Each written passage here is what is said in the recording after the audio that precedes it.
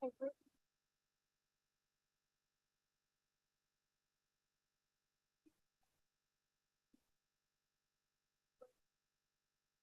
you get ice? Okay, they got it. They got it.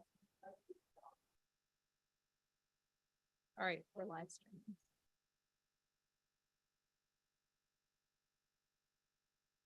Thank y'all, everybody. I'd like to call this August 15th, 2023 meeting of the City Council of Charleston to order. Madam Clerk, would you please call the roll? Councilmember Gregg, Councilmember Shealy. Here. Councilmember Saccharin, Councilmember Mitchell, Councilmember Brady, Councilmember Gregory, Councilmember Waring, Councilmember Seekings, Councilmember Shade, Councilmember Bowden, Councilmember Appel, Councilmember Parker, Mayor Tecklenburg. Here. Now, if y'all would like to join us, Councilmember Shealy will lead us in an invocation and the pledge of allegiance. You will please stand and pray. Our dear Heavenly Father, you're almighty and all blessings come from you, Lord. Thank you for all you've given us. We thank you for the life of Curtis Inabnet and how he did work serving our community and did it in your name. Lord, we ask that we'll all be inspired to continue to do great work like Mr. Inabnet. We also thank you for Jalen Hughes, a young man who's answering your calling and doing great works in our community. We ask that you'll continue to bless Jalen and his missions. Lord, on this overdose day, we ask that you help us bring the overdose crisis to an end. Be with our police department and our fire department, our medical professionals, as they all strive to educate the public on the dangers of opioids, fentanyl, and other drug overdose issues. Allow their messages to be heard and reduce the number of overdoses in our community. Lord, we thank you for our incredibly talented and devoted staff we have working in the city of Charleston. We ask that you continue to bless them and be with those working in the extreme heat to serve our community. Give them the physical, mental, and emotional strength they need. Lord, we ask for your protection over our firefighters and our police officers as they put themselves in harm's way to protect us. Lord, as summer ends and a new school year begins, we thank you for those who work to educate our youth. We ask that you'll bless and guide our teachers, administrators, our SROs, our bus drivers, and all who take care of our young people. Give us patience as we'll be waking up a little earlier in the morning and hitting morning traffic. Help us to keep our patience, Lord. We ask for your protection over our children throughout the school year. Open our minds tonight and help our council to work together to make decisions that are pleasing to you and right for our community. We ask for your continued blessings on the city of Charleston, for it's in your holy and precious name we pray. Amen. Amen. I pledge allegiance to the flag of the United States of America and to the republic for which it stands, one nation under God, indivisible, with liberty and justice for all. So, thank you again, everyone, for being with us. I know we have a few new guests with us tonight, and just for situational awareness, in the most highly unlikely event that we would be asked to vacate the building, there are these two doors out of this room and the one door out of the room to my right.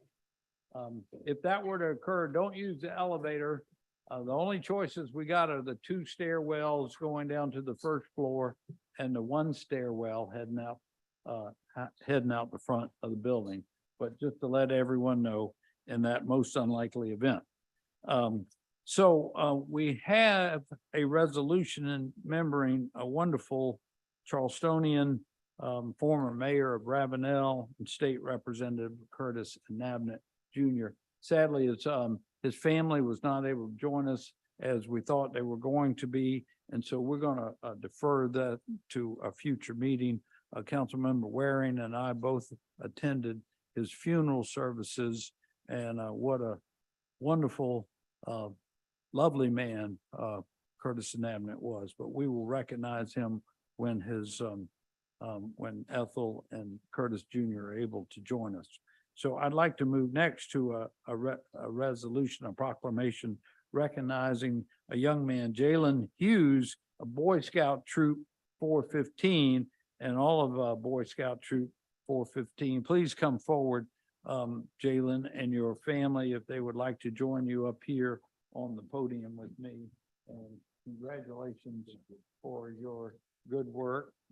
So I have a proclamation really in your honor, Jalen, and the scout spirit that you have exemplified. The city of Charleston wishes to recognize distinguished young citizen, 17-year-old rising high school senior, Jalen Hughes. As a scout with Boy Scout Troop 415, Jalen established an Eagle Scout donation project in partnership with Palmetto Goodwill that converted donated goods into funds that could be used by those in need at Goodwill stores. And whereas every Sunday during the month of May, Jalen collected donated items in the Royal Missionary Baptist Church parking lot, delivered them to local Palmetto Goodwill stores. In total, he filled 14 bulk-size containers with a variety of goods, including 285 full dress suits, jackets, pants, 80 pair of shoes. Whereas donations were then converted into funds and put on Goodwill credit card vouchers that could be used at 33 Palmetto Goodwill stores across 18 counties. With the help of his church and other community outreach organizations, Jalen was able to distribute these cards to those in need throughout the Charleston community, including veterans, individuals with families experiencing homelessness, senior citizens, and individuals with disabilities. And whereas Jalen R. Hughes is a devoted son, friend, advocate, lifelong learner who achieved more than he ever thought possible and inspired those around him to give back to their communities. Jalen earned an ACE for this extraordinary act of service, and we commend him for all he has done to improve the lives of those in this community. Now, therefore, I, John J. Tecklenburg, Mayor of the City of Charleston, proclaim Tuesday, today, August 15th, it's Jalen Hughes Boy Scout Troop 415 Day in the City of Charleston. Congratulations. All right. Thank you, young man. Up to you. Yeah, man.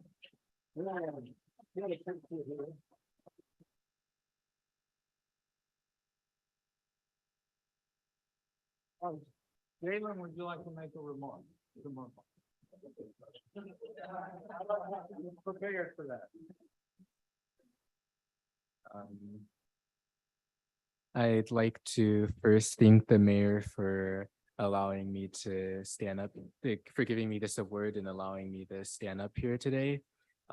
Initially with the project, I wanted to combine not only my Eagle Scout requirements for the Boy Scout project, but also just as there's a lot of people in the community who are in a less fortunate situation, not exactly ideal situation. So I wanted to try and help, even if I might not be able to do like something large scale, but to the best of my ability with the donation drive project with Goodwill, Palmetto Goodwill. And thank you. Thank you.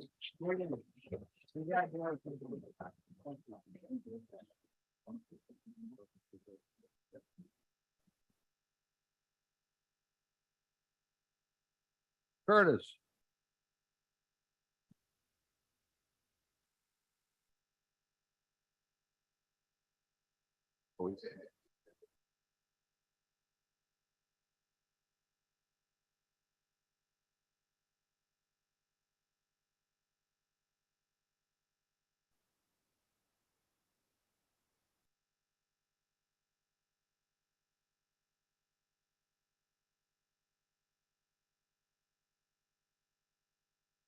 So Curtis Jr.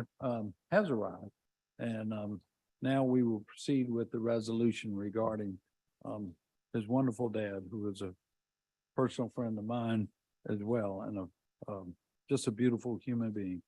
I share with you this resolution from the city of Charleston, whereas born on July the 11th of 1931 in Islandton, South Carolina, Curtis Benjamin Inabnet was the oldest of Cornelius Benjamin and Eulalie Inabnet's 9 children. And Curtis attended South Carolina State College in Orangeburg, where he earned a bachelor's degree in agriculture and went on to complete graduate work in Charleston, Orangeburg, and Clemson. Curtis was a United States Army veteran who served 2 years during the Korean War and 6 years as an active reservist. As an educator, Curtis Inabnet began as a teacher at Baptist Hill High School, and ultimately became principal of R.D. Schroeder Middle School. He was a member of the Progressive Club on Johns Island, founded by Esau Jenkins, Septima Clark, and others to prepare African Americans to vote and to provide sanctuary during the Jim Crow years. Having served as mayor of the town of Ravenel from 1982 to 1990, Curtis was also a member of the South Carolina House of Representatives, representing Charleston and Colleton counties from 1991 to 99, Charleston County Councilman from 2004 to 2011. Prior to that, all that service, he was the first African-American appointed to the Charleston County Election Commission. Whereas Curtis Inabnet helped start the Sea Island Farmers Cooperative, was a member of the NAACP and Omega Psi Phi fraternity, and served as various boards and commissions. Whereas Curtis Inabnet is survived by his wife Ethel and his son, standing here with me, Curtis Inabnet Jr., who's a fine gentleman in his own right. Now therefore be it resolved that I, John J. Tecklenburg, Mayor of the city, along with our citizens and our city council, extend to the members of your family, Curtis, this expression of our sincere regret for your loss, but know you'll be consoled by the fine memories of your dad's life, his many achievements. He was truly a remarkable citizen of the Low Country. Thank you. Yes, sir. Thank you.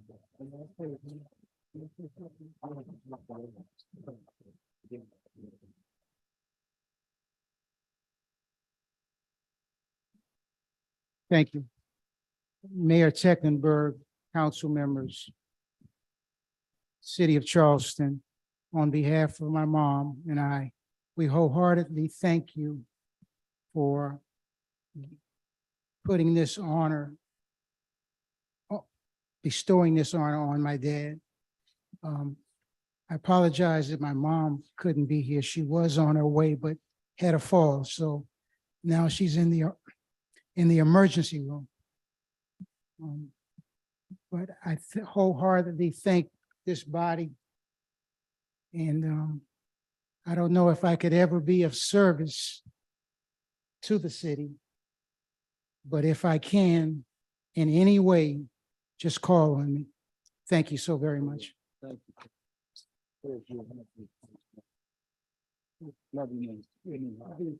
Thank you. And he's a heck of a saxophone player too, by the way. Thank you.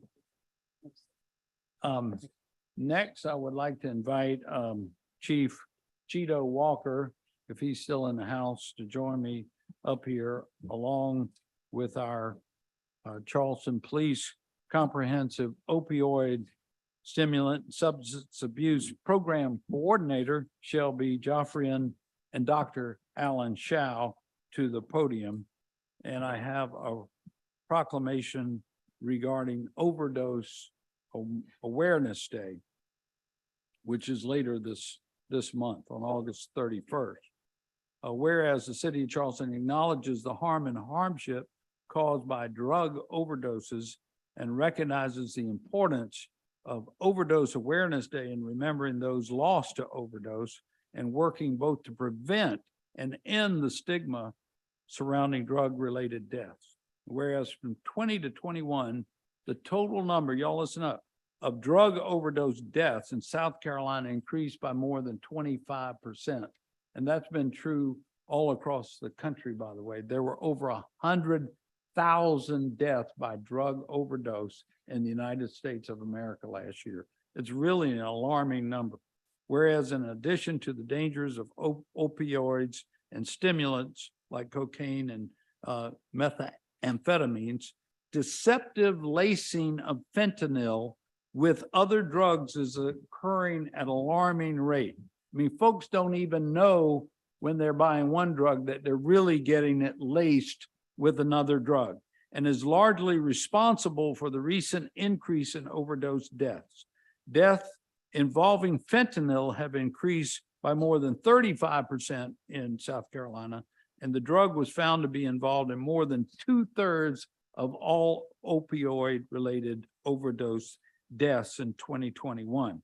Whereas the Charleston Police Department is hosting training sessions throughout July, August, and September, and I know Councilmember Shealy has attended one of them, to emphasize the importance of overdose prevention and to educate the public on life-saving measures that can be taken in the event of an overdose. Whereas this training aims to equip participants with the knowledge and skills necessary to recognize the signs of an overdose, administer Narcan nasal spray, and effectively respond to these emergencies, whereas those affected by overdose are sons and daughters, mothers and fathers, and brothers and sisters, and are deserving of love, compassion, and support. Now therefore, I, John J. Tecklenburg, Mayor of the city, on behalf of City Council, proclaim Thursday, August 31st to be Overdose Awareness Day, but we're going to continue an effort that's ongoing every day to try to increase awareness about the harms and the dangers of fentanyl and drug overdoses. So I'm going to call Shelby forward, Shelby Joffrian, who's with the police department, in coordinating our program.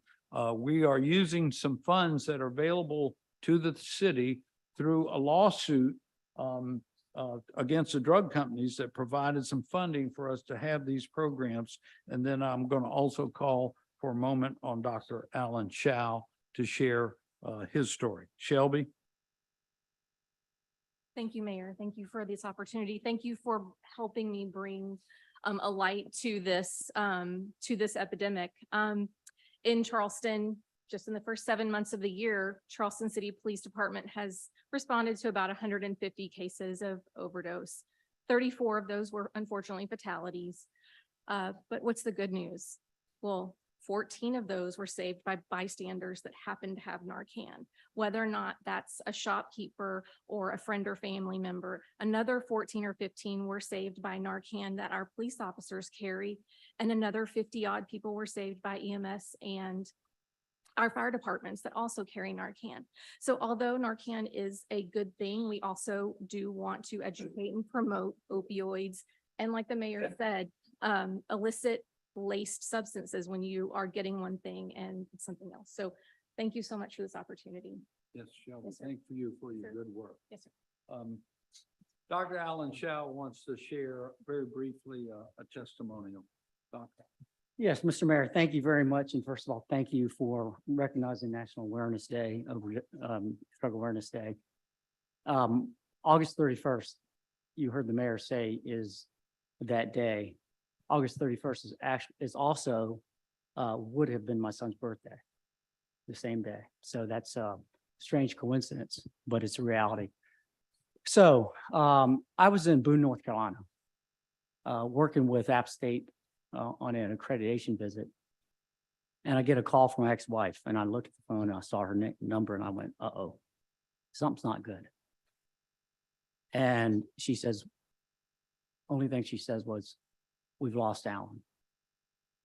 Having a brick dropped on your heart, that's what it feels like. Fentanyl is a culprit. But you know, something the mayor said a minute ago about the stigma about drug addiction and drug addicts in general is wrong. If you know anything about drugs, it's like having a serpent stuck in your body that's always there. It may lay dormant for 5 minutes, 5 days, 5 months, 5 years, 15 years, but it's always there and it can come back. And addicts know that. Drug addiction is not something to be frowned on. It's a disease and it's something to be dealt with. The precursor oftentimes of drug addiction is mental health issues, anxiety, depression, a number of other things. So that's another issue that needs to be tackled. But I don't know how many of you have children in here. Probably most of you. Imagine the feeling, because people come up to me all the time and say, I can't imagine how you felt.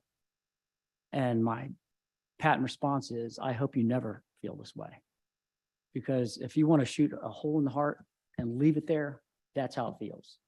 It will never be filled, no matter how hard you try. However, a friend of mine told me one time, she said, you'll never fill that heart, that hole in the heart, but you can help others not have a hole in their heart. So my passion, my drive is to help save as many lives as possible. For those of you that know me, Councilman Seeking certainly knows me because I know he teaches at College Charleston. I was the dean of the business school for over 13 years. And I have a passion for especially young people.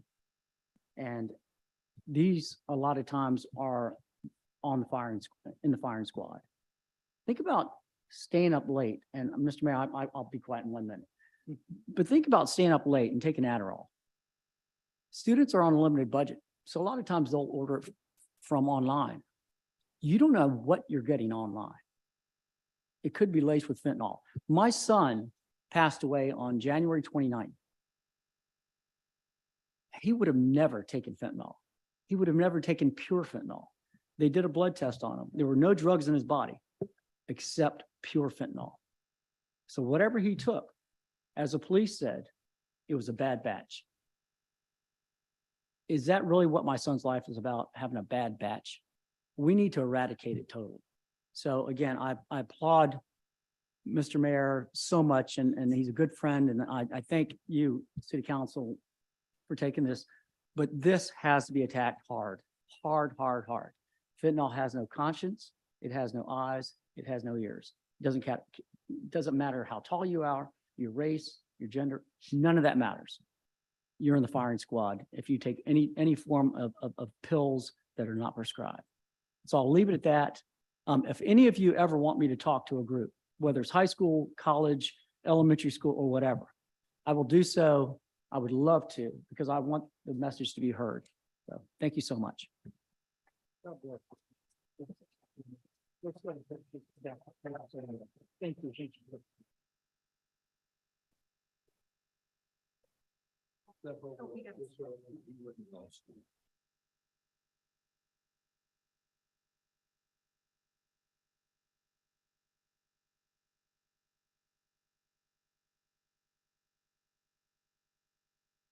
you. Thank you all for your good work, and Dr. Shao for your powerful testimony.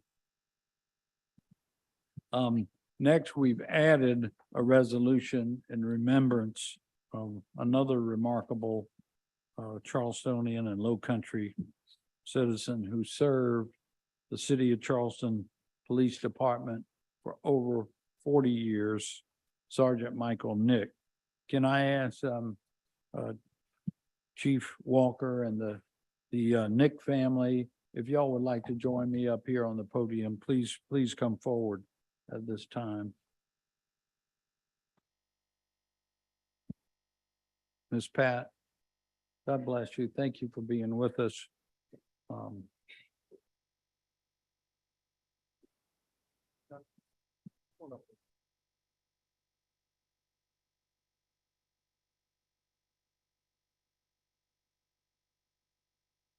Yes.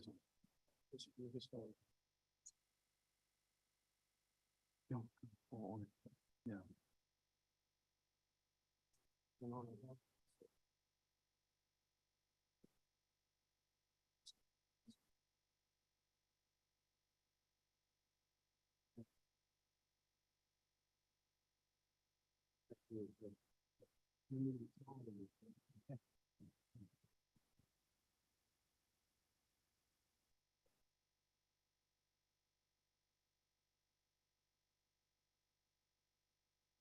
As they're getting in position, I'll present this resolution.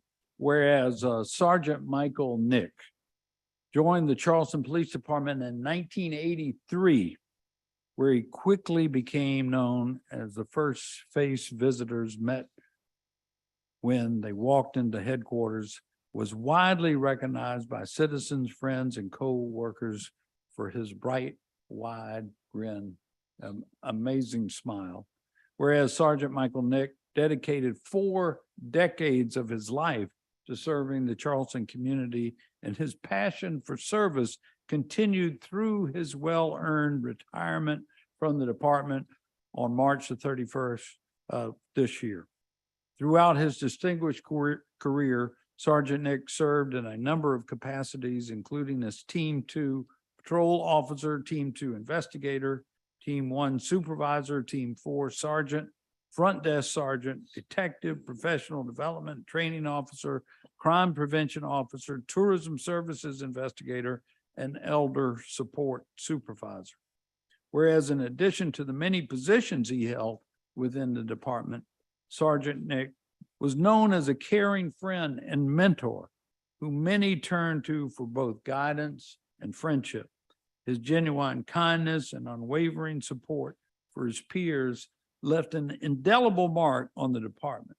And whereas Sergeant Nick was a proud papa to 9 grandchildren and 10 great-grandchildren, and is additionally survived by his wife, Minister Patricia Pat Nick, his 6 children, Michelle, Angela, Adrena, Tanya, Christopher, and Antonio.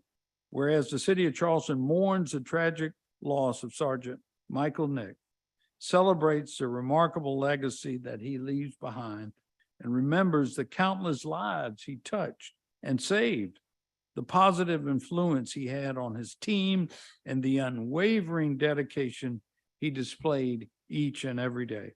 Now therefore be it resolved by the mayor and council members of Charleston and city council assembled on behalf of all of our citizens, we extend to the members of the family this expression of sincere regret for your loss, and hope and know you will be consoled by the memories of Sergeant Nick's fine life and achievement. What a remarkable man. I attended the wake just the other night, and I was at Sergeant Nick's retirement reception luncheon that we had just a few months ago. And he was had a heart of service. He did in everything that he did, the love for his family, for this community. He was a true guardian in that sense that we speak of for the police department. He was a mentor and to many of our officers, and he was an example for community policing and that guardian concept of policing par excellence. But his love of God and love of his family, drove that whole being of his. So again, our deepest regrets for your loss and anything at all that the city of Charleston can do. We got to that.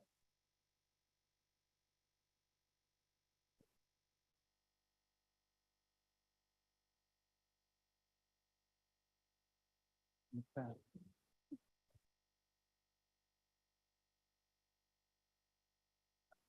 Thank you all so very much, Mayor. Thank you, City Council. Chief, thank you all so very much. I just wanted you all to know, my husband tried to retire so many times. First he retired and then he went back and tarried. And then he kept working and working and he was getting tired. And I kept telling him, it's time, it's time. But he said to me as he got to the end, how can a man walk around without a gun? So he didn't want to lose the gun. So that kept him going for all of these years. But he truly loved the City of Charleston Police Department. It was his home away from home. So we thank you all so much and always keep him in your hearts. And those that he mentored, just do what he taught you to do and let's continue on. Thank you very much.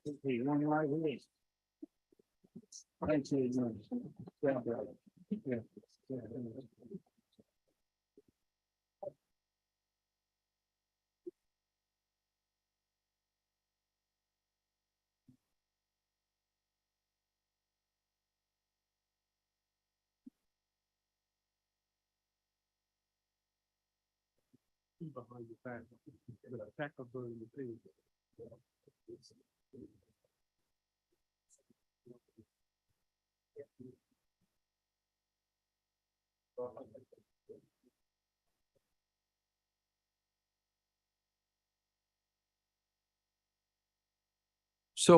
next up, y'all, is our public hearings, and we have 11 of them to consider.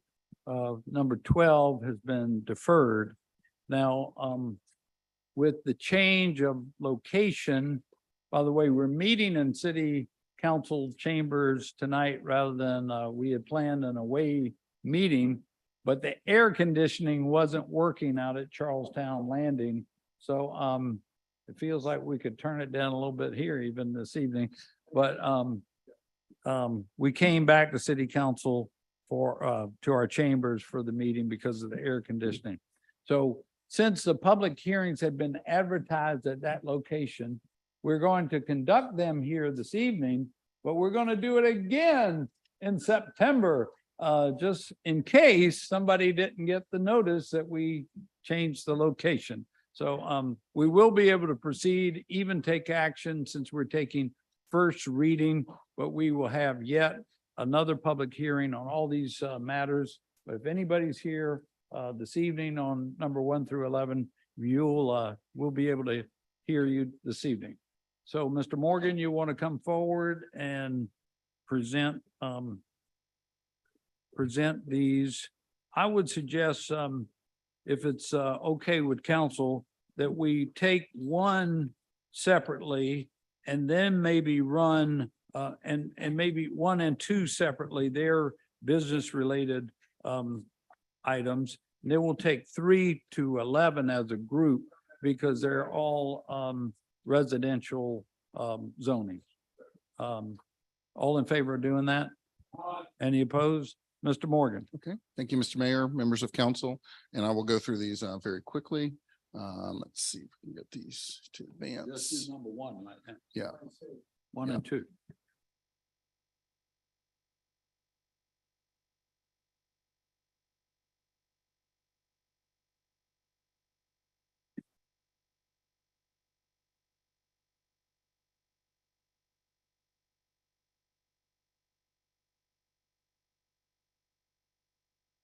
Oh, no.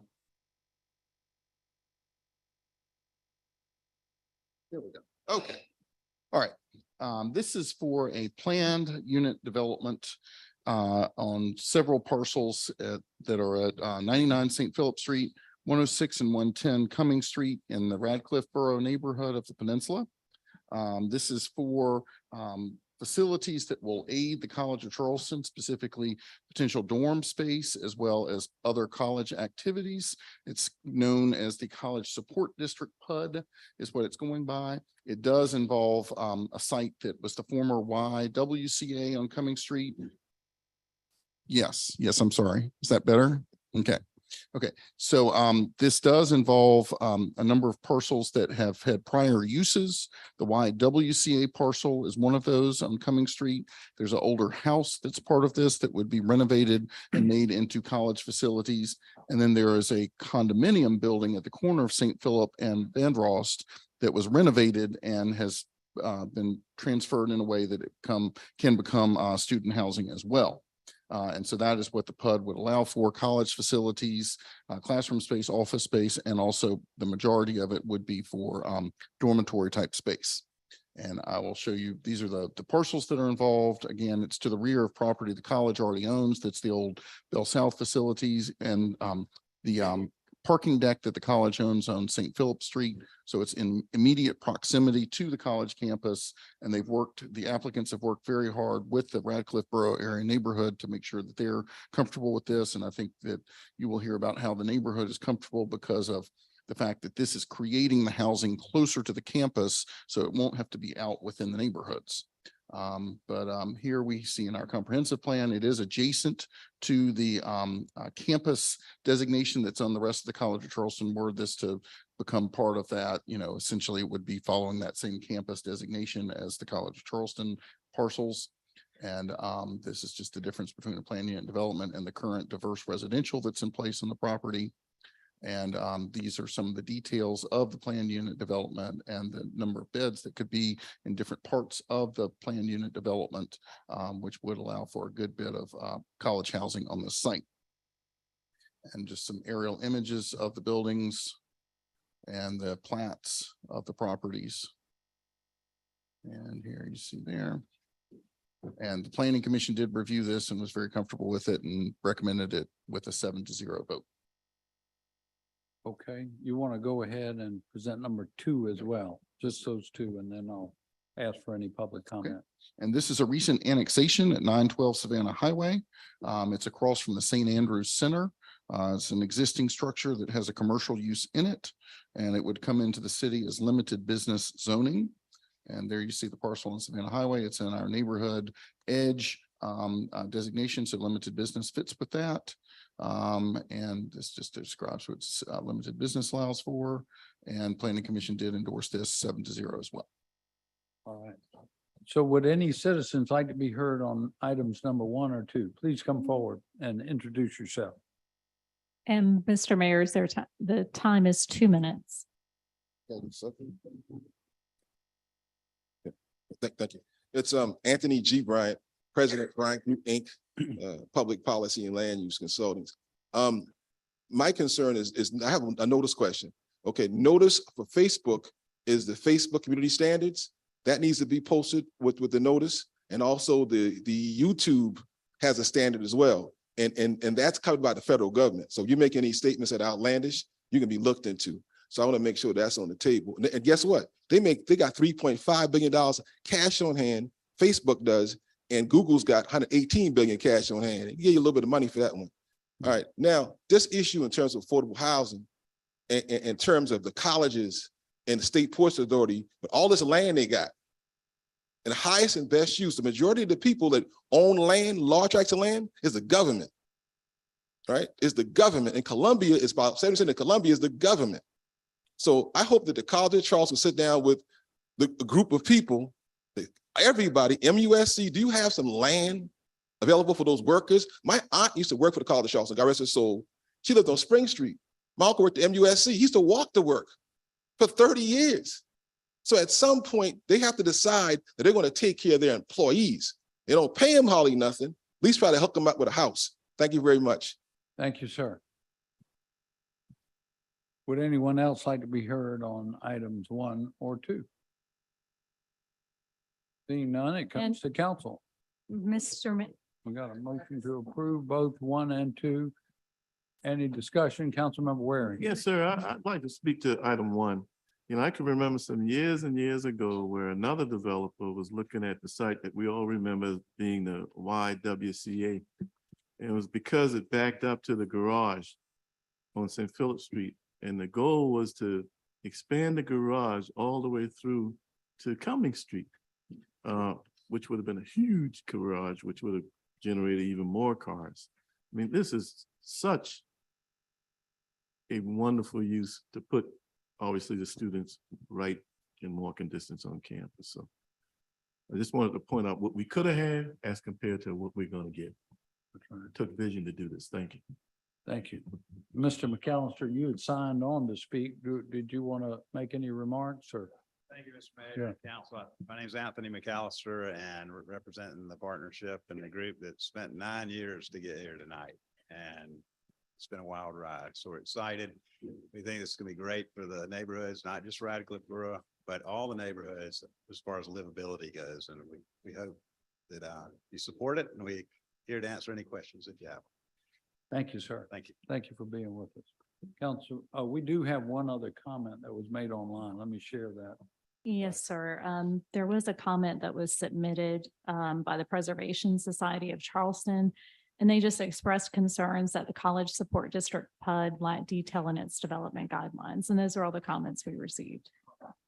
Councilmember Seekings and then Mitchell. Thank you, Mr. Mayor. Just very briefly, I mean, this has been a long time in coming. This is something that's been greatly needed. If you are in and around the College of Charleston campus over the last 10 to 15 years, as it's grown, the number of percentage of students who's lived on campus has stayed pretty stable. So the number of students living actually off campus in the neighborhoods has grown in absolute numbers greatly. And we've been looking at ways to to merge the College of Charleston with the private enterprise to see if we can build some student housing around the campus.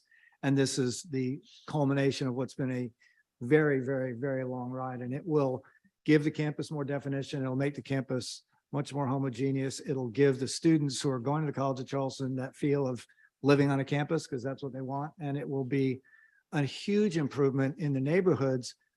Not that we don't want students in there, but in terms of cars in the neighborhoods, which is one of the things that's been a big issue, has been parking in the neighborhood. So my commendations to the college, to the private enterprise, to Mr. McAllister for coming up with this plan.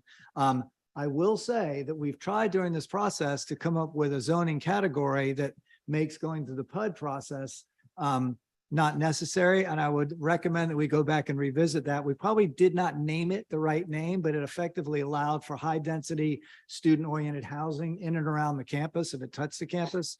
We're going to bring that back. I think it's really needed. And this is a perfect example of probably a process that took a little bit longer because we did not have that zoning category available to us, but we're going to bring it back, Mr. Morgan, this fall. So thank you. I definitely commend first reading on this to all of us. Great. Thank you. Councilmember Mitchell. Well, I didn't want to say anything, but Councilman Sickings went through this and worked with Mr. McAllister. He called me, like, spoke with me, and I asked him the same question that he went through the neighborhood association, and he've done that, went to the planning commission. So with the new district coming in, it's a little changing, so I'll be down in that area. That'll be a district that I'm representing. So I don't have a problem with it since Councilman Sickings already went through it, so it's fine with me. Great. All right. Any other comments or questions? Hearing none, all in favor, please say aye. Any opposed? The ayes have it. That's for first reading for both number 1 and number 2. Mr. Morgan, you want to give us numbers 3 through 11? Okay, these are recent residential annexations, so I'll just zip through these. We have 2245 South Dallerton Circle in West Ashley. And just flip through these, and that would come in as SR1. We have 2223 North Dallerton Circle in West Ashley would come in as SR1 also. And then we have 2138 Wapu Drive on James Island that would come in as SR1. And all these were recommended for approval by the Planning Commission. We have 1617 Wilshire Drive that would come in as SR1. And then 1865 Stonehenge Road. Here we go with that one. And 1727 Mulmar Street, SR1, West Ashley. And 2205 Wapu Drive on James Island. Come in as SR1. 743 Swan Avenue as SR1 in West Ashley. And 1628 Boone Hall Drive in West Ashley as also SR1. All right.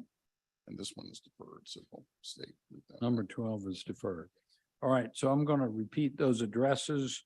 And if anyone has any comments about any one of these addresses, please come forward. 2245 South Dallerton Circle, 2223 North Dallerton Circle, 2138 Wapu Drive on James Island, 1817 Wilshire Drive, 1865 Stonehenge Road, 1727 Mulmar Street, 2205 Wapu Drive, 743 Swan Avenue, and lastly, 1628 Boone Hall Drive. Would anyone like to address any of those properties? All right.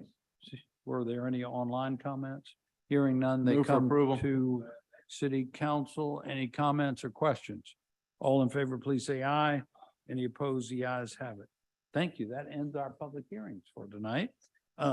Next up is approval of our city council minutes from June 20th. Any corrections, deletions, additions? All in favor, please say aye. Any opposed? The ayes have it. Next up is our citizens participation period. So nice to have visitors here coming forward and share your comments. Let's see how many folks we got. We have 34.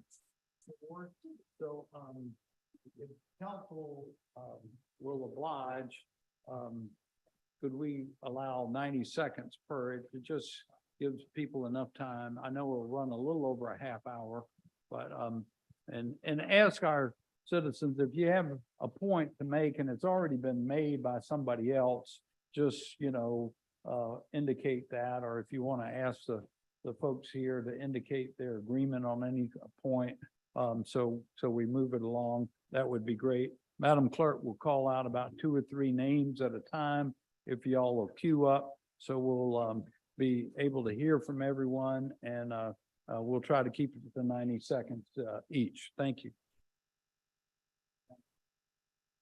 The time is 1.5 minutes, and we'll start with the in-person sign-up list. Jordan Lash.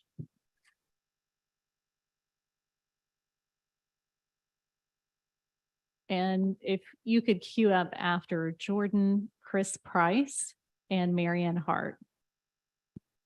Hi, my name is Jordan Lash, and I have a clothing store on King Street, 305 King Street. And just want to say, first and foremost, I am all in favor 100% of safety for bicycles, but I do not think that it's the right answer making a bike lane on whichever way on King Street.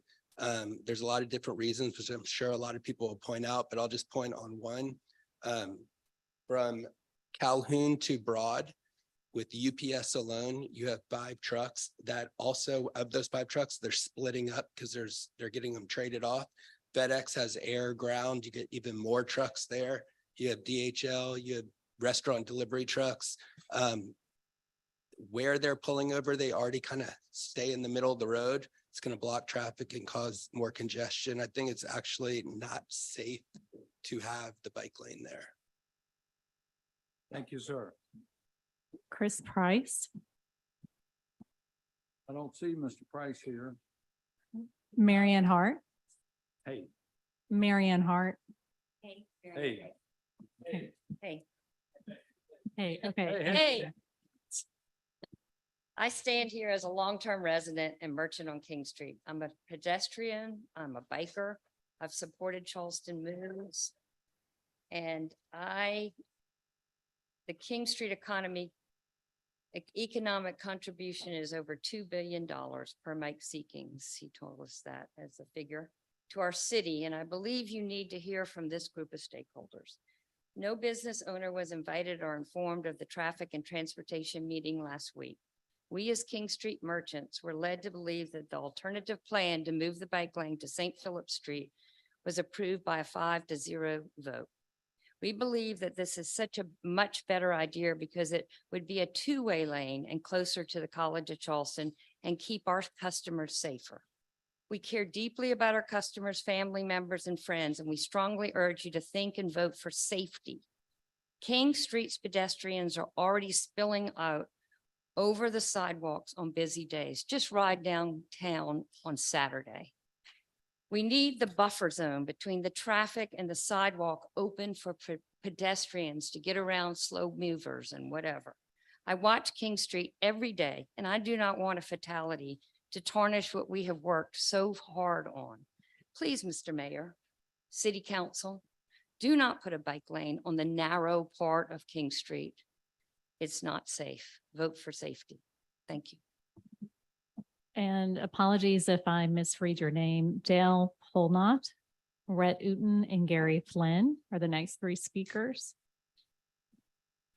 I'm Dale Polnott. I own 260 and 260 King Street, 254 and 256 King Street, 69 Wentworth and 92 Hazel Street. I'm the 4th generation of Charlestonian that has run this property. We have a mix of residential and retail. I am very concerned about deliveries, which has already been brought up, because many storefronts do not have a backdoor access. So there is no alternative to a delivery truck. The second is horse-drawn carriages. Those turn left on Hazel Street and on King Street and will back up and interfere not only with trucks, but pedestrians, and will seriously back up the one lane on King Street. I also feel that the survey does not, I was not given any notice, so I didn't know anything about this. Only 12% of the property owners were part of this survey. And 62% of the respondents said that pedestrian safety was the most important thing, not a bike lane. So if you are going to be in charge of what people wanted for this, it was pedestrian safety, and that's what we should be looking at. Thank you.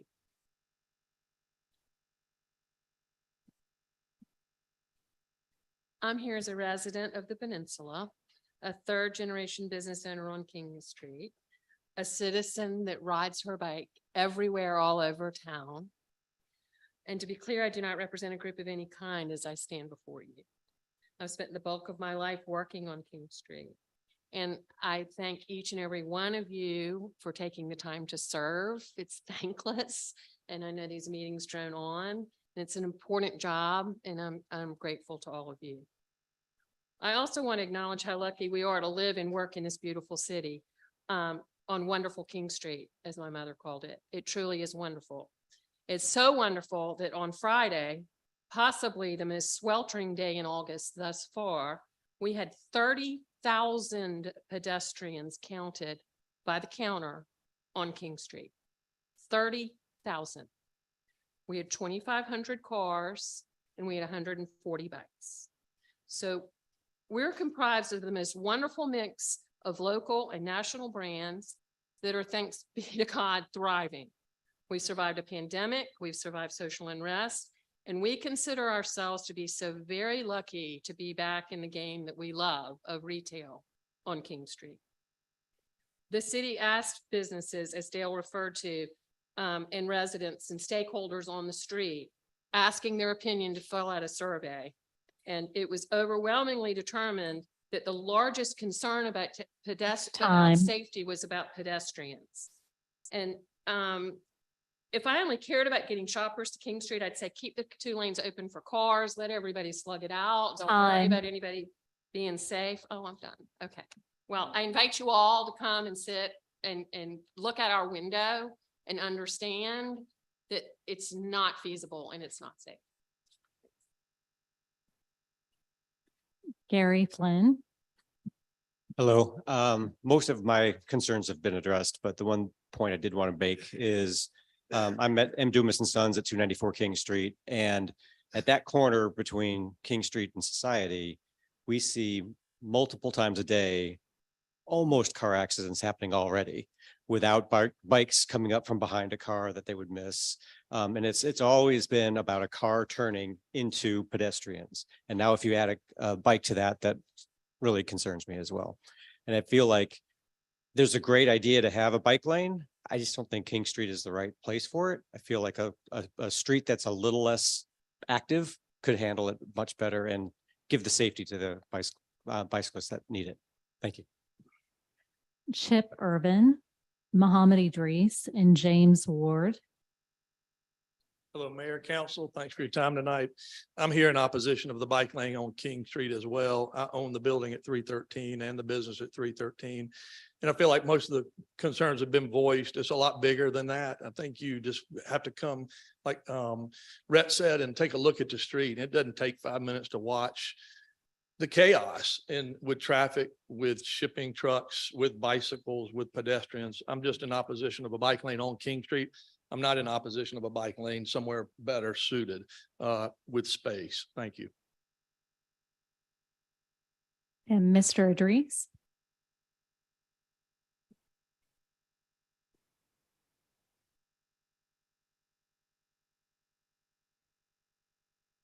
Evening.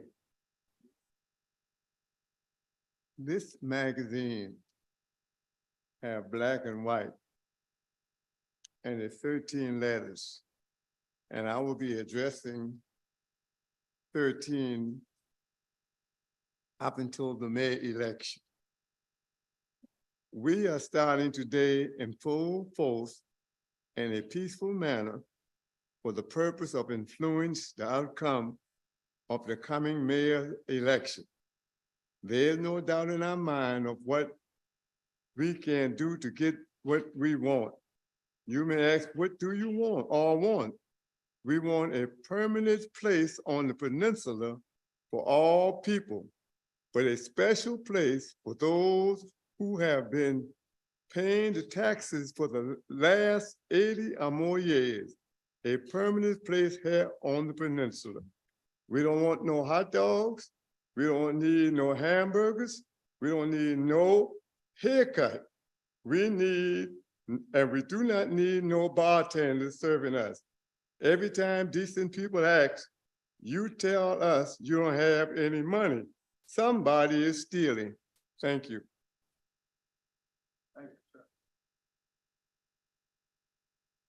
James Ward. Good evening. It's good to see you. I appreciate this opportunity to help with the design of a very important corridor. We all care about King Street enormously. It is the backbone of our peninsula.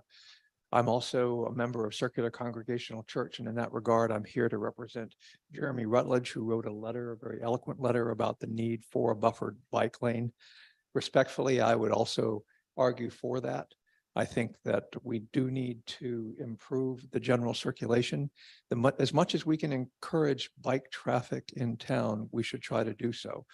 I respect the comments of other people's concerned about safety and hope that we will be able to take that in consideration as we also incorporate more thoroughly bike traffic on the peninsula. Thank you. Harris Cohen, Stephanie Hunt, and Casey Conrad. I own 370 King Street, which is just below Calhoun Street. Every single day, we see delivery trucks parked in the left lane and in the right lane. The police can't get by, EMS can't get by, and fire trucks can't get by. If you're going to cut it from 2 lanes to 1 lane and the police can't patrol 2 lanes, how are they going to patrol 1 lane? What happens if a fire engine or an EMS has to get by and there's no police around? I'm a big fan and supporter of Chief Walker, but he can't snap his fingers and create more policemen. It's been this way for about 5 years that the police department has been 10% understaffed to the 454 fully staffed number, and that's artificially low. We all know that should be 600 to 700. I sent an email on July 26th to Councilman Gregg, to Councilman Shade, and Councilman Seekings, asking Seekings especially, how can you be for 1 lane of traffic on King Street when the police can't patrol 2 lanes? No reply. So I don't know why nobody's talking about this, but it needs to be addressed. You can't go to 1 lane. Number 2, also are the bicycle riding on the sidewalks. It is out of control. I probably take 20 pictures a day when I'm not inside my store working, but looking out the front door. It's epidemic. Somebody's going to get hurt and nobody's doing anything. Stephanie Hunt. Thank you. Good evening, Mr. Mayor, City Council. My name is Stephanie Hunt. I'm a resident actually of Mount Pleasant, not the city of Charleston. But like I think most residents of Greater Charleston, I consider King Street my main street. I shop there, I eat there. I buy graduation and wedding gifts at Krogan's. I bicycle there, I walk there, and I recognize the chaos that is there. But I also know that data nationwide shows time and again that corridors that are bicycle and pedestrian friendly actually become more economically vibrant. I think we have an opportunity with these DOT recommended enhancements to do something that makes a problematic street safer, not just for pedestrians, but all users. It enhances economic viability and environmental sustainability. I can't imagine anything that's more of a slam dunk for civic leaders. So I hope I would encourage you to support this. Casey Conrad, Vince Graham, and Zach Basidi. Good evening, council. My name is Casey Conrad. I'm a GIS analyst at the city, but I'm here tonight as a geographically informed citizen. I think that a lot of the concerns over the bike lane are for safety and congestion. And I think the question we need to be asking is, why is there congestion on King Street? If you're in a car, King Street is the worst way to get anywhere not on King Street. If you're going to Broad Street, Meeting is way more efficient. If you're going to Queen, it's a one-way, so you have to take Meeting. If you're going to Market, 90% of it is east of Meeting. If you're going to Hazel, Meeting will get you to Harris Teeter or anything west of that. If you're going to Wentworth, it's also a one-way. You see where I'm going with this? The exception is Society Street, goes the other direction. We should be prioritizing vehicles on Meeting Street because it was built for vehicles. That's why the fire station is on Meeting Street and not King Street. We need to make Meeting Street easier to drive on, make it easier for westbound traffic to cross King Street. And I think we should close turning on King Street during business hours up until Broad Street. This would dramatically reduce congestion. It would make pedestrians infinitely safer. And I think it would also give us room for the bike lane. It would make King Street a destination and not a route to a destination. Thank you. Vince Graham, Zach Vicidi, and Don Sparks. And if you could queue up behind the microphone.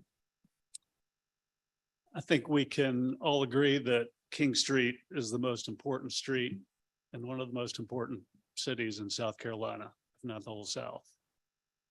Yet the proposed design is the street equivalent of the Ports Authority plan for Union Pier.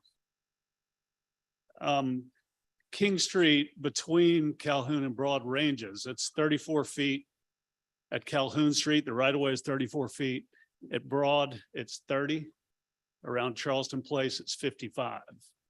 So this kind of one size fits all approach is not worthy of King Street. I think we need a more sophisticated approach. The public realm, in my view, is one of the most important things government does is steward the public realm for everyone, not just bicyclists, not just motorists, not just commercial owners, but it's for everyone. So I hope for a more sophisticated approach to this. Thank you. Zach Vicidi, Don Sparks, and Belvin Olazar. Zach Vicidi, 59 Cypress. I'm an educator by trade. And so when I thought about this, I really thought about my own experiences. Both sides are talking about the chaos. And so I thought of this as a test. And when Susie Two Shoes or little Mikey is the only individual in the class who fails the test, you blame that individual. You say, why are you riding your bike on the sidewalks, or why are you driving unsafely? But when this is a systematic issue and 50, 60, 70% of people are failing this test, and business owners are saying bicyclists are riding on sidewalks and bicycle riders are saying cars are driving too fast, this is a systemic issue that the city must solve, and solve for everybody. This is not going to be solved by one common lane that we are all being smushed into. This is going to be solved by the city setting up an environment that is conducive to pedestrians, to cyclists, and to cars. We do need delivery vehicles, but we need them to get all the way onto the right side of the road. And we do need those cyclists and pedestrian spaces so that we can accommodate people moving through and patronizing your businesses. If we do not come to a reasonable solution that actually incorporates space for everybody, we are going to be continuing to see the chaos that none of us really want. Time. Thank you. Mr. Sparks. Good evening, Mayor, Council members. Don Sparks, 191 King Street. Excuse me, Smith Street. King Street on the mind this evening. Pardon me. I want to expand the conversation just a bit in my less than a minute and a half. I'm looking over here at the portrait of Joe Riley. And about 40 years ago, Mayor Riley had a vision for downtown Charleston. Mayor Tecklenburg was part of that, worked on part of that vision, as many of you as well did, and made this city what it is today. It was the first chapter, I think. There's a new chapter coming up. I remember when Mayor Riley was proposing all his ideas, I was a young staffer for Fritz Hollings. A lot of people thought Joe Riley was, this kind of some crazy ideas here. It's like Don Quixote. People aren't going to towns anymore, cities, just a place to park. They should go out to the suburbs, to the shopping malls, plenty of parking. But have you been out to Citadel Mall lately? It didn't work too well. you been downtown on Sunday? Did you see all the people downtown on Sunday? Where did they park? Second Sunday. We're fixated on this parking. Why don't we close King Street to cars between Calhoun and further south, to Liberty or further south? And that takes vision and courage that Mayor Raleigh showed us 40 years ago. I urge City Council and Mayor to take the courage today to do something similar. And this is just one part of the bigger piece of mobility in Charleston. It's not just King Street. It's getting people out of their cars. Would you drive in Manhattan? Time. Thank you. Mr. Olasaw. I'm not just here to talk about the King Street bike lane, but also the Charleston Climate Action Plan. When we designed it, we set a goal of 56% emission reductions by 2030 because we knew that's what the climate crisis demanded of us. Maximizing our response as a climate vulnerable city to show leadership in the Southeast. That means as soon as feasibly possible, an interconnected bike lane network from the Battery all the way up to the Neck, rapid transit buses going north, east, and west, ferries connecting with our islands. And I can go on. And that's just transportation. That's not even mentioning the work to do on buildings, our waste systems, our nature preservation, our energy sourcing. And considering that we have such an extensive to-do list, I say to council, please do not look a gift bike lane in the mouth. This was federally funded, designed by SCDOT, and available for the thumbs up over 11 months ago at this point. And there were public comment periods. We went through a whole process to get to the point of having the bike lane option. And people are getting injured. And we've discussed how crazy King Street is right now. We're looking at it through the lens of what's happening right now, because for 11 months, we have left this on the table. I entreat City Council to amend to include a King Street bike lane, taking the central passageway of downtown Charleston and saying we support cycling as a mode of transportation, because that to me is the fundamental question here. Do we support cycling as a mode of transportation? Thank you. Charlton Brownwell, Rowan Emerson, and Carol Frady.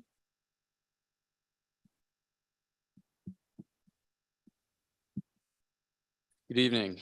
Just want to follow up on what Mr. Olasoff just said. I believe that we have the knowledge of what we need to do. We know what the evidence says. We know that establishing a bike lane on King Street would move us towards some of the city's stated goals of the former Department of My Employment, the Preservation and Sustainability. Cycling is an equitable form of transportation. I know that is one of our priorities. It is also one that would result in fewer emissions. It would improve our air quality.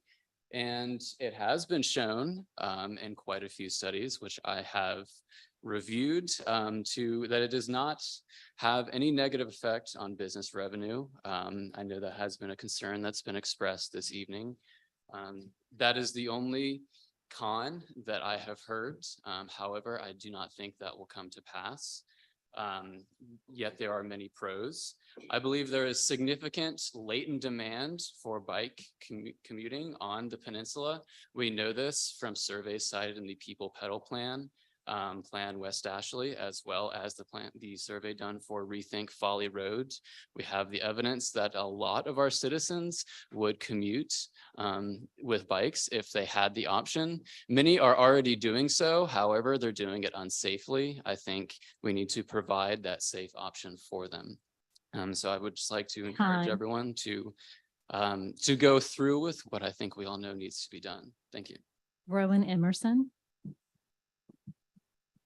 Good evening, council. My name is Rowan Emerson, 47 Ash Street. Today I'll be speaking on behalf of the King Street Bike Lane. We've heard over the last few weeks, time and time again, the resounding support for the King Street Bike Lane from your diverse constituency.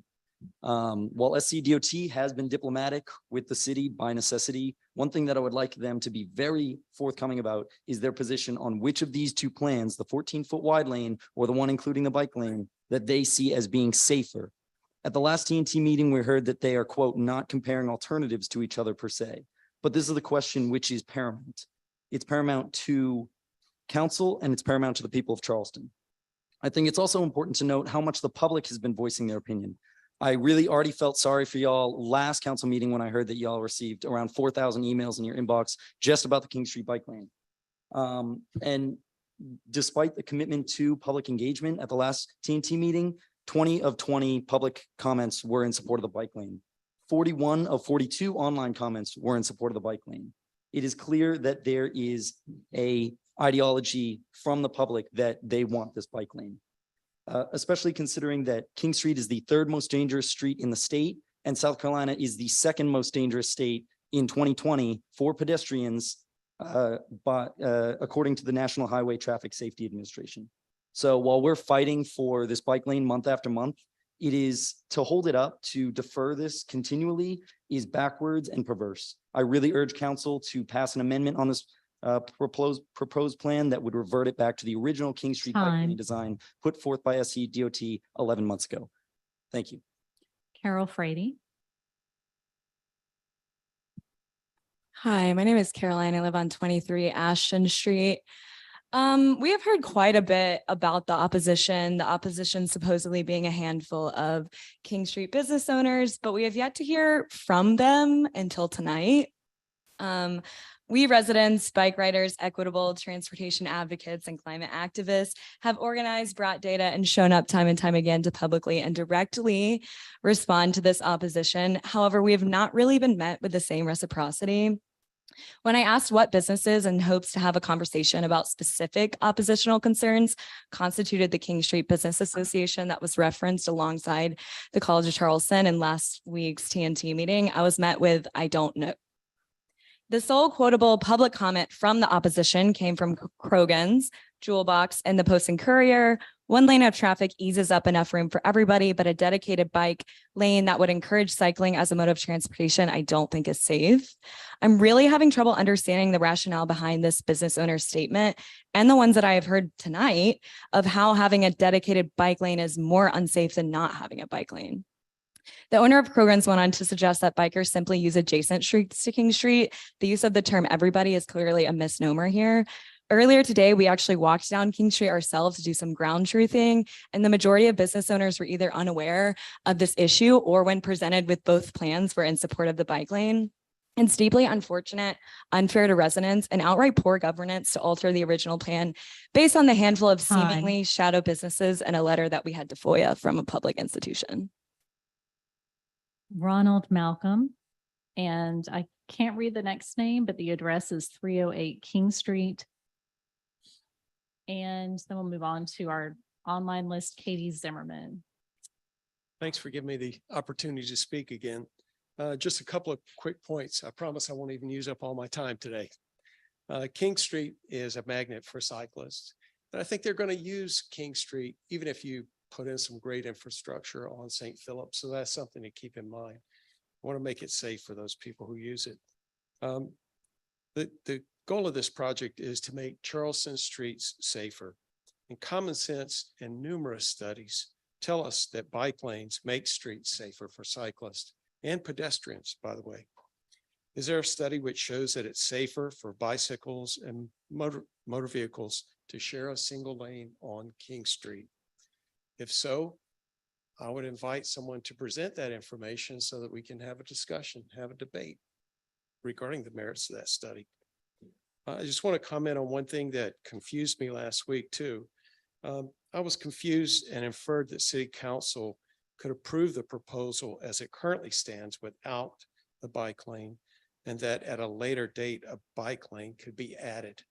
But there was an article in the Post and Courier which quoted an SCDOT spokesman who says the opposite.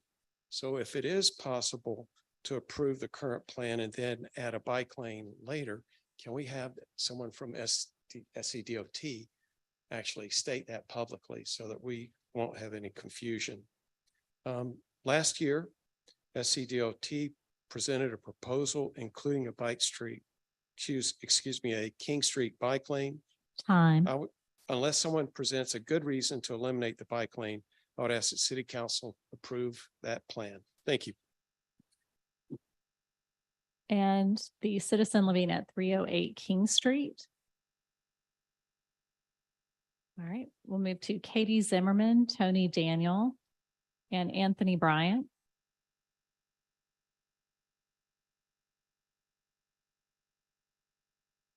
Hi, I'm Katie Zimmerman, Executive Director of Charleston Moves, and folks have basically said everything that I plan to say tonight. So I'll just reiterate a couple of things. You all have already heard from me repeatedly about this, but one is when the mayor signs the agreement, a concept will be attached to it that won't be changed later. So whatever you all decide upon tonight, that moves forward, right? It's not changing. The purpose of this agreement is so that DOT doesn't have to keep coming back to you all. They can actually get to work.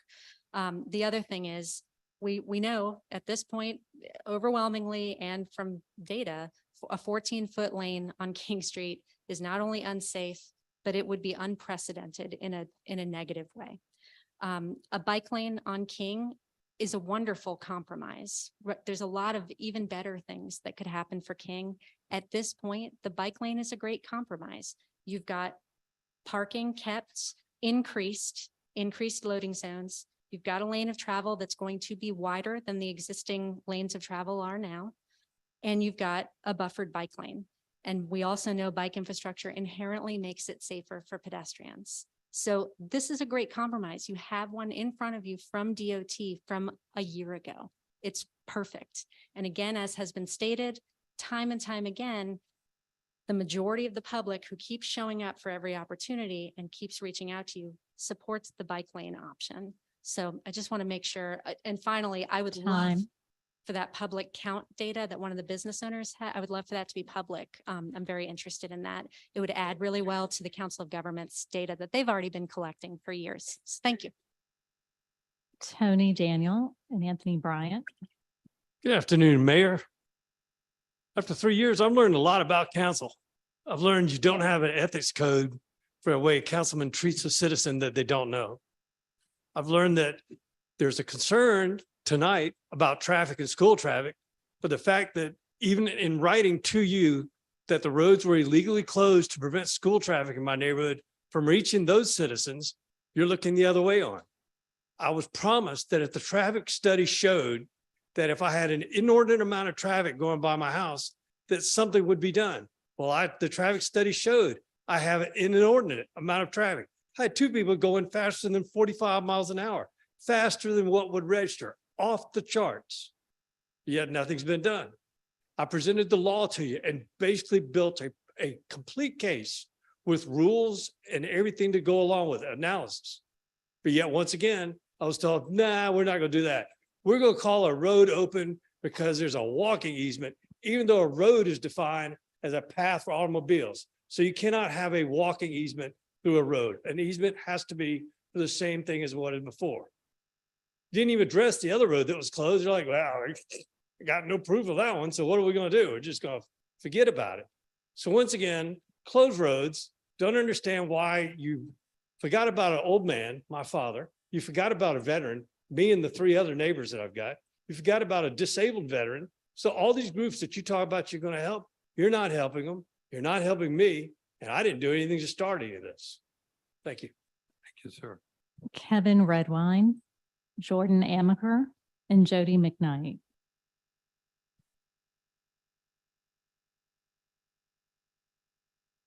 All right.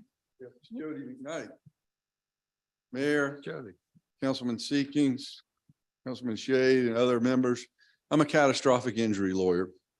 And I see the aftermath of brain injury cases, fatalities, both the human cost and the financial cost. We're at a crossroads right now. We are all stakeholders. I've heard this term stakeholder. It's not just the business owners who are stakeholders. We are all stakeholders of safety, and you all are stewards of safety. The issue here is clarity. And what I found over my 30 years of handling catastrophic injury cases, roadway cases, whether it be pedestrian, cars, bicycles, is clarity improves safety. Ambiguity takes away from safety. We all agree that this 14-foot space needs to be this lane needs to be narrowed either through a buffer or a bike lane. Now, if you have a buffer, you may have bicycles and pedestrians trying to share that little buffer lane. On the Ravenel Bridge, there's a lane that keeps pedestrians, that's clarity, pedestrians and cyclists apart. The issues with there's no commercial interest that's greater than the human cost, the human interest and human interest of safety in our community. I commend you all for the great work that you all have done coming behind our great Mayor Riley to make this a diverse, great community. And I just hope that you approve the bike lane as planned. Joe McGee, Megan Lord, and Zach Morse. Sorry, I'm Jordan Amaker. I was in the previous grouping. Thank you. Mayor, members of council, thank you for hearing us tonight. I'm a resident of North Charleston, but work for a nonprofit downtown and work and traverse the peninsula every day. I'm representing Low Country Local First, which represents nearly 500 local independent businesses across our region. We believe bicycle and pedestrian infrastructure not only brings neighborhoods together and provides equitable access for everyone looking to move around our city, but it also strengthens the hyper-local economies like those along our main peninsular corridor. Study after study prove that when bicycling is safe, convenient, and accessible, more individuals will choose it as their mode of transportation and for recreation. Communities that have bicycle infrastructure have outsized economic benefits by attracting residents and tourists alike to their business districts. We should be moving forward and not backwards. Our neighbors in Columbia are doing so. Like many other modernizing communities, the city of Columbia is investing in the conversion of their South Main Street right now from 5 traffic lanes to 2, expanding its sidewalks, adding trees, and yes, adding a dedicated bike lane. They're designing it to be a quote, grand boulevard for the whole city to enjoy. King Street should be and can be Charleston's grand boulevard for the whole city to enjoy. If we do what's been recommended, if we do what the community is asking, if we do what's best for our people, for our little piece of this planet, and for, yes, even what's best for business and for our economy. Thank you. Joe McGee, Megan Lord, and Zach Morse. Thank you, and thank you all for taking the time to listen to us again. If one ask would be, I'm Joe McGee, Magazine Street, about a block and a half from King. So pedestrian, a motorist, and a cyclist. We'd appreciate some clarity around the procedural question that Katie raised, someone else raised. Does this resolution, is it binding with the design? Is it binding with South Carolina Department of Transportation? So where is there a chance to amend that? We'd appreciate that clarity. I don't think it's just about bikes. The bikes are already on King Street. The bikes will remain on King Street. But what we're looking for is a safe way for bikes and pedestrians and motorists to exist on King Street. And we know that that's not the case today. The resolution that's on your table now is a worse solution. It calls for a wider street, and we know that that will only induce greater speeds. It will make King Street more dangerous.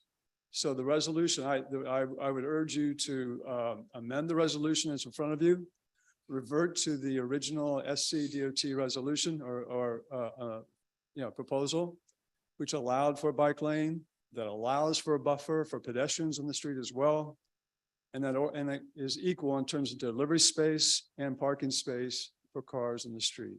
I think it can work. I also think this is a major step for the city of Charleston as we move to a friendlier, kinder way of getting around town. Thank you. Megan Lord and Zach Morse. Hi, I'm Megan Lord, 601 Meeting Street. Thank you so much for taking the time to hear the public's thoughts on the SCDOT project. I'm a College of Charleston student living on the peninsula, and I ride my bike to class and work every single day. I, along with many other young people in this city, don't have a car. Without my bike, I would have to walk an hour to class and work every day. I know many students who do walk an hour to class every day because they're afraid of how unsafe biking in this city can be. I disagree with the college administration's statement opposing the King Street bike lane. Their letters were not shared with students and are a misrepresentation of the opinion of many students who move around downtown daily.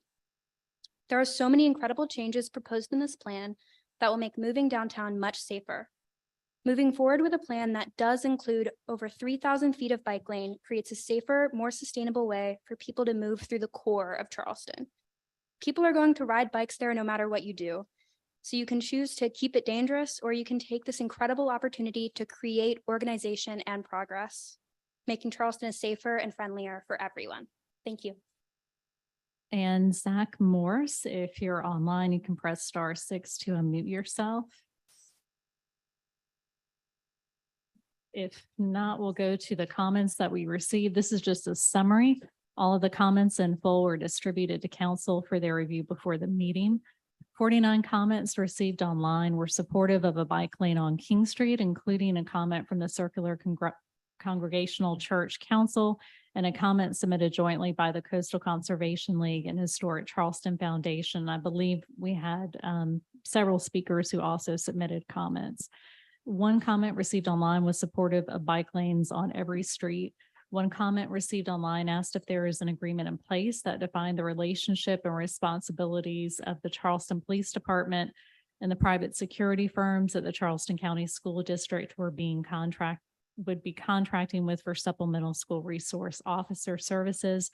3 emails were received that asked why Charleston had not adopted the e-carriage as a mode of tourist transportation, as it had been proven to work in other cities and promotes animal welfare.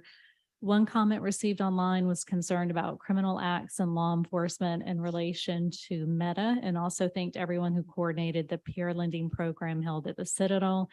One comment provided by email was opposed to the bike lane on King Street, and one letter from Charleston Downtown Alliance asked council to defer any decision on King Street safety improvements. And those were all the comments we received. Did we miss anyone? Did anyone want to comment that didn't sign up, would like to be heard? Now it's shot. Yes, yes, ma'am. Please come forward.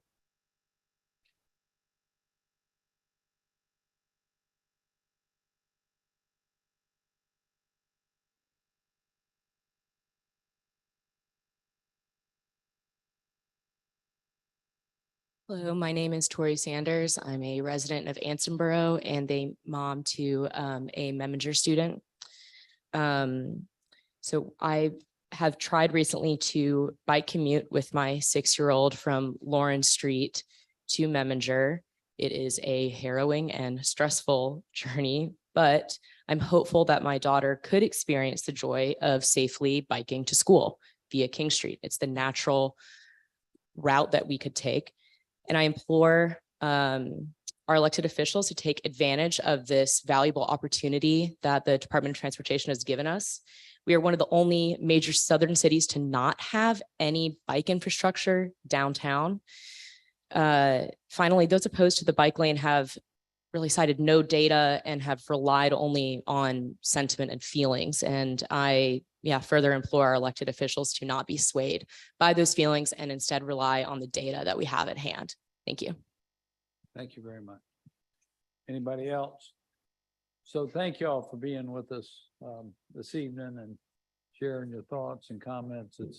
It's really a great thing that our citizens are so passionate really about our city and how we get around and how King Street works. So thank you all. So we're going to come back to that topic when we get to our committee report on traffic and transportation, the folks that came here to talk about the bike lane. So it might be a little while, but please stick around if you like.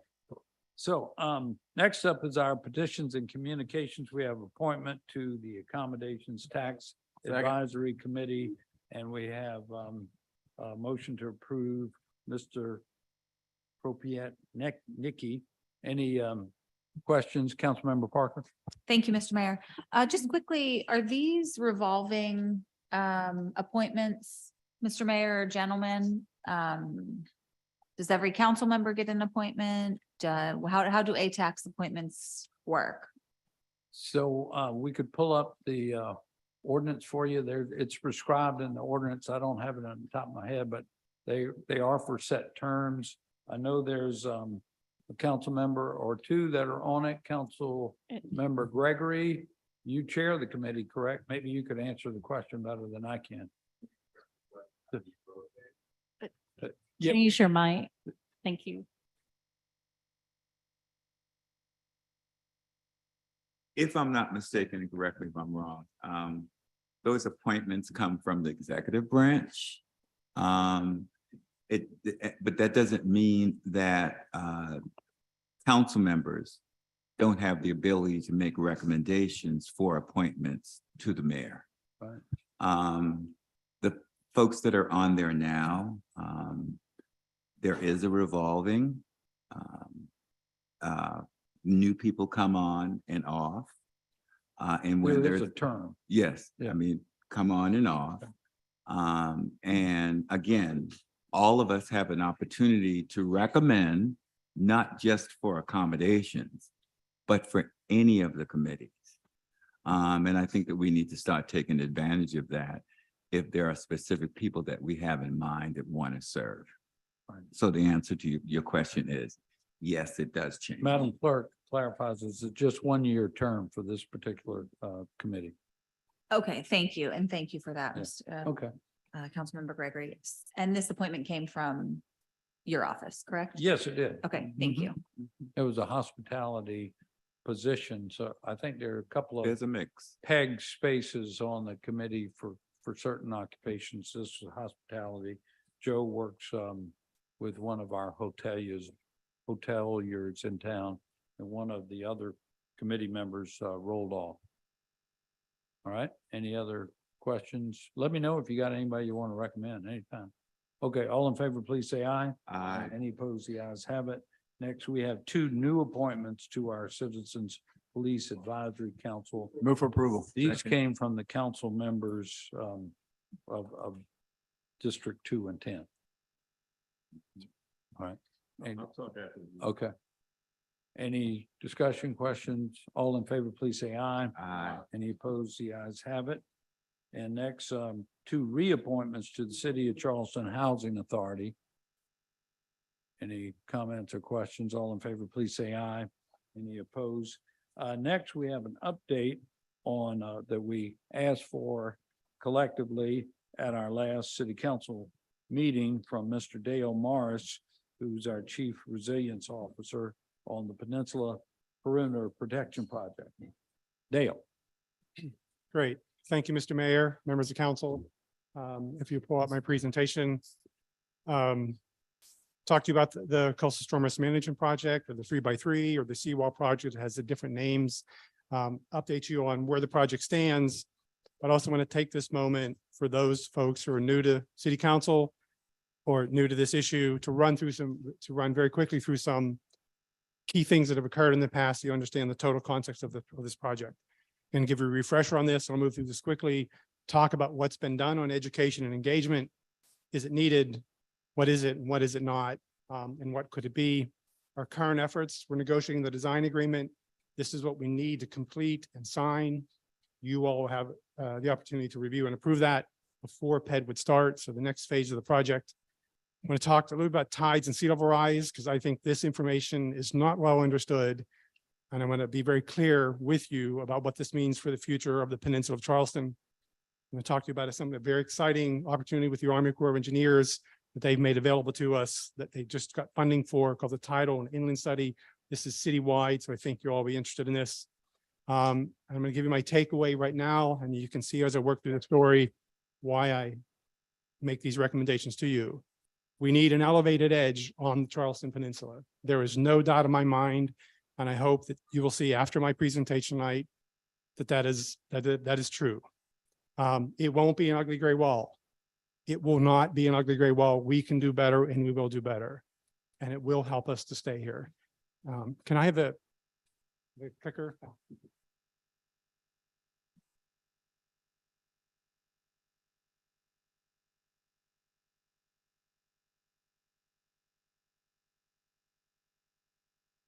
So I'm going to start with this refresher. This is the right-hand image here is the AdCirc model, which the National Weather Service and NOAA and the Army Corps of Engineers and others use to predict storm surge. This is a very sophisticated, well-used, reliable model.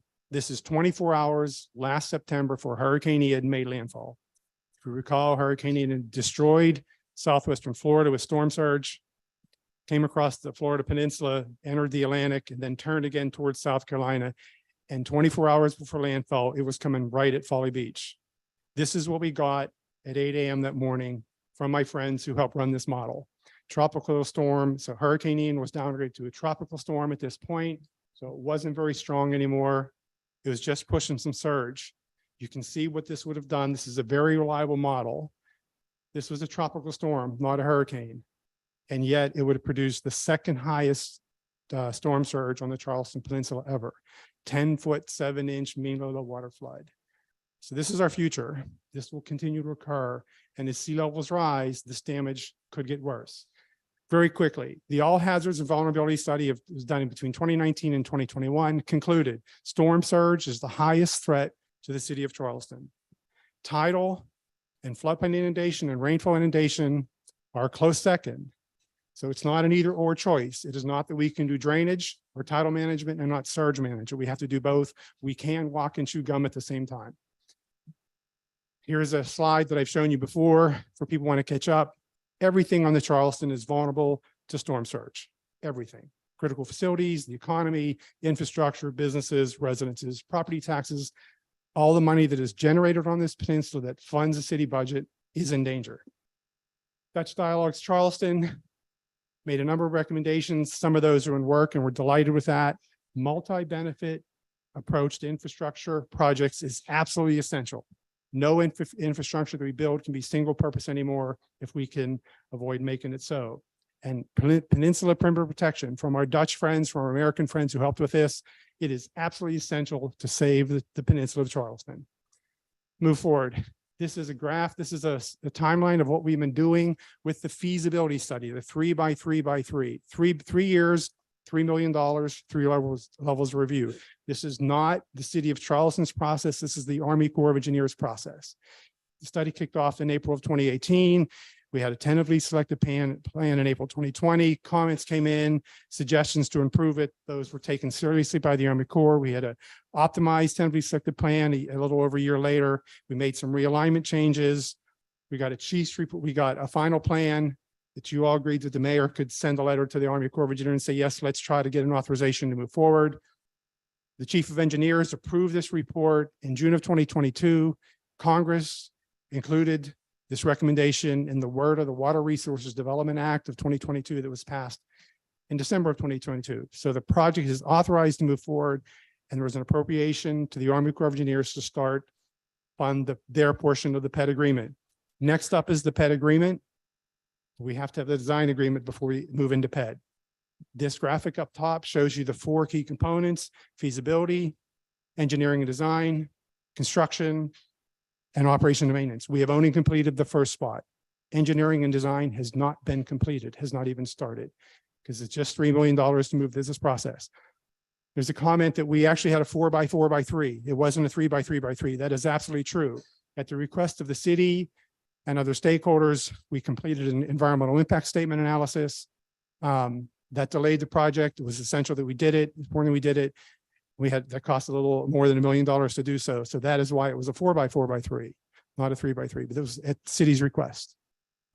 This is the project. You've seen this. I won't talk about this. 8-mile storm structure, 12-foot NEVD elevation height, so land elevation. That's a 15.1 mean low water height. I'll talk a little bit later about land and water elevations. The alignment is all on public property, so no private property taking, nature-based features, 10 pumps. We'll talk about that later, what these 10 pumps can do for us. $1.3 billion total project. The feds will pay 65%. We would pay 35%. We would actually pay less than that. Our net cost is about $300 million at the end of 22 budget, at the end of 2021 budget estimation, because we will get financial credits for land use and real estate that we will make available to the project. So that'll reduce the cost for us. The federal investment in this project is $845 million, and that could go up if and when we need that extra money. We would have to ask Congress for that, but that is something that is there.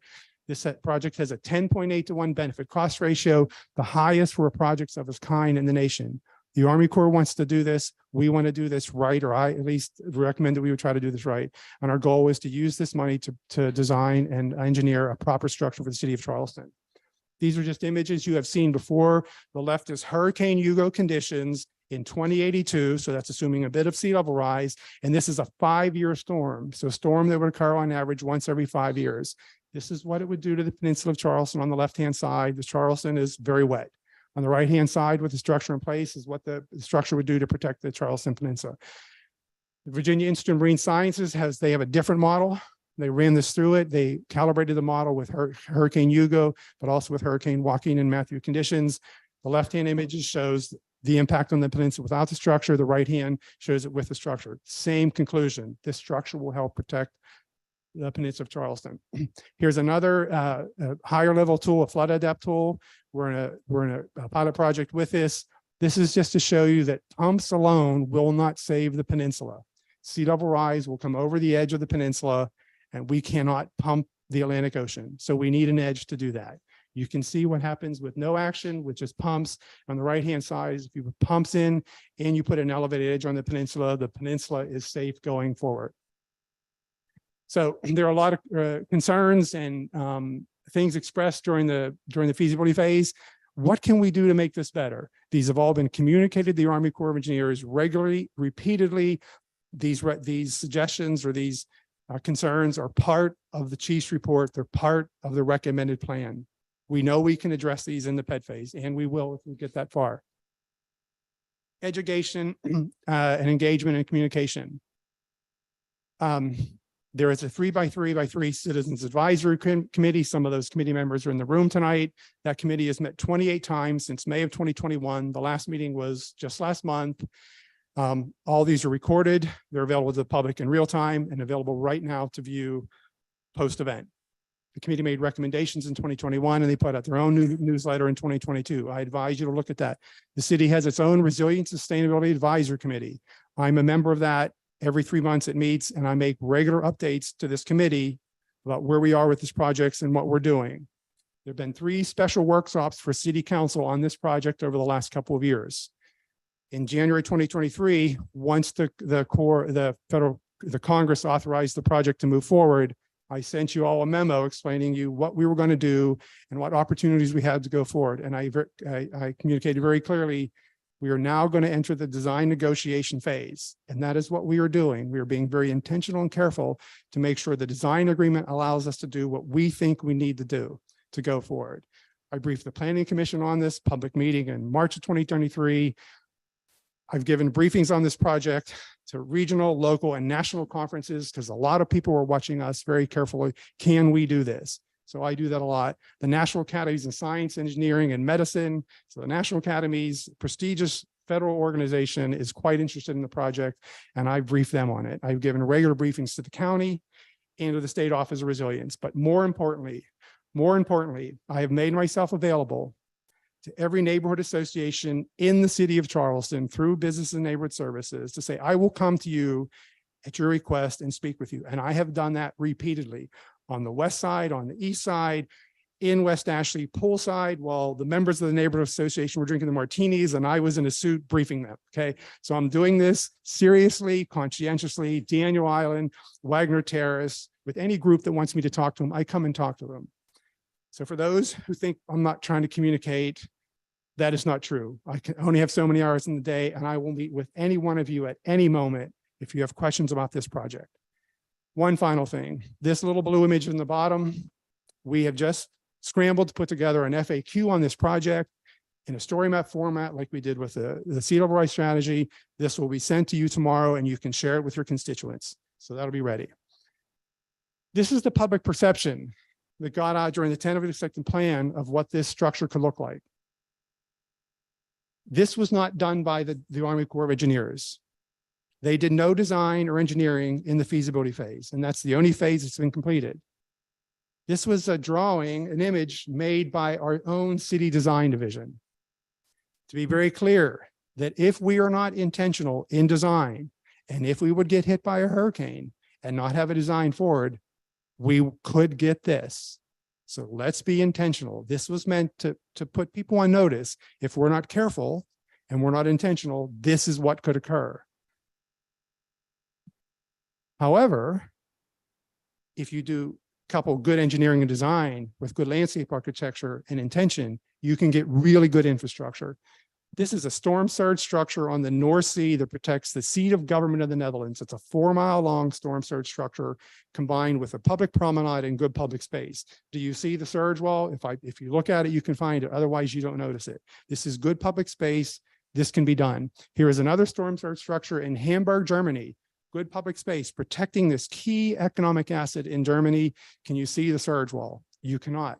It is there, but it's good public space. Here is an Army Corps project. This is a riverine flood control project that the Army Corps has done. 2 of them, one on the left side. This is single purpose infrastructure. It is ugly and we do not want it. Let's be very clear. But on the right-hand side is a riverine flood control project that the Army Corps also did with some intentional design that protects the city, but is also unobtrusive and quite beautiful in some ways. So if we're careful, the Army Corps has done this work. If we're good and careful and intentional, we can do this too. Here is another view of that project, single purpose ugly infrastructure on the left, beautiful, multifunctional flood risk mitigation project on the right. Here is a bin wall. These are mock-ups. On the left-hand side is an image done by our design division showing a bin wall. A bin wall is like our low battery. Bin walls are perfectly acceptable to manage storm surge. On the right-hand side, City of Norfolk is 2 years ahead of the City of Charleston. They're in the PED phase. They don't want an ugly gray wall either in their downtown area. On the left side of this right image is a 16-foot T-wall that is unacceptable. But they're working through a bin wall process in the City of Norfolk, and that's the top sort of right image. This looks like our battery. This can be done. This can be done right here in Charleston. This is an image of a bin wall design. This image was developed by our design division. The bin wall is under the walking path. The terrace steps down to the Ashley River right there, marsh restoration in front of it. So improve our water quality, improve our environment, good access to the waterfront, protecting the city. These are things that can be done within the City of Charleston. There is a distinguished member of council, and you're all distinguished. There is a distinguished member of council who said, you know what, Dale, you need a better model. What's the model for this? And he said, how about extend the battery? Well, that's a great model because that's what we want to do. This battery is a tidal management structure. It is flood protection infrastructure that has been turned into other purposes, other good purposes, but it only protects a small part of the peninsula. Can we extend this around the peninsula? I think we can. We won't unless we try. We have to try. So where we are with this project, we are in the middle of design negotiations. Been very intentional speaking with other non-federal sponsors across the US. What did they do? What kind of troubles are they having? What kind of opportunities is the Army providing them? How do you do this? We have a very collaborative relationship with the Army Corps of Engineers, and they are coming to us. They are moving in our direction and we're moving in their direction to make sure this design agreement works. You will all be presented with that. What is PED? PED is all of these technical engineering, hydraulics, drainage studies that occur to make sure that this structure will work, to get it designed right, so you can move forward. The design agreement is a contract between the city and the Army Corps of Engineers that sets for who does what in PED, because they'll do some things and we'll do some things. How additional issues and risks can be considered in PED, how additional features and benefits can be added to the structure in PED, and how the decision-making occurs in PED. We are working on this design agreement right now for PED. We have been very intentional and said very clearly, we want to hire our own consultants and subject matter experts to be our representatives in PED for this process to move forward. And we will review and help set the final alignment. There are concerns about the alignment in the feasibility study. We agree with them. We will review that. We, as the city, we will lead that effort or co-lead that effort and set the final alignment. We will review and improve the conceptual design of this project. They suggested T-walls and combo walls. We've already told them that is unacceptable, except maybe at Columbus Terminal, because that's an industrial facility and maybe the port only wants a T-wall up there. But in the rest of the city, our city, we need a beautiful structure. What it looks like, how people access it, what the view sheds provide, what the aesthetics are, integration with streets and neighborhood, gate locations and types. How do we do all this? And additional and supporting features, including natural and nature-based features. We will work on setting the interior hydrology. This is for impoundment management and overtopping management, but also to see if we can add additional flood risk infrastructure to this project for rainfall management and drainage and sea level rise adaptation. This is possible in PED, but we have to put it in the design agreement. And we will co-lead the outreach and education because the Army Corps Bless their hearts, they are not very good at communicating sometimes, and we will work with the Army Corps to establish the design manual that establishes exactly how and when the structure would operate. So moving forward, I want to spend some time on this issue with datum, sea level rise, tide levels, and occurrence. This is essential for y'all to understand, in my opinion. We talk about land elevation, and we use the term NAVD 88, North American Vertical Datum 88. That is land elevation. This structure is set to be a top height of 12-foot NAVD 88 land elevation. But we speak in terms of floods in water elevation, and our common vernacular here is mean low water. So between NAVD 88 and mean low water is 3 feet, 1/4 inches. So just keep that in mind, 3 feet and a little bit more as we talk about mean low water and NAVD 88. This is essential because I'm going to show you some things that you need to understand. So Councilman Parker is sort of smiling at me. So again, 3 feet, that's what I want you to consider. Another fact, the lowest part of the peninsula on land is just under 4 feet. So that is why on land, a mean low water flood starts to come over the peninsula edge at 7-foot mean low water. That's the three and a little bit more. So here is 100 years of data for the Charleston tides. This is the minor tidal flooding. So mean low water. You can see 1, 2, 3, 5 events per year for quite a while. And in 2010, most recent 10, 15 years, something changed, right? Something changed. These events are occurring more and more regularly. Keep that in mind. This acceleration of tidal flooding events is occurring, and it's occurring with moderate tidal flood events. We've had 12 7-foot, 7.5 foot, 7.5 foot mean low water floods through early August of this year. On average, we're supposed to have 16. We've had 12 already. The worst part of this tidal flood season is coming at us in August, September, and October. We are probably going to exceed this average. It's going to continue to rise. Here is the major tidal flood level at 8-foot mean low water. 70% of these 8-foot tides have occurred since 2015. We had 2 in the first half of the year. We've had 2 in July and early August. We are going to exceed this, I'll bet, by the end of this year. Why is this occurring? It's occurring because of sea level rise. The Charleston Harbor gauge, it's measured 13 inches of sea level rise in the last 100 years. You project this forward with current emission scenarios. You look at 2050 here, and you just follow the intermediate emission scenario projection by NOAA. We could have 100 to 150 tidal events per year in 25 years. Infrastructure like this takes a long time to build. The longer we delay starting on it, the longer we're going to have to deal with these kinds of floods if we choose to move forward, if we don't choose to move forward. NOAA updated this information in March of 2022. NASA, USGS, Army Corps of Engineers, these very important scientific and research organizations all combined on this. They said sea levels will rise as much in the next 30 years as they have in the last 100.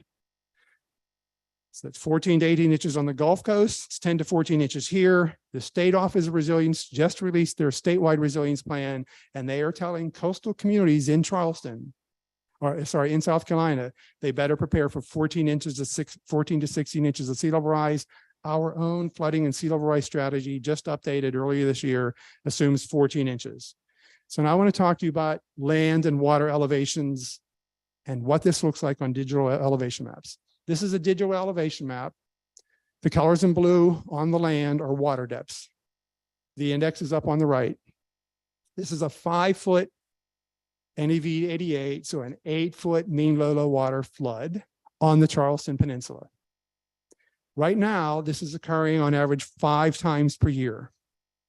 If you project this forward, this could occur 100 to 150 times a year by 2050. This is nuisance flooding, but if it occurs over and over and over, the Charleston Peninsula becomes unmanageable, possibly unsustainable. This is Wentworth Street and Gadsden Street Gadsden. Councilman Seekings knows this area. He was probably mucking around in the water with Jared Bramlett when they took this photograph. This was last November. This is Nicole, November 2022. So Nicole, there's its track on the right, wasn't anywhere near us, but it pushed tides in and it did this. Let's add 14 inches of sea level rise to this by 2050. This area becomes unsustainable. Here is 6-foot NAVD88, so 9-foot mean low water floods. These are occurring two to three times a decade now.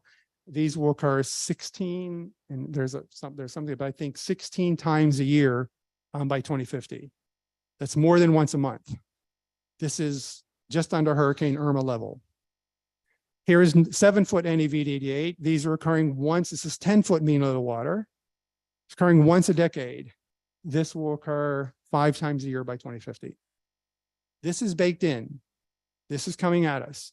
I'm going to run through some quick slides here. Here's the east side where the Ravenel Bridge lands on the Charleston Peninsula. This is the current digital elevation map. So mapping using very good models from the Army Corps that were vetted by others, showing what major tidal flooding, 8-foot mean low water looks like on the Charleston Peninsula on the east side. And here is that same level looking forward with a 1.5 foot of sea level rise. So the water's coming in. You take your storm surge event, because we're just talking about tidal flooding. Those previous images, what's going to occur just from tides. You put storm surge in there. This is the current 50-year storm surge. This is what Hurricane Hugo did to the east side. Let's add 1.5 foot of sea level rise on top of that storm surge. The storm surge is now pushing, and it may start to cross over to the west side of the peninsula. You can see it there. This is coming at us. And here is the combined flood risk. This becomes unsustainable if we do nothing. However, with the Army Corps of Engineers project, we put a surge structure there. We put some pumps in. We do some other shallow subsurface drainage. The area becomes or maintains sustainable. I just want to talk about the east side here. There are people who live in the east side right now who will not recover well from a flood. Nuisance flooding is very disruptive for low and moderate income people. They don't recover well. This area needs to be protected. Here is Broad and Lockwood, so the southwest corner of the peninsula where it floods first mostly. Here's the current 8-foot, 8.1 mean low water flood. There is a little bit of problem with the right-hand side of this because Trad Street south of Broad does not flood right now because of check valves that Matt Fountain and his team have put in. However, once the water gets to the point where it starts to tip over the edge of the peninsula, those check valves no longer work. The water's just coming around. Here's 1.5 foot of sea level rise added to that. So more and more flooding. Look at the medical district. Look at some of these very important places just to the east of Colonial Lake and Long Lake. Here is the storm surge event. So Hurricane Hugo happening today. Storm surge has a lot of wave energy. It's forcing water in because wind is driving it. So it isn't sort of soft like a tide. It is dangerous and it's pushing water and knocking stuff around. Here is that same storm surge event with 1.5 foot of sea level rise on top of it. The entire west side is underwater. Here's the combined flood risk. However, if we try to move into the PED phase with the Army Corps engineers, put a low battery type surge structure around the edge, add some additional shallow subsurface drainage, integrate that with these pumps that the Army Corps of Engineers has to put in, and possibly upsize those pumps and would have to pay for the marginal cost increase of that upsize. Now we can stay safely in this area. It's another view, sort of the medical district, Gatson Green, West Edge area. The current, major flood right now. This is what it looks like, Haggard and Fishburne. Let's add 14 inches of sea level rise to this. You can't get to the Citadel anymore from this area. This is coming at us. Here's the 8-foot flood with 1.5 foot of sea level rise on top of it. Here's your 50-year storm surge event. Again, this is unsustainable and unmanageable. And this is 1.5 foot of sea level rise on top of that storm surge. This is coming at us. The Army Corps project allows us to help to manage this, to sustain the peninsula. We have design goals in mind for this. I showed you them. They're here again. We will help set the alignment to improve the challenges that are in the feasibility. We will establish the conceptual design of this project, what it looks like. Work on the interior hydrology. How do we add additional flood risk mitigation benefits for tides and rainfall into the structure? We will co-lead and make sure the public is aware of this as this process goes along. We will share information and we will set the levels at which this structure will be operated if we build it. And all of our city-led efforts will be counted as part of our cost share. So we're required to pay 35% of this for both construction as well as design. This effort that we would do, we would lead, would be credited as part of that cost share. Before I close, I want to talk about this wonderful opportunity. In 2020, the mayor asked and Congress authorized for a tidal and inland study. So tidal flooding and inland flooding, that's rainfall flooding in the Army Corps version of the world. They asked for a study to look tidal and inland flooding across the entire city. So not just the peninsula, but across the entire city. Johns Island, James Island, Daniel Island, West Ashley, and the peninsula. This would follow a 3x3x3 process. Our congressional delegation has supported us with the Peninsula Project, and they've supported us, thankfully, with this process. Funding was not provided in 2020, but it was provided for fiscal year 2023. That's right now. We have made a proposal, you will see this, to fund part of the city's cost share for this tidal and inland study in the 2024 budget. That is coming at you. It is 50-50. We pay 50%, they pay 50%. This is very typical with feasibility studies from the Army Corps of Engineers. At the end of this study, there will be recommended projects, just like there are recommended projects now for the storm surge. Those recommended projects, if approved by Congress, will be then funded by Congress at 65%. Through these kinds of processes, we can stretch the city dollars much, much, much further. Word of 2022, the bill that has this study, or was the Water Resources Development Act, is the bill that Congress uses to fund water projects. They update it every 2 years. The Word of 2022 bill had some very important language expanding the Army Corps' authority to do much better flood risk mitigation. It allows this tidal inland flooding and other tidal inland floodings that have started since then to deal with tidally influenced rivers, bays, and estuaries. Does that sound familiar? Rainfall, tides, groundwater emergence, and sea level rise and subsidence. This is what this study will allow us to go after. As you know, we are pursuing developing a comprehensive integrated water plan for you all. That work is underway. We've identified a number of key areas in West Ashley and on James Island that we think deserve a lot of attention with this kind of study. And we hope you will support the money to do this going forward. So my takeaways here on this project, I've given you a lot of information and it isn't happy information. I apologize for that, but that's what's coming at us. The takeaways here, these risks are real and they're growing. We need an elevated edge around the Charleston Peninsula. We need it to look like the Battery or something that's beautiful and not an ugly gray wall. We need it to help us manage storm surge, but also rainfall, extreme tidal, and help us deal with sea level rise. I'm going to ask you these questions.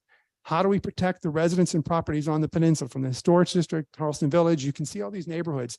These are what are at risk. And these property taxes fund a large portion of the city budget.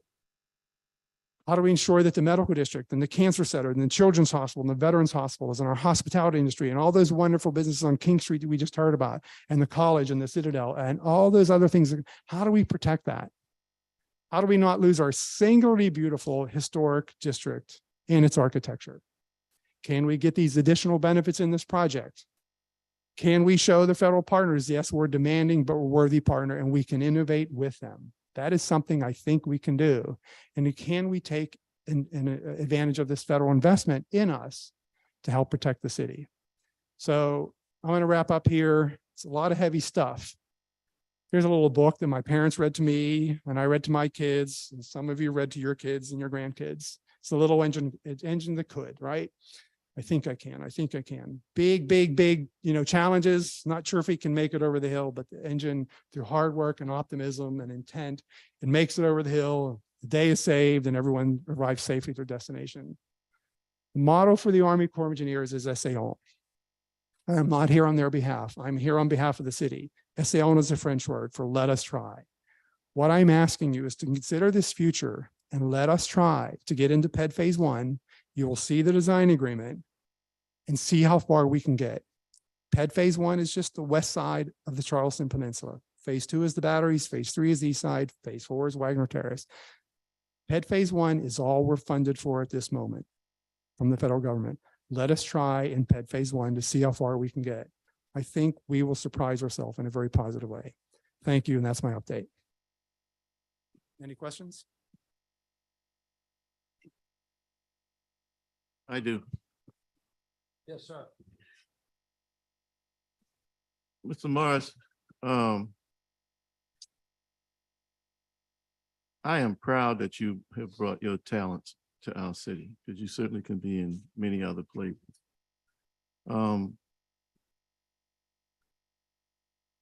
I do feel that our city hadn't done a good job, and I say we, I'm not saying you, I'm saying we have not done a good job informing our citizenry from Daniel Island to the peninsula to James Island. As you click through that and you spoke about it's essential to save the peninsula. And matter of fact, I wrote it down. The term you used was, it's very intentional, to put an edge on the peninsula. As you click through the intrusion of the blue water coming on the peninsula, I looked at the blue water intruding on West Ashley. And it's very intentional that we are not studying that to the extent that we are the peninsula. And that's not you, that's us collectively, okay? We have to do a better job than that. I know that our financial approach to this to date is incorrect. And the reason I say I know that is because this region has never raised $1 billion+ unless we work together as a region. This city has never raised $1 billion to do anything on its own. And that's why I guess I have to be the canary, I guess, in the tunnel. Because as we move along with this train and things have to be paid, eventually it's going to take collectively all of us, whether it's the water plan or some derivation thereof, it's going to take serious money. And was it today's paper or yesterday's paper? A $22 million bike lane is now $76+ million. And believe me, I'll share. I'm gonna be right there voting for it. But I don't understand how this could have gone from 1.3 billion over all this time. It's basically the cost has stayed the same. With all of the construction inflation that has taken place, and the bike lane is, I think, the easiest one that I would say. And certainly this is far more complicated than that. When they built the jetties decades ago, no one thought when the man-made channel and the water came through and cut into our harbor that it would cut over and go to Folly Beach and erode the beach. That was an unintended consequence, okay? I have firm belief in my heart that there are going to be some unintended consequences if we don't have action steps for areas, James Island, West Ashley. I'm surprised Mount Pleasant's not jumping in this thing because, we put an edge on our city. What happens to the Old Town section over in Mount Pleasant? I'm just shocked at that. And I know I've heard that the water is a big harbor and the water is going to increase West Ashley 1 to 2 inches. I just haven't seen the science on that. And I think before we can collectively move towards a major effort that's going to take everybody pushing in the right direction to get it right, both from a mental standpoint, informing ourselves as a community, paying for it, I think, as a region. I would hate for this to be, and I'm not talking to you, I'm talking to the politicians, the 13 people in this room, for it to be a campaign. Because at the end of the day, you're right, something's coming at us that's going to be very harmful to us all. But we have not done a good job informing our citizenry along the way. And that's not your fault. You see, so I hope you don't take that personally. Several times in your presentation, you use the word I, what all you have done. I can't ask for better than what you've done. We all have to increase our game. We have to bring, the lawyer who was here said that the catastrophic injury lawyer, saying we all are stakeholders. But he was talking about the bike lane, but he's right. I mean, we all are stakeholders when it comes to drainage. So the effort that I am throwing forward is I would hope that we would improve the science on what's going to happen to when the water, let's say we have the edge. when the water hits the wall, where does it go? Now, when I asked this was during COVID, the gentleman from the Corps engineer, that may have been before you got hired. When I asked that very question, I said, if the wall is 12 feet and the storm surge is 11, and you got 140-mile-an-hour wind pushing the storm surge, because it was 140 mile an hour, that storm surge would be higher than 12. But in my example, it was 11 feet, the wall is 12. I asked him, where's the water gonna go? And he said, what do you mean, where's the water gonna go? I said, well, it's not gonna turn around and go back out to sea because it's got 140-mile-an-hour wind pushing it. He says, well, some's gonna go up to Ashley, some's gonna go up to Cooper, some's gonna go up to Stone Hall, all of that. I said, what about the homes over there? And he said, well, they'll have to be mitigated. And I said, I asked, what form of mitigation is that going to take? He says, those houses are going to have to be lifted. Those people in your neighborhood and in your neighborhood and in mine, they don't know that. They don't even know that's a possibility. And shame on us. I'm not saying shame on you, Mr. Mayor. I say shame on all 13 of us, because we can do better than that. The homes on the peninsula, God knows there's not another historic district exactly like that.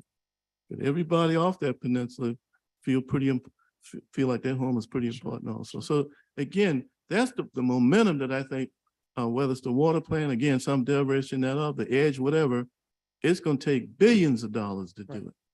And right now, all I have seen in the paper is TBD. Our portion, the 35% is going to be determined. After all these years, that's our financial strategy, TBD. That's something that we have to build, in my opinion, on a regional basis to get the money to be able to. West Ashley, we have divided government. On the peninsula, we don't.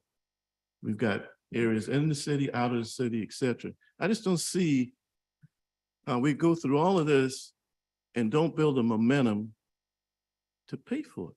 We had a lady, and I'll say this and I'll be quiet. We had a constituent that was in Miss Smalls, that's in Councilmember Saccharin's district. She has flooded, I think she said 6 or 7 times in 11 years. She received a letter from FEMA, she brought it by my office, saying that FEMA is not going to approve the flood insurance on her house because of the repetitive losses. That's our responsibility, because her area floods, not because right now sea level rise. I have pictures where I took last year when we had like a 3.5 rain event on a low tide. Her house flooded, not just hers, because of pipes too small and ditches too narrow, not wide enough. We haven't addressed that. But anyway, thank you for what you do. I don't want you to, you are excellent. You're not good. You're excellent at what you do. We just have to do better and up our game as the elected stakeholders of the city. Thank you. Council Bernie, if I may, Mr. Mayor. Yes, sir.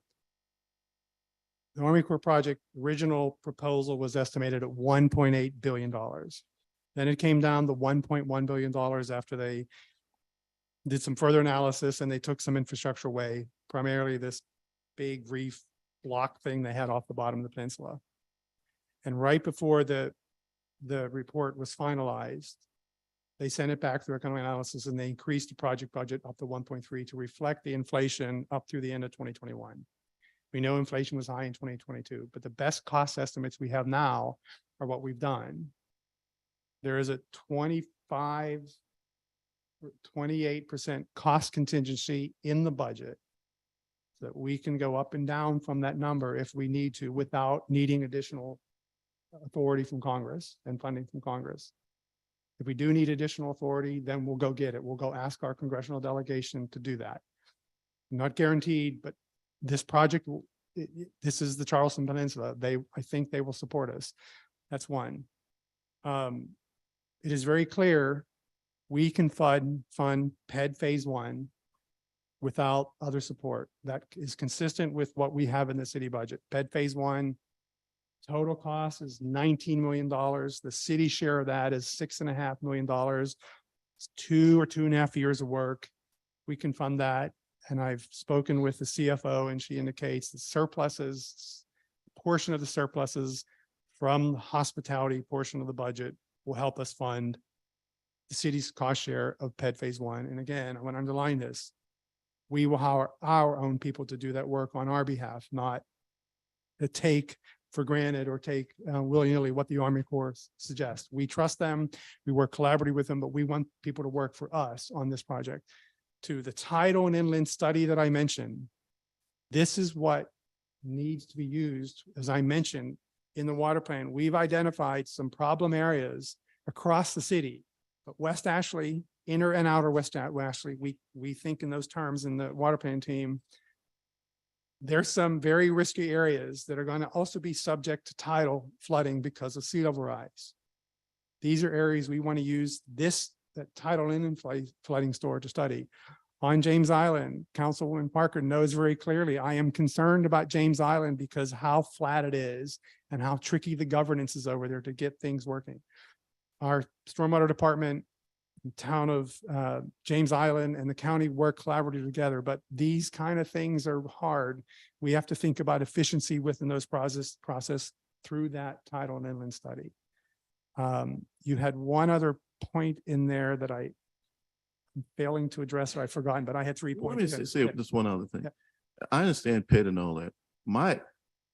I'm ahead of you. I'm talking about the 35%. Right. The strategy to accumulate the 35%. That's where I am. It's not the study and all that kind of stuff. Thank you. Well, thank you. Any other questions or comments? Councilmember Seeking. Thank you, Mr. Mayor. Just a question. When do you? I know, I'm not working tonight. It's all good. When do you think we might get a design agreement in our hands to take a look at? I think really for us, that's the green light go time when we really got to figure it all out. So I won't negotiate in public. I think you all know that's not the best thing to do. What I will tell you is we have had repeated meetings over the last 3 months with the Army Corps of Engineers. We made proposals. They have accepted they're working with their division legal counsel. So not here, the folks up above them. We had another meeting today. I think we would have something to share with you in the next month or two. And at that point, at the appropriate time, when you all are comfortable with this, you can see what we're trying to do and you're comfortable to let us try, my little engine there to let us try, then we will ask you to fund the project PED Phase 1 for next year.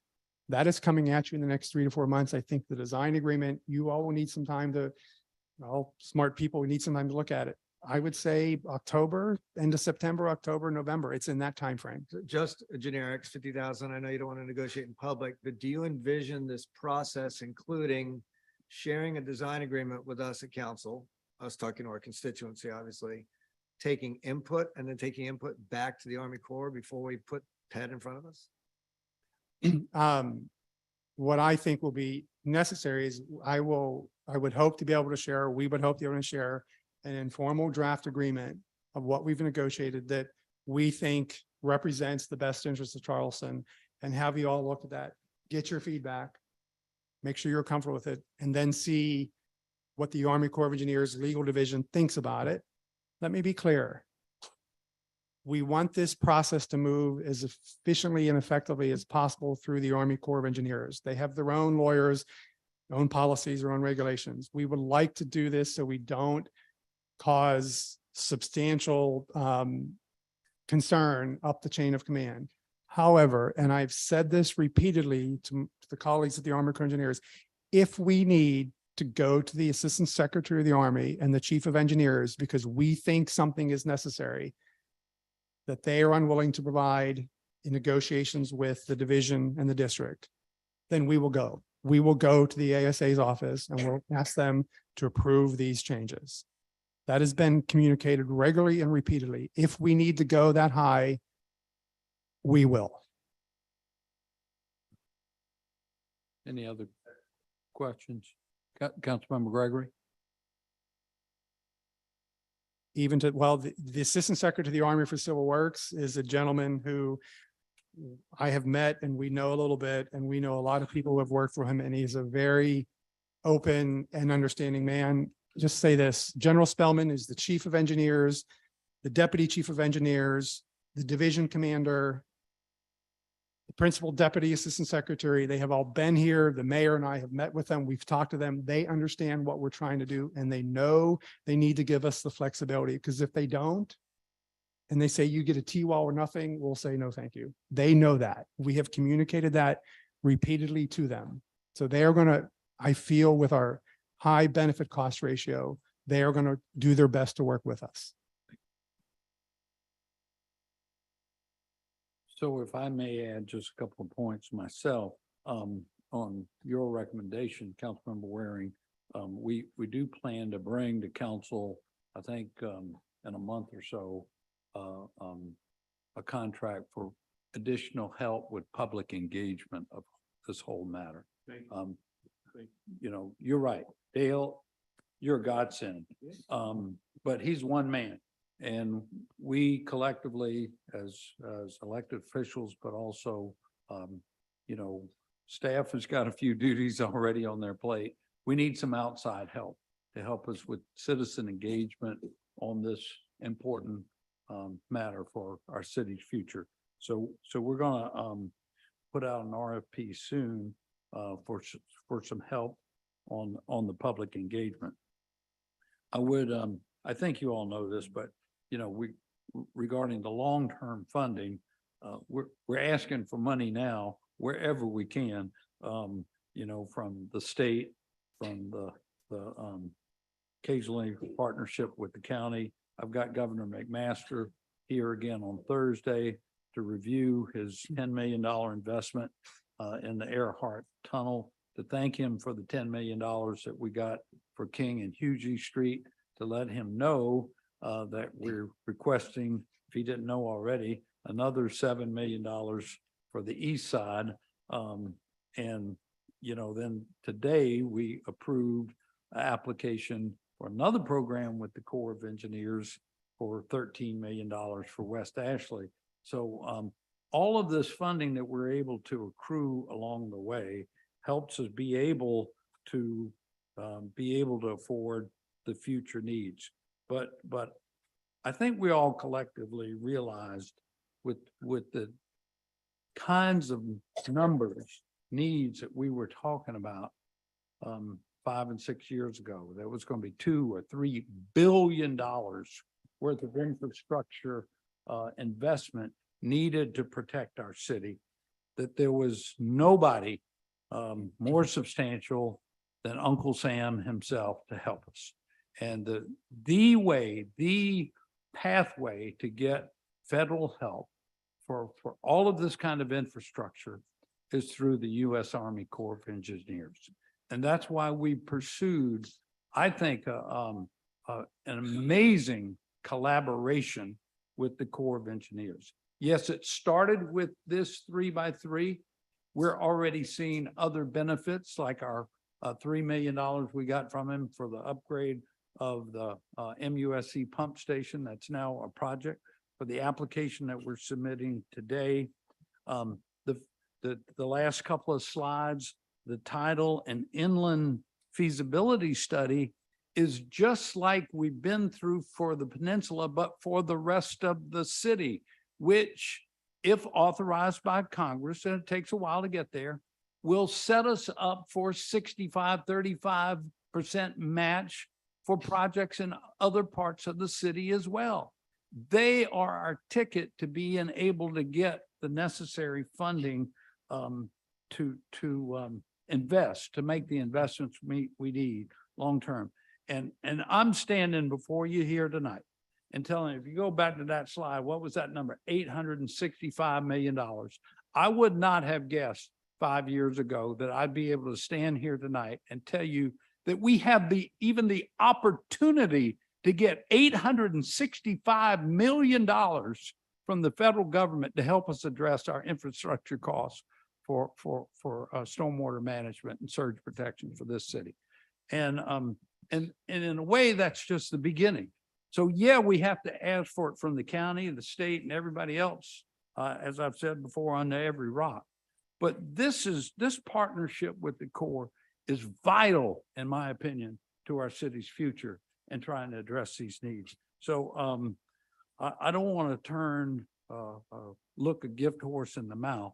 And to proceed with this, just as phase one, I know we got to get the agreement right. We're going to get it to you.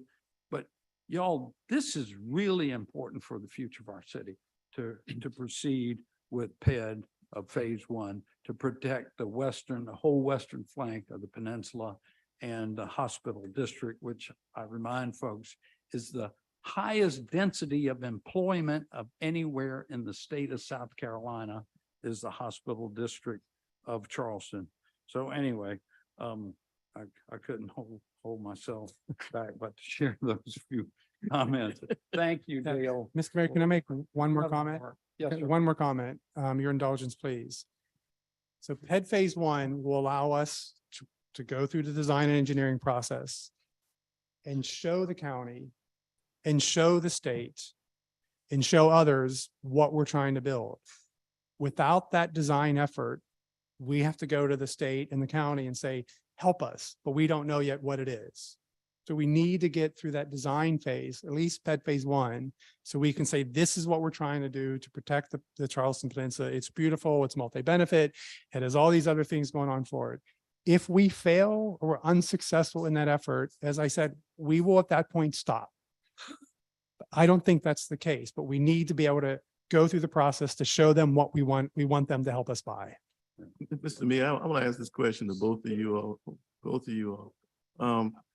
Don't you realize when you go to those stakeholders on county council, matter of fact, a couple of them live West Ashley. The science of West Ashley and James Island has to be answered. Right.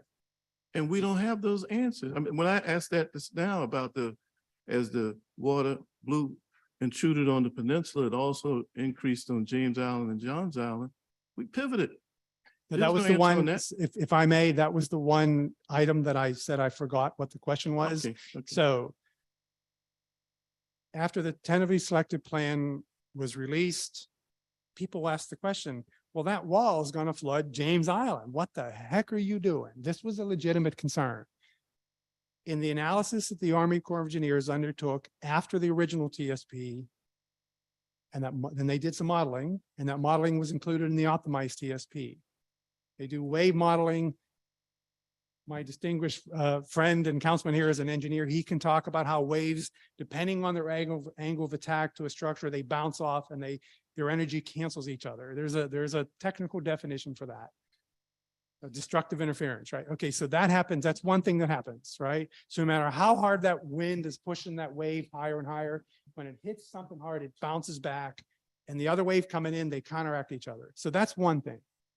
Because our harbor in the intertidal marshes in Wapu Cut and Shemcrete and the Stano and the Ashley and the Wando and the Cooper is so big, and the structure is so small, the peninsula is so small in that bigger system, the modeling shows that it would increase under certain, they modeled 7, 8, 9, 10, 11, 12, 13, 14, 15, 16, 17-foot waves. They ran this through this AdCirc model, and it shows that the water level increase off peninsula would be 1 inch to 2 inches at the worst.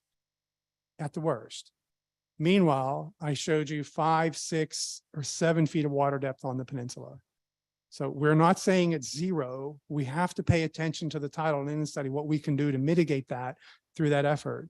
But that's the modeling's done. And if we change the alignment, and we will, and as we move through the process, if we need to do modeling, more modeling on that, and it cost us $200,000 or $300,000 or $400,000 or $500,000 to do that modeling, to pay our water plan team or some other outside expert to do that for us, then that is something we should come to you all and ask you to fund. That is something that's dead serious. We have to do it. But the modeling that's been done now, it is consistent with what I've seen elsewhere, is because our area is so big. Again, it's like dropping a cinder block in a swimming pool. It increases it a bit, but not a lot. Dialogue continues. Okay. Thank you. Like I said, the gentleman from the Corps said, houses over there would have to be mitigated. Yeah, Councilmember Gregory. Phase one, that starts at the Citadel. That's from the southern side of the Citadel, across Halsey Creek, around the Joe Riley, the stadium, down Brittle Bank Park, under the West Ashley Bridge, river bridges, by the hotels under James Island Connector down to the Coast Guard station at Trad and Broad. All District 6, we appreciate all you do. Just about. Just about. But But the question I had is a lot of that would be protecting state assets, like the Citadel and medical use. Medical University. And at some point, I would assume that we would try to be leveraging that to get more dollars from the state and as well as the federal government, because most of that is the state assets that we're talking about. 100%. Thank you. Thank you. All right. Thank you, Dale, for that. Kind of complete presentation, but I thought that would be most helpful. Next up is council communications, a discussion regarding composition of present standing committees and recent adoption of a couple of ordinances. Councilmember Shea. Thank you, Mr. Mayor. I'm going to hand out some documents. First, there's a copy of our ordinance 249, 250, and 257, and then a memo that we came from you on June 15th regarding council appointments, and just pass those out. There should be a copy for you, Mr. Mayor, as well. And I made extra copies. Anybody else wants one too? So I've had this conversation with our wonderful clerk of council and our wonderful deputy lawyer over there, Deputy Dog. So if y'all may recall that earlier this year, we amended section 2-49, then which automatically made an amendment to section 2-50 and the rest of the standing committees. But I wanted this to bring our attention to our community development. And this sort of came to my attention after, I think, the July 20th Community Development Committee meeting. So 2-49 address how standing committees are appointed by the mayor, and we made that change. It had to be approved by council, and it says no later than the second meeting in January. And as my math teacher used to say in high school, simultaneously together at the same time, we reduced the number of council membership on most of these committees, but in particular, under 2-50 number 6, we reduced the number of community development members to 5. And then the mayor circulated a memo realigning some of these committees. So we have existing committees that are particularly Councilman Mitchell's committee, community development, that has more than the 5 numbers required. So we have 6 members still on council. Certainly, it looks like 2-49 goes into effect in January 2024. But at the same time, simultaneously together at the same time, we have already reduced the number of council members on particularly community development. I don't know if that creates a legal problem, and I asked Julia to look into this for us. It may not be anything that we need to worry ourselves about, but I thought I'd just bring it up to our attention to see if we need to make an adjustment. We never voted on the June 15th. As far as I know, the June 15th memo from the mayor that did the committee realignment. I just want some clarification, make sure that we're doing all this thing properly and that we're not out of whack and in conflict with these particular ordinances. So Julia, you may want to add your legal opinion on this and just sort of clarify this for us.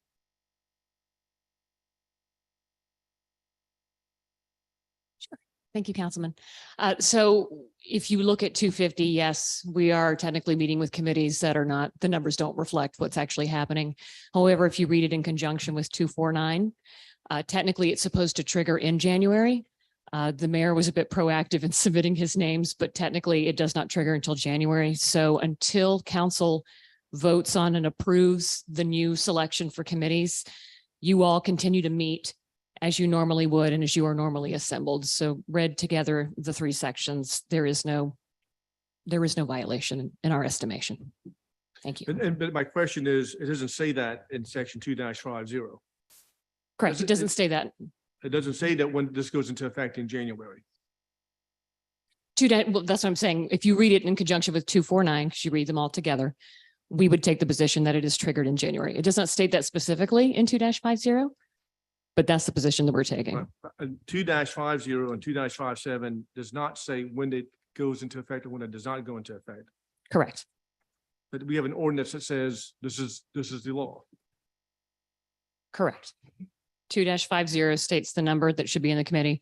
2-49 says when it's supposed to be triggered, which is January. So I mean, I'm not trying to create a problem here. I'm just trying to make sure that we're all understanding what's going on, because technically these ordinances go into effect at the time of ratification. Unless stated otherwise. So we should be a reduced number on community development. Well, if I may chime in at this point, as you noted, I made some recommendations for those committee assignments or de-assignments, as the case may be. And I received a few objections from council members that they weren't pleased with my selection. So I guess we fall into the situation that we foresaw. You know, if we go to a council approval of these appointments, then y'all may have to work things out a little bit amongst yourselves. But I had a couple of objections, so I did not move forward to ask for your approval over the objections of those council members. And given the situation just described by council here, that, you know, really the effective date is January. We've taken no action thus far.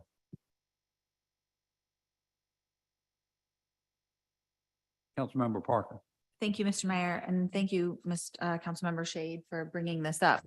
You know, I do agree with you. I mean, we passed this ordinance, but I do think that it falls on us. I mean, the mayor can make those suggestions, but it's up to us now to vote on that membership. So if there were concerns raised on those specific appointments, I certainly never heard, you know, I received the memo as well, and there was no continued conversation. So I think it's up to us to get it on the agenda and begin having those conversations.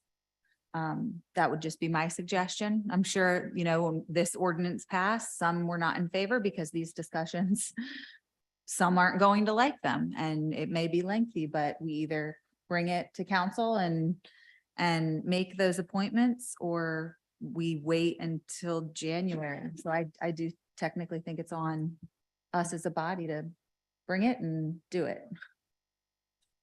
And this is the problem. We don't have the Councilmember Shea. authority to make those changes until January of next year. That's not the way I understand it, correct? That's what it says. It says in 2-49 at the no later than the second meeting in January. So unless Julia tells us differently, we can vote on it now. Let's vote on it now. Well, technically, in January, the mayor does make his committee recommendations. So we didn't change the language of 2-49 because that's the way you've always operated.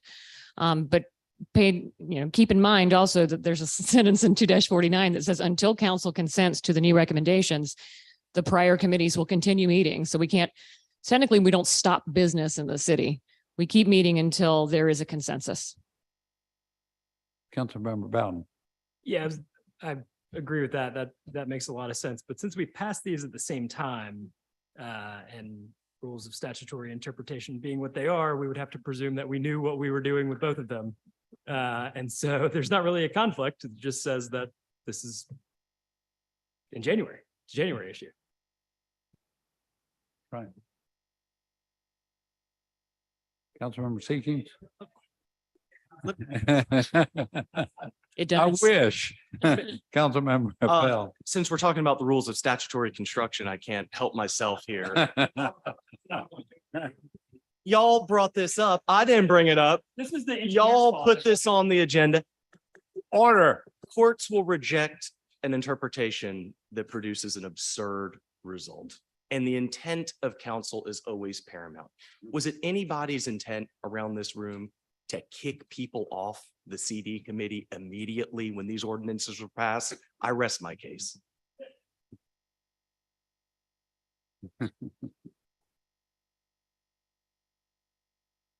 All right. Any more on this matter?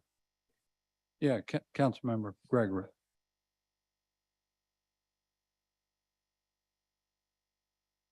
Oh, okay, all right. Right, we're not operating under that now.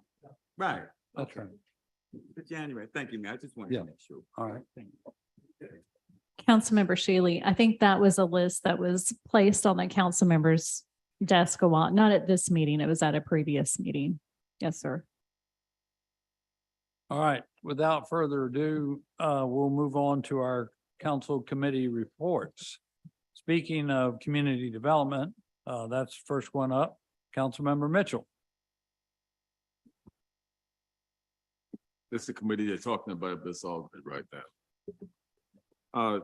Community Development Committee met on Thursday, January 20th at 3 p.m. and we had only 2 items on the agenda. The first item was a resolution certifying a building as an abandoned building, site pursuant to the South Carolina abandoned building. That was approved, and I'm asking for approval on that particular one. Got a That's my motion that approved it. And second, any discussions on that item? All in favor, please say aye. All right. Any opposed, the ayes have it.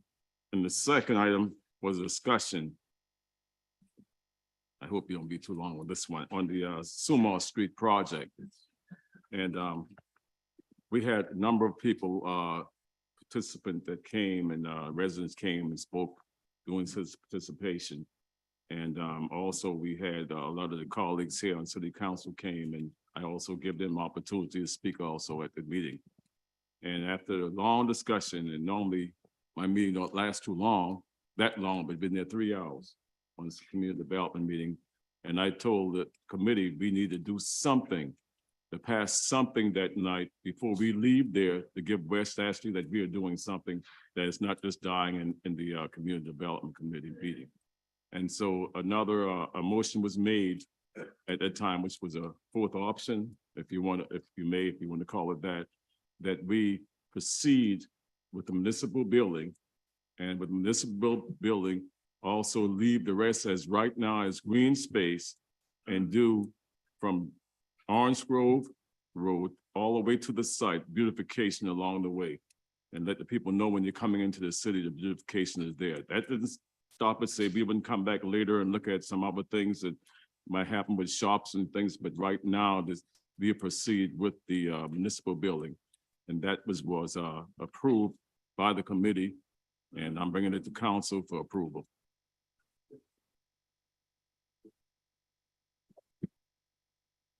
Because I think,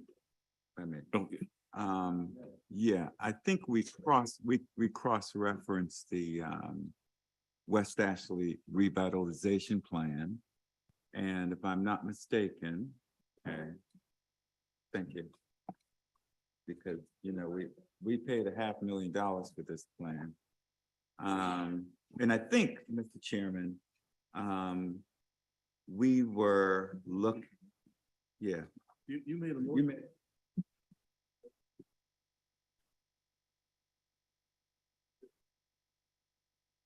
More specific, we wanted to make sure that we captured what was recommended vis-a the West Ashley revitalization plan, which was C, if I'm not mistaken.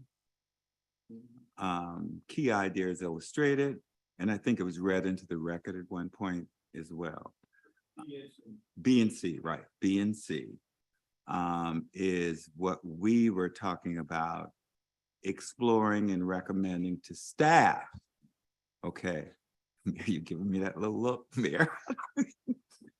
We recommend that staff comes back with a fourth option, which would articulate B and C. And I think what the chairman was articulating is consistent with B and C of the revitalization plan. Correct. And that was the option that came up in the committee, and the committee voted on it and approved it, and now it's before council. And I'm asking for approval. And it was already second, so. Councilmember Waring. Right, the building, thank you, Mr. Mayor. The building that was envisioned, well, as in the plan, it was a civic building. actually, a civic building that. It's funny how we've gone full circle on this one. We earlier celebrated the Limehouse property swap, which is actually out of the West Ashley revitalization plan. The civic building that frankly Councilman Shahid has been talking about for months was out of the West Ashley revitalization plan, and green space and improved streetscapes is also part of that. And we kind of got away from that. Now, some of the folk who wasn't on the council at the time, when it was a gnashing of the teeth to select, I think the company was Dover Coal, to do the study of all of West Ashley. And I got to tell you, thousands of people participated. The company that got it, we thought was too high. Some of us thought was too high. The next company was at 350,000. This company, if I remember correctly, was 505,000.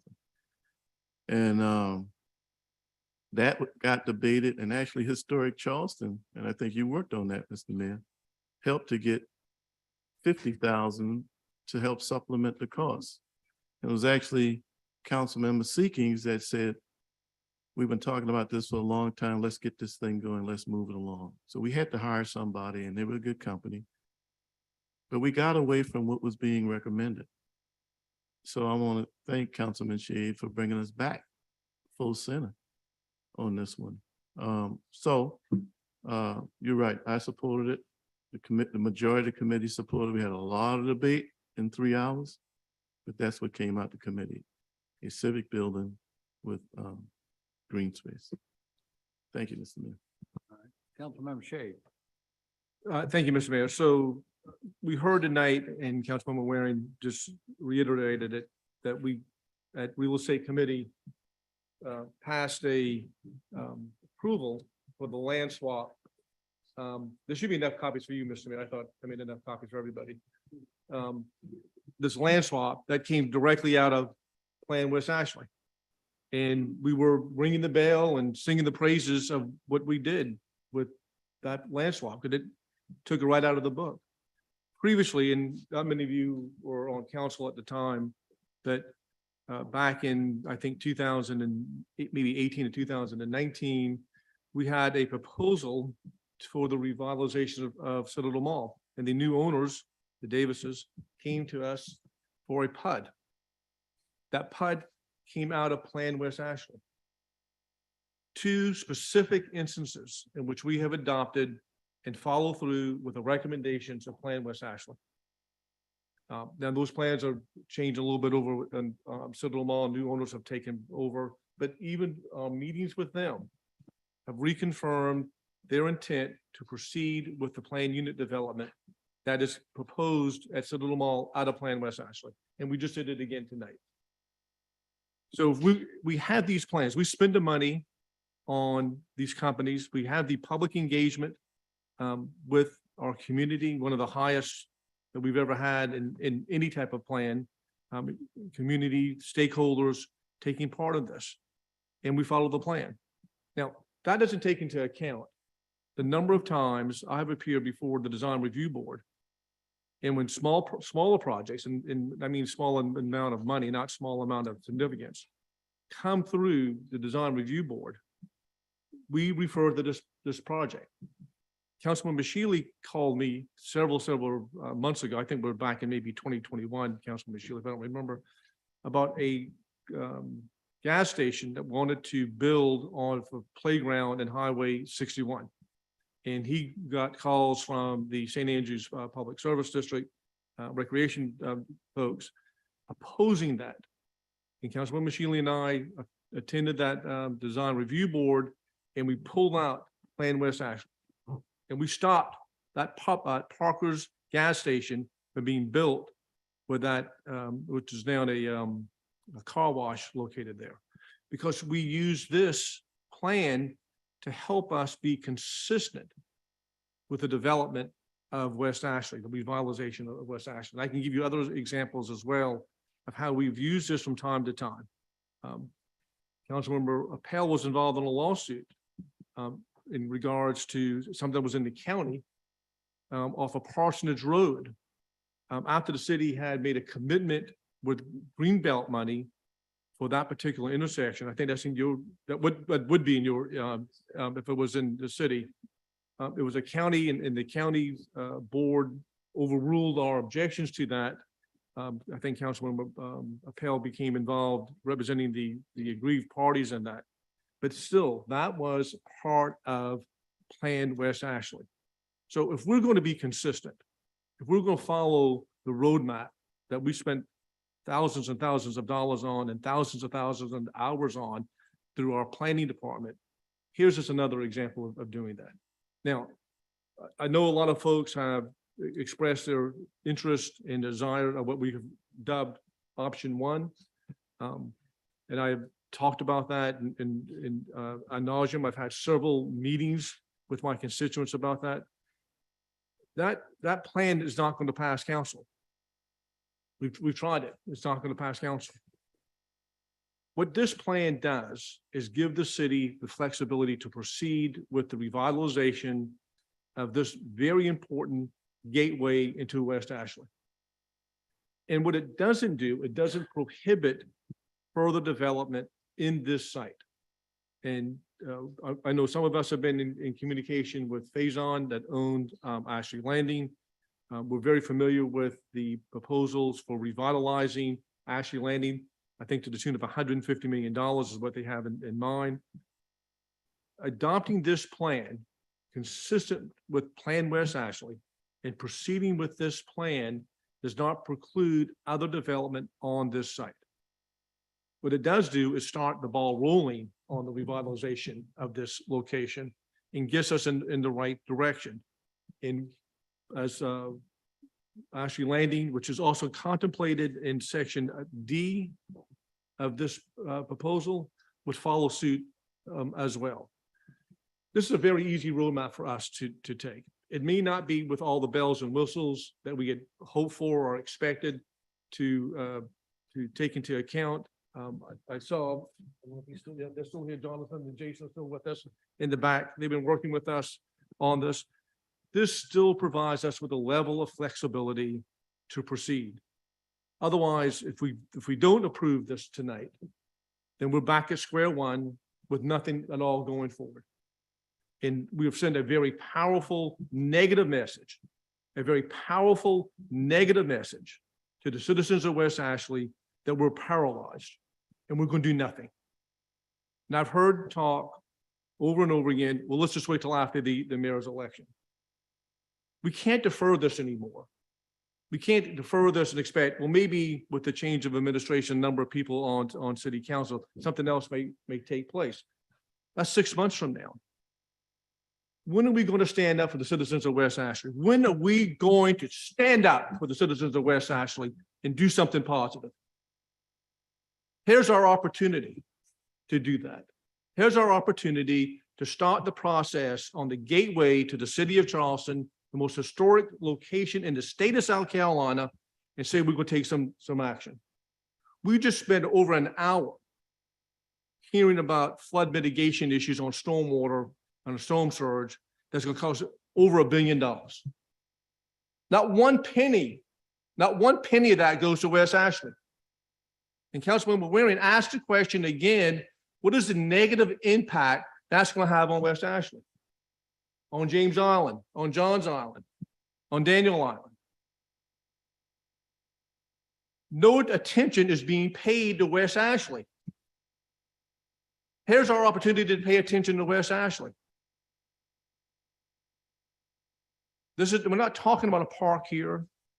We're not talking about a playground here. We're talking about a civic center.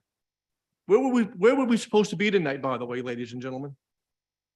At Charlestown Landing, to have a meeting in West Ashley so our citizens can come, because we're talking about something very important tonight, not only in addition to this storm protective wall that we've been addressing, but to the citizens over here addressing what's going to happen to King Street with this bicycle lane. When we had a meeting back in 2016 about the Ashley River Bridge, we had over 500 people show up for that meeting, and we couldn't meet in here. We had meet over at the Gilliard Auditorium. We could be meeting today, right now, at this new Civic Center, at this particular site tonight. My citizens, my constituents, when they have neighborhood association meetings, can have a meeting tonight in this Civic Center.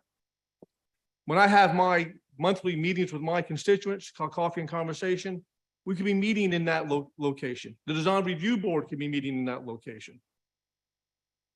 We can have Piccolo Spoleto events take place at this location. Trey Bennett, who organizes monthly a antique car show, does it at the T-Bone's parking lot, could be over there in that location. We have an opportunity, my fellow council members, particularly those of you who represent parts of West Ashley, to stand up to approve this and get this thing passed and move it forward. Voting against this is saying to West Ashley, you know what? And I love my Gamecocks, but we know what they say, we'll wait till next year. I'm not doing that. I'm not waiting until next year. Let's approve this thing tonight. Let's get this thing approved. Let's get this thing passed. And let's look for the future and the vision of what we can do, not only with what's just a civic center on this location, but what we can do to expand that beyond the civic center as time passes on. But let's, like eating an elephant, how do you do it? One bite at a time. Thank you, Mr. Mayor.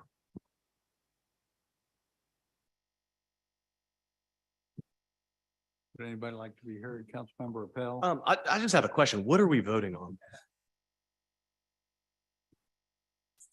So.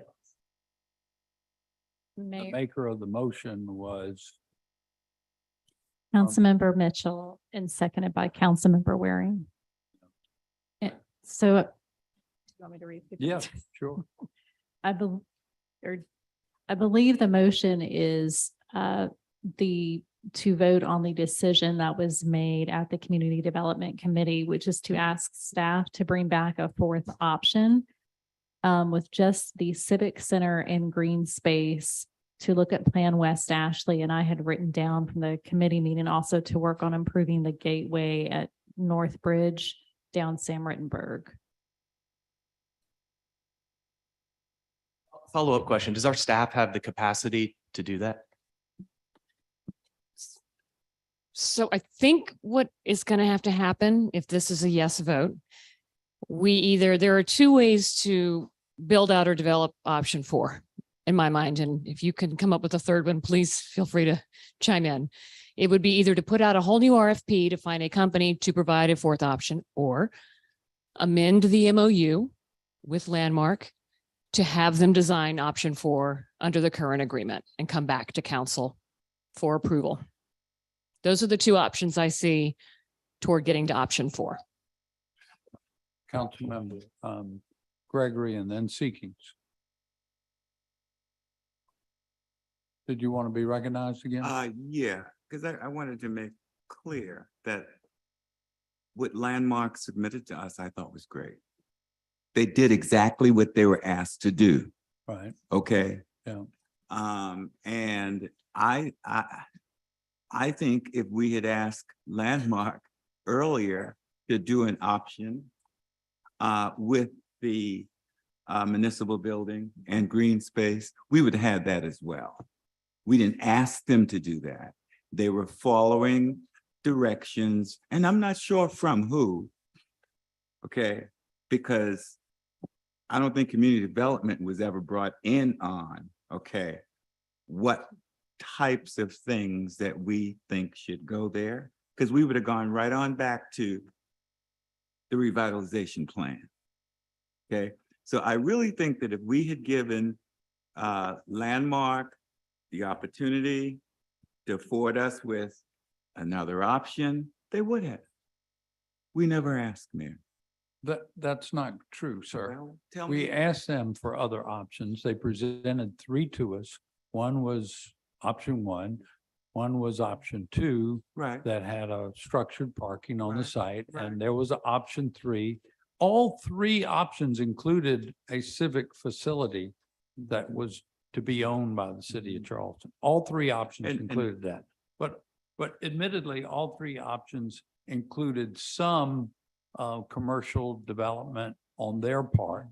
As you went 1, 2, 3, well, when you went to 3, the amount of commercial development and square footage of the civic space went appreciably down because of the limitations of parking. But in fact, they did what we asked them and provided other options. Exactly. So what's being proposed here is an option that includes no commercial development at this time, maybe later, but just the civic space. But honestly, all three options, notably option 1, included a robust civic space, Mayor, including you interrupted me. I city wasn't office proposing- space I wasn't that would finished. allow for our meeting to have occurred there tonight if it had been built, and for neighborhood meetings to occur. And everything that was just asked for could have been Mayor, a point of provided in order. any one of those options. I was just answering your question. No, no. Councilmember Seekings. No, I wasn't finished. Oh, excuse me, You Councilmember just Gregory. cut me off. Councilmember Gregory, I was answering your question. The point I was making is, while they gave us 3 options, we could have clearly just asked them to do another option of which we just described. And they would have had that to us as well. Sure. 1, 2, and 3 were just variations of each. You could ask Okay, for 5, but- 6, 7, 8, Sure, 9. you can, of Yeah, course you can. sure. But the point I'm making, Mr. Mayor, okay, is to be consistent with, okay, our revitalization plan of West Ashley. To me, what I would have asked Landmark to do is to give us a comprehensive plan consistent with the revitalization plan recommendations. That's all I'm saying. We didn't get that. We got 3 options and they're all just variations of the same, basically. Is there something that we could do, okay, that is different? And what community development came up with would be different. It would not have office spaces. It would not have commercial spaces. It would have the municipal center with some green space. That's very different from any of those other options, Right. Mr. Mayor. Absolutely. Thank you. And if you want to approve that as a council, then as Ms. Copeland just described, we can either put out a new RFP for a new design, or we can continue with a landmark. Councilmember Seeking. Thank you, Mr. Mayor. I have so many questions. I'm not going to ask them all. Not going to ask them all. I was one of the council members who sat in for the entire meeting. Congratulations, Councilmember Mitchell, for conducting such a good meeting and surviving. And I will tell you, when it was all over, it was very unclear to me, and it's hence the question I'm about to ask, exactly where we're heading next. So I have just a couple of pointed questions, council, if you don't mind. If you don't mind. 1, what is today the current status of the MOU that we have entered into for the design of the space that we've been debating now for 6 years or longer Yes. at Sumar Street? 1. It is deemed terminated upon payment of the eligible expenses. That has not been accomplished to date. So the only thing that hasn't happened to terminate is payment. Is everything else, all other prerequisites to termination been met? There has been no formal request for the payment of eligible expenses by Landmark. Okay. Second, when we vote tonight on the motion that's on the floor, Yes. what are we committing ourselves to? Are we committing ourselves to sending this over to Mr. Summerfield and his group to come up with some concepts and send them back to us to then put out another MOU, or to get Landmark back in here and ask them if they're interested in pursuing that? Is that what we're voting on? If that is your, okay, if that's not rhetorical, I just spoke with Mr. Summerfield and he's telling me that it's going to take 8 months to a year to get a fully baked plan from staff. So if your vote is to send it to staff to come up with a plan, it's going to be a while. If your vote is to send it to Landmark, we can come back to you with an amended MOU, or we can put it out for RFP. We just need direction. Please, if you don't mind, living with this for a long time. Sorry. I just when we're done voting on this motion, Mhm. all we're doing is sort of pointing in some direction saying, go think about it. We're not making any commitment of city dollars or zone or anything, right? We're making no commitment to anything other than asking someone to go rethink this, Correct. right? Correct. Okay. I got a lot more questions, but that's probably enough for tonight's vote. Thank you. Councilmember Pell, then Just Bowden. real quick, I'm not going to go back into the Sumar Street philosophical debate here, but has anybody stopped and thought about why would Landmark just build a civic center? Has anybody stopped and thought Landmark is a developer? They're trying to make money. That's why there's this retail and commercial component in 1, 2, and 3. 4 is a government building and a parking lot. If I'm Landmark, I'm saying, I don't want any part of that. And I'm going to make my demand for the $700,000 or whatever the case may be. So we're just like loosely throwing around these vague amorphous concepts. I agree with Councilman Seekings. Anything that we decide and discuss today will have to be finalized and approved by a future council and a future mayor.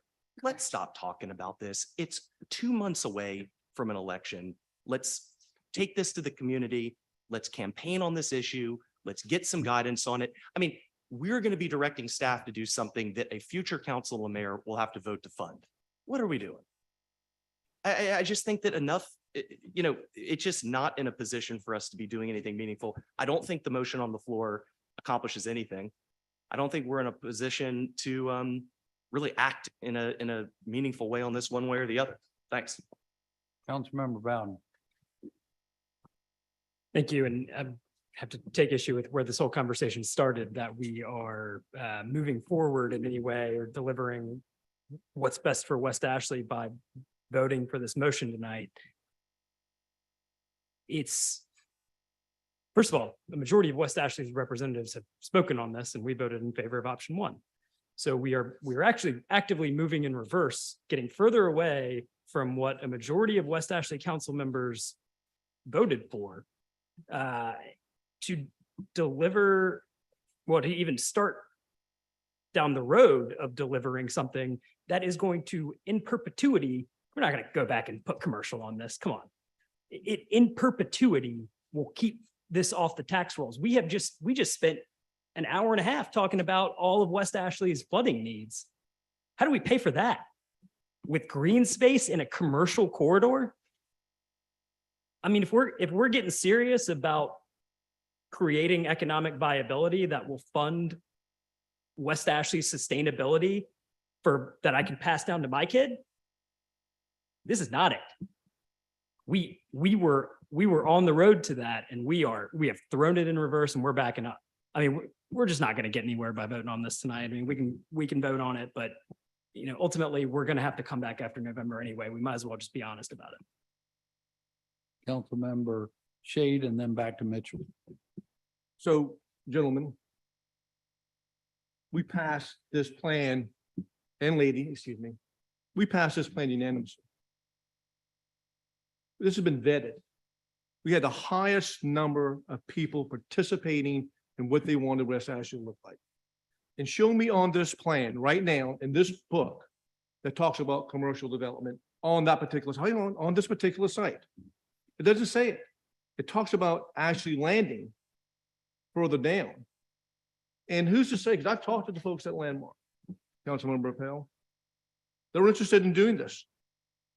Because the potential of this, if we pass this and move it forward, does not preclude, it does not bar, it does not stop commercial development still on the site. Now, you want to stop and make West Ashley paralyzed again, then vote this thing down.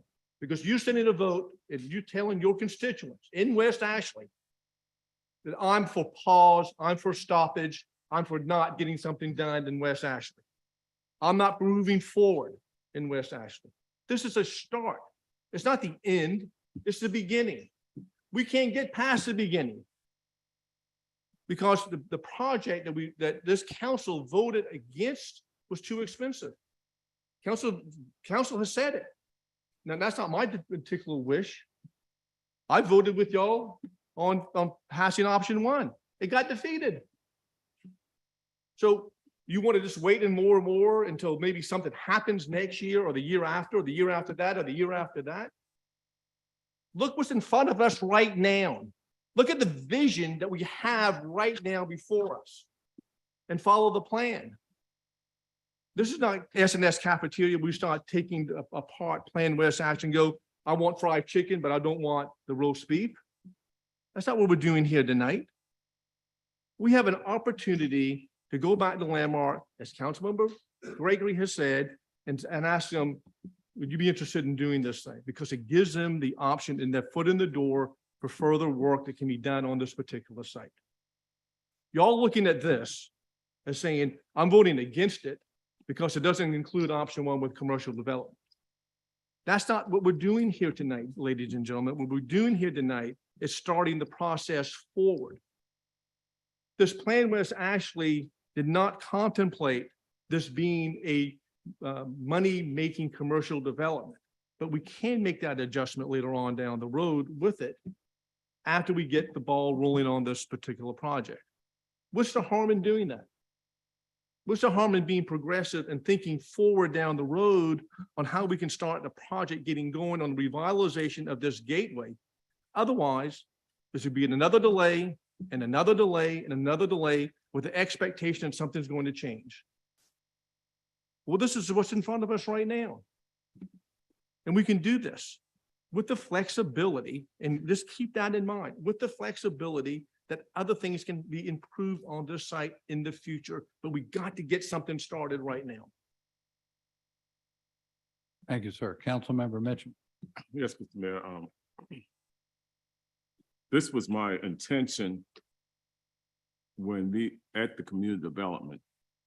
And if anyone was on there, they'll tell you that I said to the committee, we're not going to leave here till something is approved to start something for West Ashley. And that's what I said. And that's why I had a 3-hour meeting. And everyone came to that mic who was there. I let them speak at citizen participation, every last one of them. I think it was 30 people or 30 something people, every last one. So I can hear their opinion and hear what's going on. Option one was voted down by council. I don't know how people think, but it was voted down at that time. So we had to move on to something else.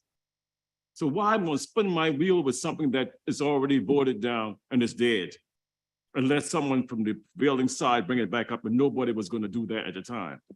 So I had to move forward with something else. And in my mind, I said, if we get started with something, that's not saying that you couldn't do the rest of it there too, but get started with something and show West Ashley that we are serious about doing something, getting something started. And even with doing the municipal building, if that's what they want, then you still can look at still putting businesses there at the same time, but not leaving that committee meeting with nothing at all and say, oh, we just came to the meeting, but we didn't get nothing done. Because people said that it was going to die. And that didn't burn me up, but I didn't say anything because you know how I get. I get very, very, well, that's all right. But this is the way I am. I'm serious about things I do. I don't play games. I'm very serious because why? I'm too old probably, but I'm very serious about it. You know, all you sitting around here, my kids are older than you all, man. Come on, people. And I taught them better than that too. Be serious about things. You know, we have to move on, and sometimes we have to move on slow. You see how the city of Charleston is moving, with the people in the community moving slow, but it gets done. Things get done. West Ashley, you all live West Ashley. I got people living in West Ashley over 100 years, still in West Ashley. On every street y'all can talk about is in West Ashley. And they call me the same thing, and I don't play the mind to them sometimes with some things because what they said, what they want, is that's not what they need to get. It's a need thing here. We had to get something started for West Ashley. I was here when that Piggly Wiggly was going, when that Piggly Wiggly was there too. And when we got it, I was sitting right here. It looked like a dump. You drive by it all the time, it looks bad for West Ashley. People looking at it, driving by, look what the city of Charleston got here. It looks bad. So if something is going there with the municipal building, and while they're doing the municipal building, they still can look around and still see how they can put shops at the same time. This is not saying we're not going to do any commercial. That's not what, the way I thought about it, of getting it approved. That's not what it was all about. Getting something started. Get something started. When you get something started, you can get to the end. But if you never get started, you'll never get to the end. You're going to talk about next year. I don't play politics. I can give a hoot with politics. Doesn't matter to me. Don't play politics with people's life. Don't play politics with my game. Because when you play politics with me, you got a problem with me. I'm going to tell you that now. Do not play politics. I'm not running for dog catcher now. And I told you all that before. I'm not running for nothing. And I was sitting here, what, almost 20 years. And people know the way I am in this community. I'm out in this community. 1 and 2 o'clock in the morning, I'm out in the community. Half of you all, I don't think you out there in that street like that. People are getting sued up on whatever happened. I'm out there. So I know what's happening in the community. West Ashley, I'm driving West Ashley, North Sherwood, Ashley Hall Plantation. I'm all over those places too, because all my family live all in those places. So I'm just not just here in the east side of the peninsula. We are here. And we have to boil on everything that happened in the city of Charleston. We represent a district, but we represent the city of Charleston, period. And I've been representing the city of Charleston a long time. I've been here a long time. And I don't play games. Could you play games with me, then let me be good nice. That's what I'm saying. Let me be godly like I'm always trying to be. But I don't play games, period. Politics, running for re-election and running for this, I could care less about that. The people know what you're doing, they elect you. These seats we are sitting in don't belong to us, belongs to the people in the community. So if they see what you're doing and see you doing right, they will elect you themselves. And that's the way I look at it. And that's the way I run when I run for election, when I go up there. You see, I've been here almost 20 years. So I must be doing something right that the people see I'm doing. Thank you very much, Mr. Mayor. Thank you, sir. So if I may add a couple of comments, a lot of discussion here this evening has revolved around Plan West Ashley. I think it's a wonderful plan. I guess I could call our planning director forward to opine philosophically on just what a planning document is and what it does. We have a comprehensive plan from the city of Charleston that sets a very broad outline of zoning and what the intent for the future of our city is. And then we drill down a little bit on things like the downtown plan and the bike ped plan and the West Ashley plan, West Ashley. And all these plans have good ideas as conceived at the time that the plans are done, but they're not like construction documents that you necessarily, build out exactly what's in the plan. And I mean, we're going to talk about the bike lane later. The bike ped plan recommends St. Philip Street rather than King Street. So, we may or may not do something different than that. A lot of great comments about our real estate approval this evening about the land swap with the Lime houses and that it came right out of the book of Plan West Ashley. Well, there were actually two options here. One we're doing, the other we're not doing.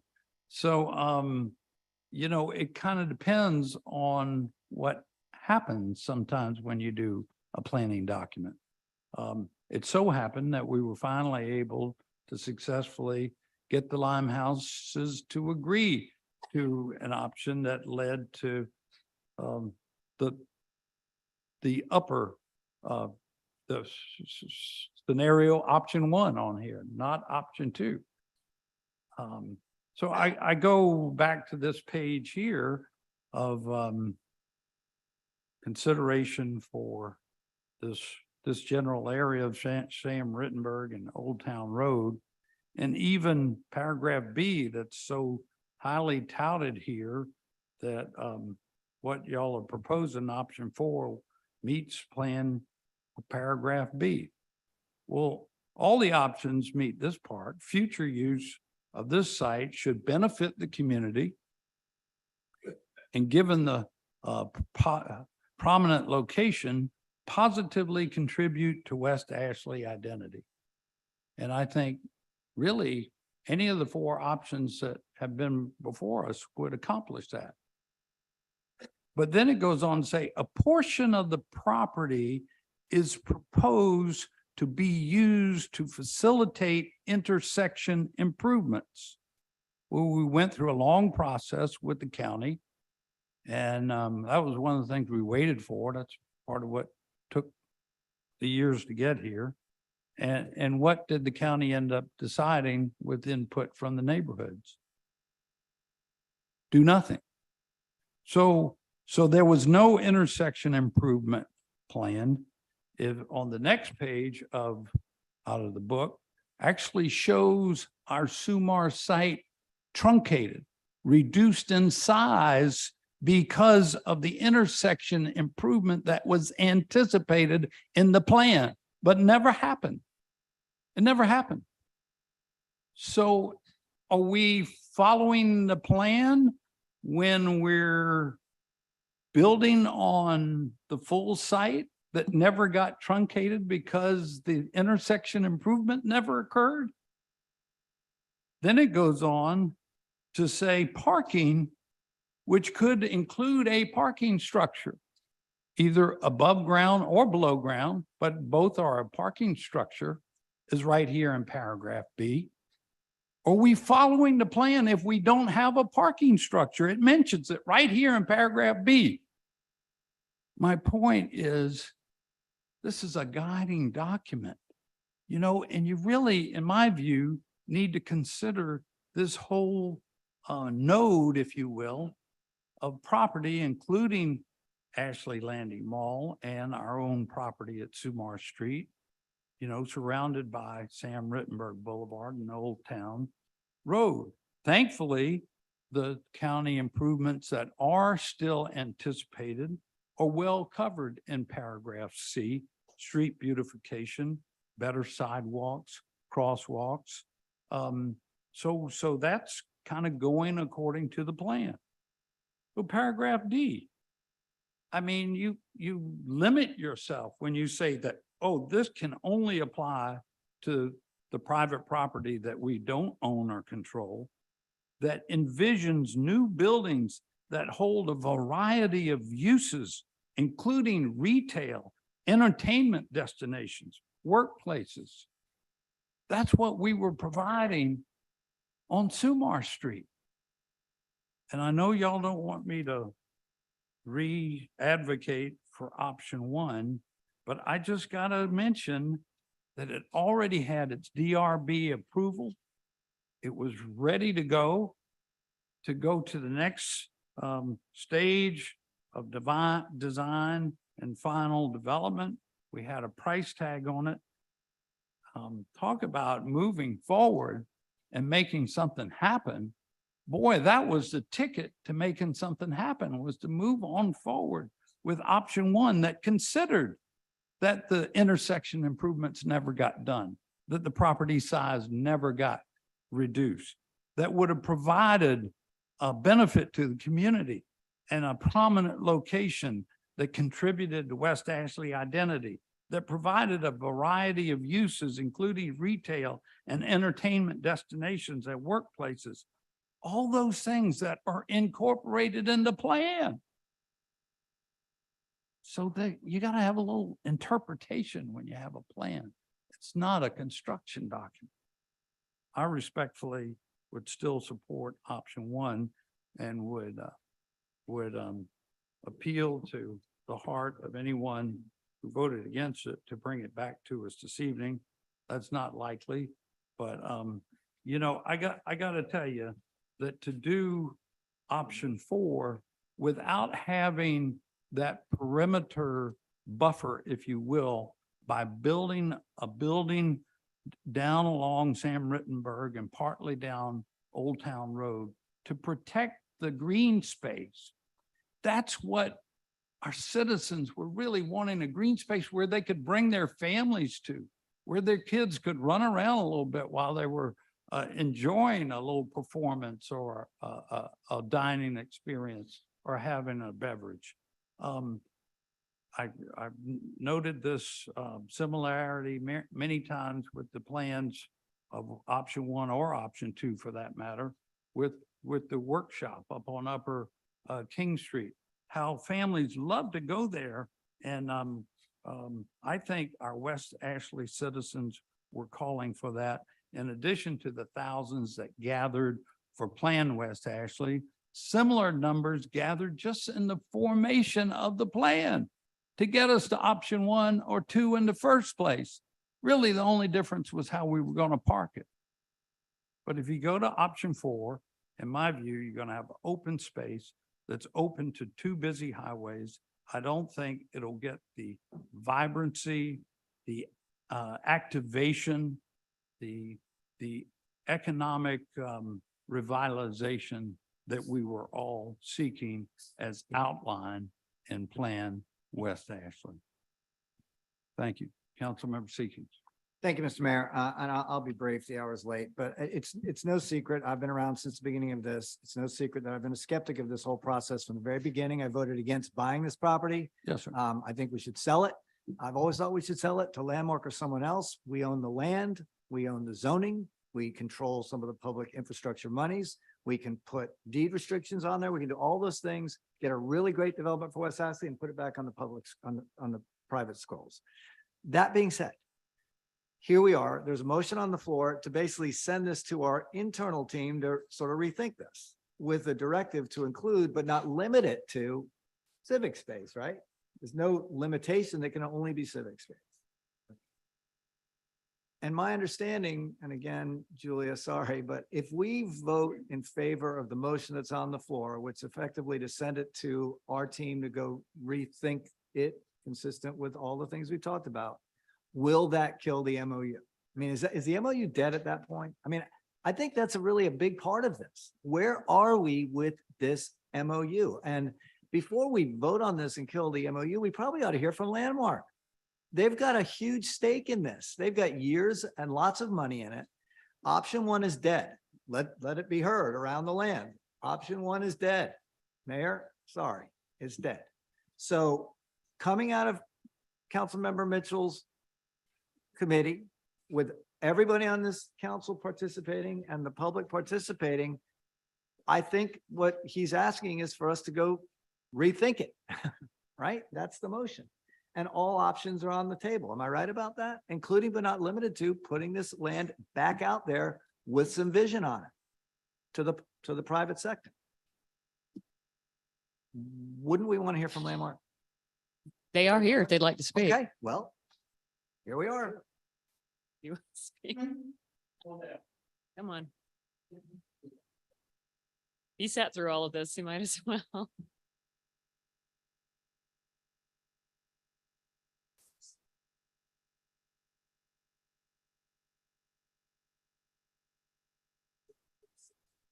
We can build a civic center. We have, look, and this is, I would like just to make a comment if I can.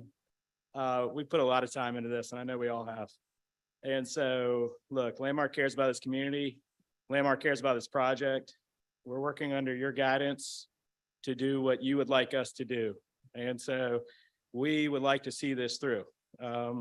So what that looks like is up to y'all. So with that, we're willing to help you find a way to get this done for the community of West Ashley, however that looks. So I guess that's my response.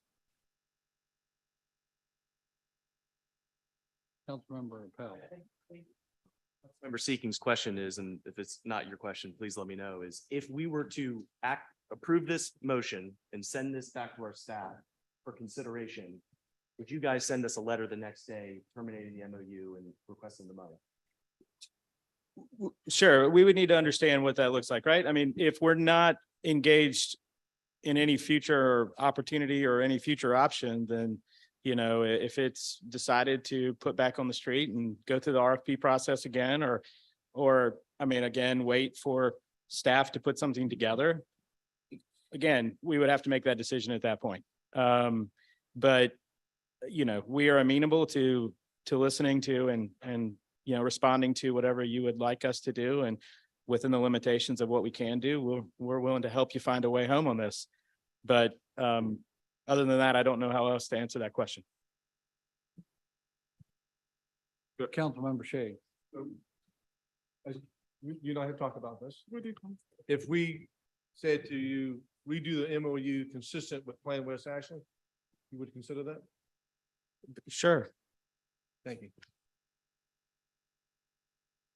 Mr. Mayor, I think we need to move on. Point of order, I think we need to just go ahead and vote and do something. Questions been called. Any further comments, questions? All in favor of the motion? Councilmember Gregg? Sorry, so I just want to get clarification on exactly what the motion on the floor is. So we don't know what we're voting on. Yes, all I would the motion on the floor is what was reported out from community development. And what they approved was to look at Plan West Ashley and develop an option for a civic center and green space and work on improving the gateway at North Bridge down Sam Rittenberg. And the motion on the floor tonight was to send it to staff.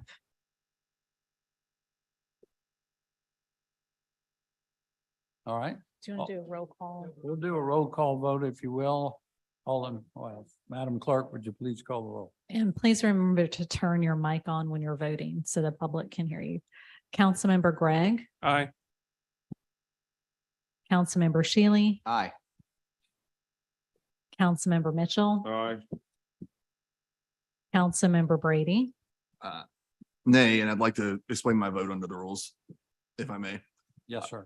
I just don't believe that West Ashley is a civic center and street beautification away from being revitalized. And so in the words of my favorite American Idol judge, that's a no for me, dog. Councilmember Gregory, Councilmember Waring, Aye. Councilmember Seekings, Aye. Councilmember Shea, Aye. Councilmember Bowden, Nay. Councilmember Appel, Nay, and I'd like to explain my vote as well. I think this is a vague, unclear motion. I think it risks the city having to pay Landmark about $700,000 in the very near future. And I'm against this plan because I can't imagine ever telling my wife and my one-year-old daughter that we're going to go have movie night at the Suicide Merge. Thank you. Councilmember Parker, Aye. Mayor Tecklenburg. I'm going to vote no, and I sincerely don't believe that this is the best path forward for West Ashley. The motion carries. The vote was, I believe we had 8 in favor. We have 1 who is absent, and then we had 4 against. All right. So next up is our Committee on Human Resources. Councilmember Gregory? Pardon? Oh. Yes, human resources. Let me make sure I'm there. Not lost, yeah, here we go. Let me get this.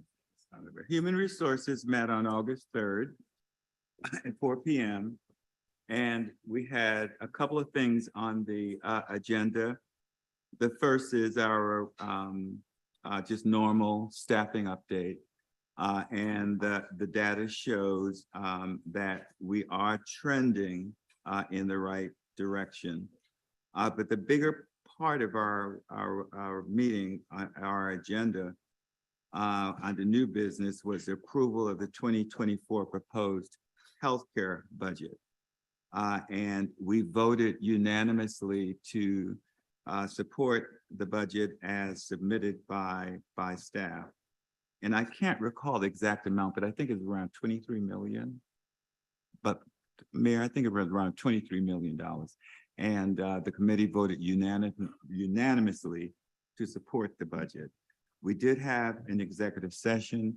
No actions or votes were taken in our executive session. So I would ask this body to support our vote unanimously to approve the proposed healthcare budget. Second. Any discussion or questions? All in favor? Oh, Councilmember Parker. Thank you, Mr. Mayor. Mr. Chairman, do you know what the increase was? Was there an increase from last year? Are we going to see that? I mean, I'm sure we're gonna see it via, I oh, it was a think- decrease. I think Okay. we saved money Okay, thank on you. our selection. Yes, Thanks. thank you. All right. Any other questions? All in favor, please say aye. Aye. Any opposed? The ayes have it.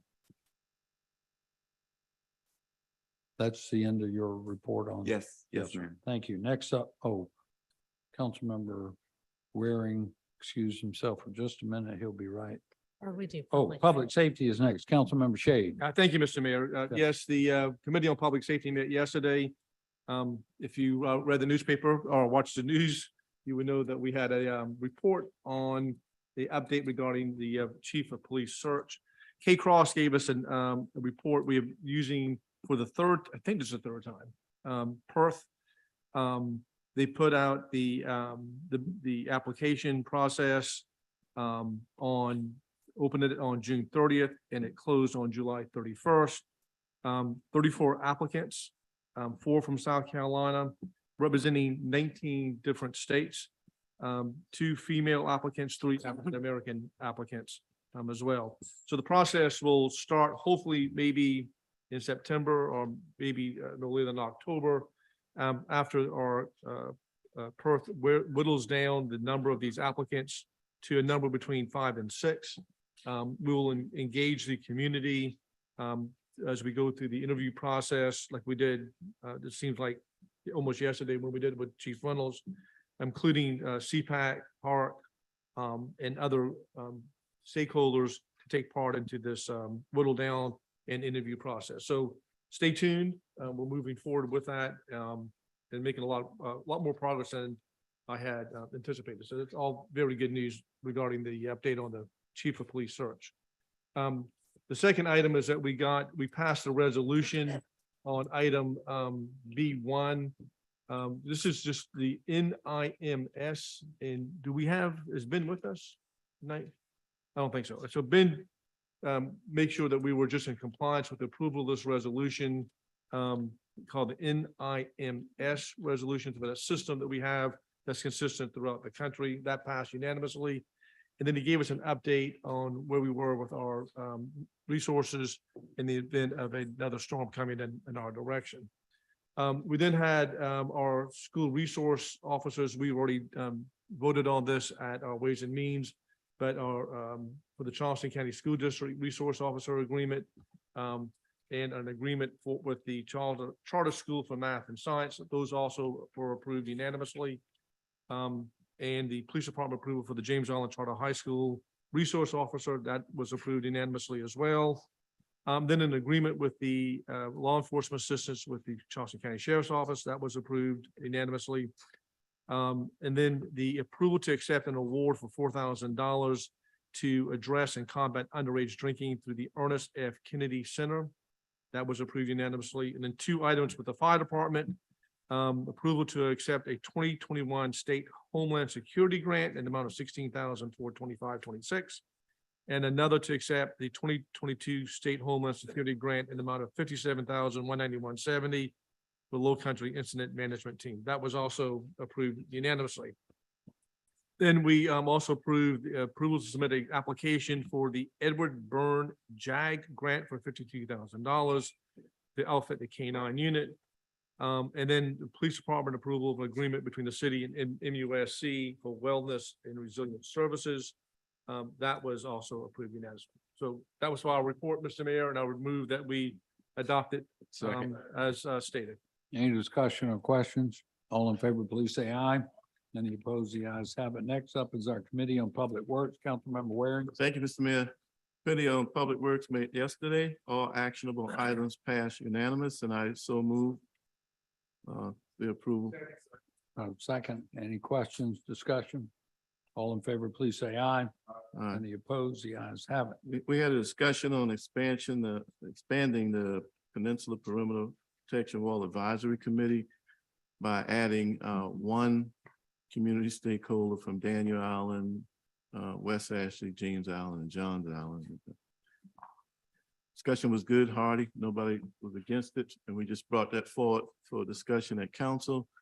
Hopefully, by our next meeting, which is about a little better than 3 weeks from now, the mayor as well as council members can suggest people, and then hopefully we'll vote to expand the committee. But there's some, I guess, wordsmithing that would need to be worked out, but I'm sure staff can help out with that. But that was the extent of my report. Thank you.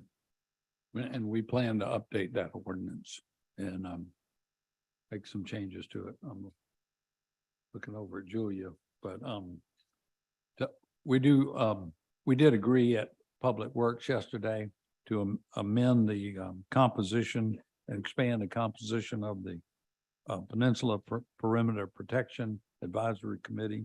So I think there's an ordinance or some matter that rules that if y'all come back with some recommendations. Yeah, gotcha. Okay, next up is our Committee on Traffic and Transportation. Councilmember Seekings. Thank you, Mr. Mayor. Thank you, fellow council members. Thank you, King Street team for hanging in there and Bike Ped team for hanging in there on a long meeting. So this is a report out from a special meeting that we had of TNT last week, I think, or the week before, and a report out from the meeting, regularly scheduled meeting we had in July. First, a piece of business. We've been talking about and debating an ordinance that has been championed by Councilmember Shade for West Ashley and commercial vehicles.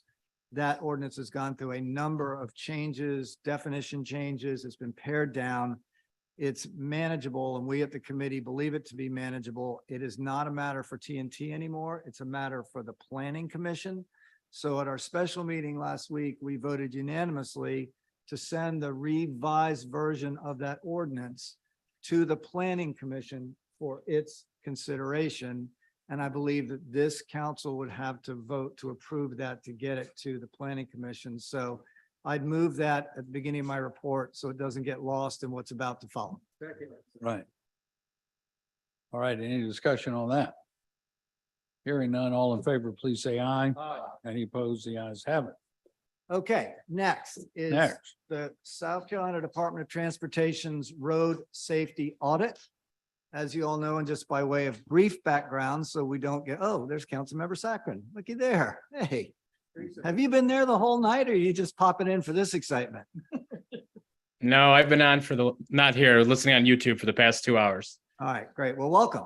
So just by way of background, what this is an undertaking by the SCDOT based on federal grant monies to look at discrete places in certain areas of South Carolina at road safety improvements that can be made. And they chose, for reasons of metrics, among other things, downtown Charleston and the corridors of King Street, Meeting Street, Calhoun Street, and St. Philip Street.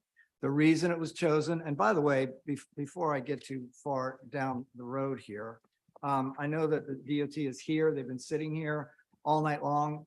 Brent Dillon, Mr. Dillon's here, Mr. Smith is here, and Ms. Meets is here. So they've been paying close attention. They've been to all our meetings. They came to all the special meetings. So they undertook this audit, this study, because those corridors were identified as dangerous. There have been some incidents in those corridors. And by the way, and please correct me if I'm wrong, you all the experts, but the majority of those incidents have involved vehicles and pedestrians. And the bulk of the improvements that have been suggested by the DOT, which by the way, was as a result of work done by their consultant, are to improvements to make pedestrian intersections and crossings safer. And we got to do them. We got to do them. There's no question about it. Among the things that came in the recommendations included in there was Calhoun to Broad Street, King Street, some recommendations for reconfiguration, which included, but was not limited to, changing the lane configuration and putting the aforesaid bike lane in. This is not a bike study. It's a road safety study. When it got into the hands of the city, and by the way, the DOT followed all their standards and all the things that they do. They did have public comment. That was during COVID. It was at a time where we weren't all necessarily as engaged as we might have been. And there was some participation, perhaps not as much as we'd like to see.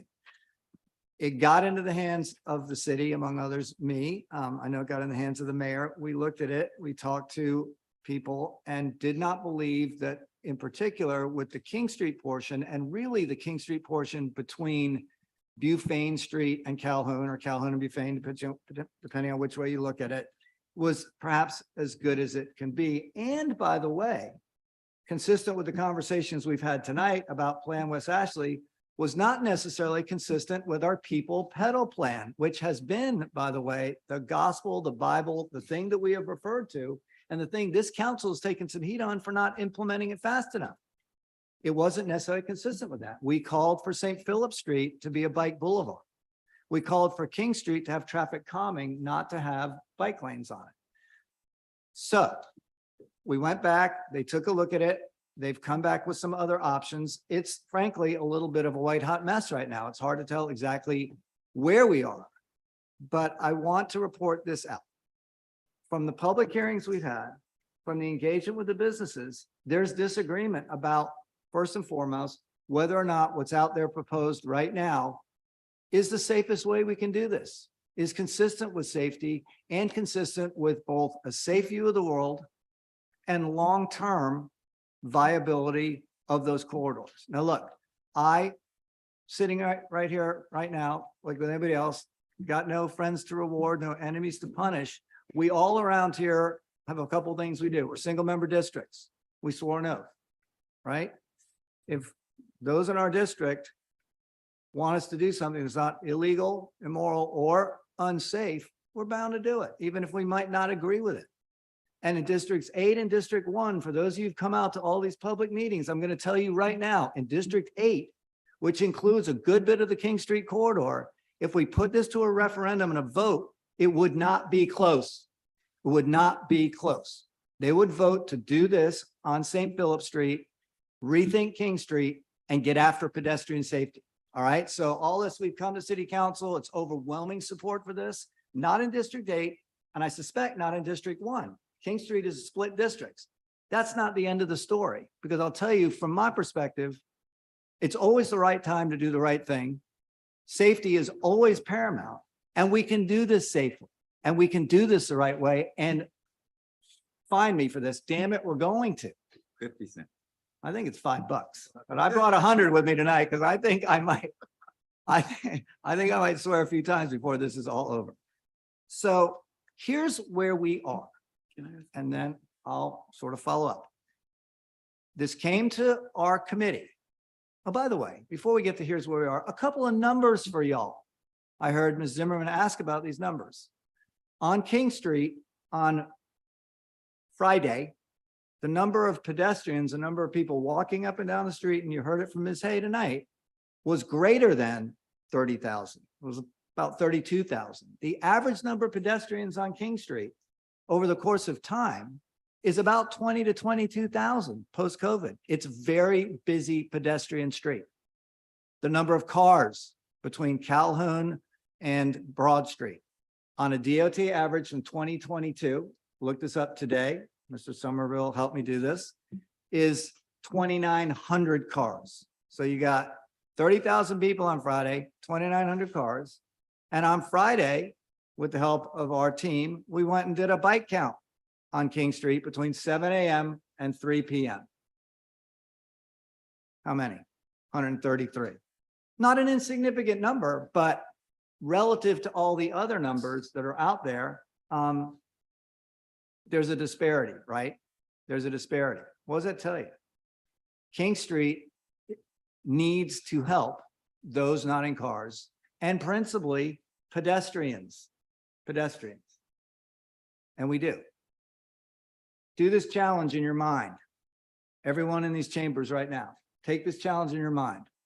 You're walking down King Street. We've all done it. You're on the east side of the road, and you're walking from Calhoun towards Broad, towards Briefane. Traffic, pedestrian traffic is much like traffic everywhere else. It flows sort of in the configuration that we've been accustomed to use since we were little kids. So if you're going south, you're on the outboard side, you're on the road side, right? I did this today in the heat. If you just go from Calhoun Street to George Street as you go down the sidewalk, forget the portion of the 30,000 people, what do you run into? First, you run into a street lamp. Then you run into a fire hydrant. Then you run into a palmetto tree. And then you run into the same and more all the way down. And then you run into, what do we call those things, Jason? A big belly. What are the dimensions of a big belly? Like 3.5 feet by 3.5 feet. That sidewalk isn't 10. The big belly's taking up half of it. So if you're walking down King Street on the roadside and you come across a big belly, a tree, a parking meter, well, they're not on that side, they're on the other side, a fire hydrant, or any one of the thousands of pedestrians that are coming straight at you, what do? Step into the street. Thank you. You step into the street. That is dangerous. That is something that we need to fix. That is something we need to really look at and come up with a plan to make it better. And under this version 1 of the DOT's plan, you're going to step off that curb, you're going to walk into the street, and you're going to step right in front of a bicyclist. That's not safe. Is it safer than what's out there? I don't know, but it's not safe. It's not excellent. It's not visionary. It's not who we are. It's got to be excellent. You heard it tonight from everybody. King Street, regardless of where you live, King Street is an incredibly important place for a number of reasons. The vision of it, the actuality of it, and it's a place people are going to continue to congregate in perpetuity. That's a good thing. And the people who live in that corridor, people who work in that corridor, recognize it needs some help. They'll be the first ones to tell you. You know how I know they know it needs some help? They voted to tax themselves an additional 4% every year and put it back into King Street. That's how much they care about it. Go find anyone else in the city, go add another 4% on their tax bill voluntarily on very expensive property. So I know. I'm not done. You're the And I'm- chairman. Given your committee report, do you want to at least try to get a motion on the floor? No, not yet. And I would like some more time. All right, that's fine, but I'd like to finish and then you can ask all the questions you want. Councilmember Seekings, continue. Thank you. Thank you. So they're not doing this because of nothing. They want excellence on that street too. I do. Everybody here does. And if we're going to have excellence, let's have an excellent plan for mobility as well. And as we sit here today, I don't believe we're there. So here's where we are. Here's where we are. We've had 2 meetings, one meeting where we as a committee took a vote. The vote was 5-0. It was unanimous to send to this council the second version of the DOT's drawings, which is the single lane, which I think we can all agree, we're all adults in this room, agree that that lane is too wide. But we voted that with the buffer and to do everything in our power to make sure that the St. Philip Street plan was implemented. And by the way, the St. Philip Street plan from the DOT side only goes as far as George Street. The rest is left to the city. We know what it's going to cost to do it. Between the study and the implementation, it's about $300,000. So we'll be committing to that. That was the vote. Now, here we are. We haven't revoted it. I know there's some people rethinking it. But what I would ask everyone in this room to do, and particularly those of you who are about to vote, let's make this great. The DOT's here. We don't want to put this off, but we got to get it right. And there's certain questions about this to me. If you put the bike lane all the way down King Street, what happens when you get to the bricks? You gonna paint them?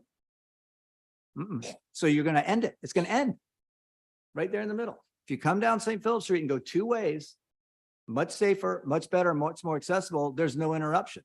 We can then get back around and perhaps use the lower part of King Street.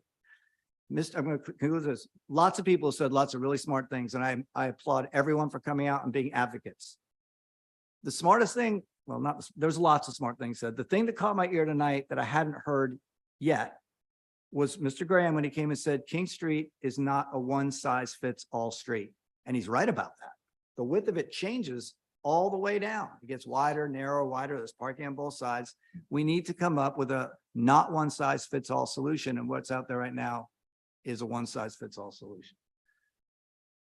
So the recommendation out is 5-0 to adopt the second version, which is not the bike lane. Everything else, by the way, all the other road safety things, which are all really good, need to be implemented. We need the King Street team today, by the way, it's 453 properties. We're in 53. This whole notion that it's one person on King Street holding this up. Nope. And if you go and look at the survey that we did and you ask the people in that corridor what they'd prefer, the bike lane was not the preferred option. So I believe if we can get a little more time with the King Street gang, with the bike advocates, with the road safety people, we can come up with the sane, good, visionary, right, and safest solution. And that's what I'm asking that this council do tonight. Councilmember Gregory. Yeah, are we suggesting that South Carolina DOT's first option with the bike lane, are we suggesting that they recommended something to us that was not safe? That's what we're suggesting, not the safest it could possibly be. Okay, so what we're saying is that the State Department of Transportation recommended something to us that was not the safest way to go. I think that's what you're saying, okay? Yes, that's what I'm saying. All right. You might be saying that. I think they might disagree. From our view. They believe what they're proposing is safer than existing conditions.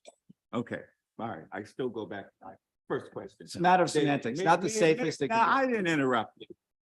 Oh, we're having a little debate here, sorry. No, we're not. I'm just trying to get Councilmember the point. Gregory, Okay, all right. you have the floor. Thank you. Okay, and if I'm hearing you correctly, what we got from the State Department of Transportation was not the safest approach to use for King Street. I think that's what I'm hearing, and I'm a little disappointed if that is the fact. The second thing is, to me, it appears as though we're more concerned about cars than people, that this is very car-centric. Okay, the approach that is before us now is very car-centric. It's all about cars, okay? It has nothing to do with anything but cars to me. Was there a suggestion to just shut it down? Close it, okay? Make it pedestrian friendly, okay? Make it so that our cyclists can get through. Get rid of the cars. Keep the parking, okay, for any delivery or whatever, okay? Shut it down, okay? Make it pedestrian friendly. Get rid of the car. Why? Because everything we're talking about is cars. It really is. And I don't mean that to be, but that's what I'm hearing.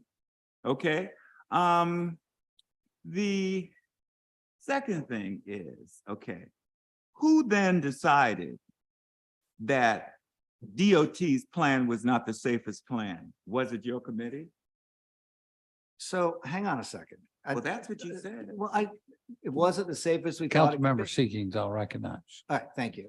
We believe there could be a better and safer way to do it. It was more consistent with safety for everyone across the board, including but not limited to the 30,000 pedestrians on there. That's what I'm saying. Okay? We're not saying we don't appreciate what the SCDOT did and what they've done in looking at Charleston to make it a safer place. We live here. We work along those corridors. We see it every day. If there's some adjustments that can be made to make it better and consistent with long-term safety, that is where we are right now. We're in the same place, but I would argue that the Department of Transportation, South Carolina Department of Transportation, brings much more expertise to the table, hopefully, than we do. And therefore, whatever they recommended to me, I would assume was the safest plan to make sure that we had cyclists, okay, pedestrians, and cars. I mean, when we were in Amsterdam, Mayor, okay, Councilmember Seekings was there as well. I'm saying, Right. okay, I've never seen anything like it, and it worked so perfectly. You had cars, you had trains, you had buses, you had carriages, you had everybody just rolling perfectly in perfect sync.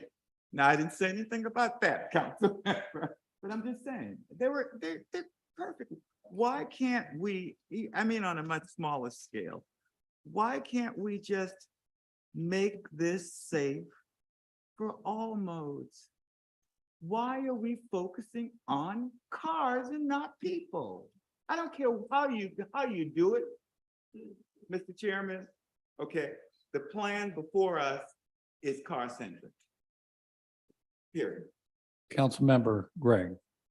And then if I may, make a few comments. Thank you, Mr. Mayor. So I've been thinking about this, and I think about all the cities that I've gone for work and travel, and I think about historic promenades where you can walk down streets and shop. San Diego, Los Angeles, London, Paris, San Francisco, Fort Lauderdale, Miami, Kansas City, Chicago. None of those have bike lanes in these historic promenades. They have sharrows. The bikes share the roads with the cars. They have wide sidewalks so that people can shop and they don't have to duck into the streets to get out of the way of one another. That is what we are missing here. We need a wide sidewalk. We need a way to move vehicles up and down. And in all of these cities, they move the bike traffic. They have very specific routes for bikes. And that's what our People Pedal plan does. We need very specific places for the bikes to go. We need very specific places for pedestrians, which includes wide sidewalks. And yes, we have to get cars up and down King Street. There are people that don't live on the peninsula that like to shop on King Street, my wife included, my daughter included.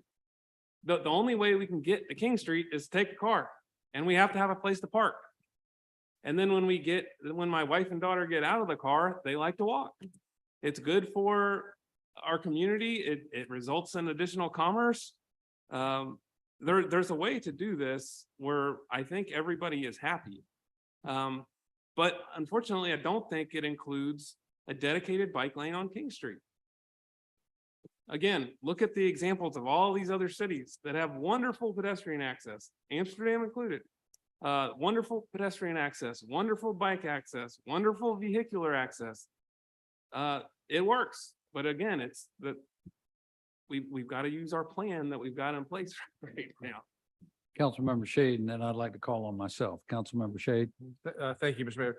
Can I ask a question for our legal team?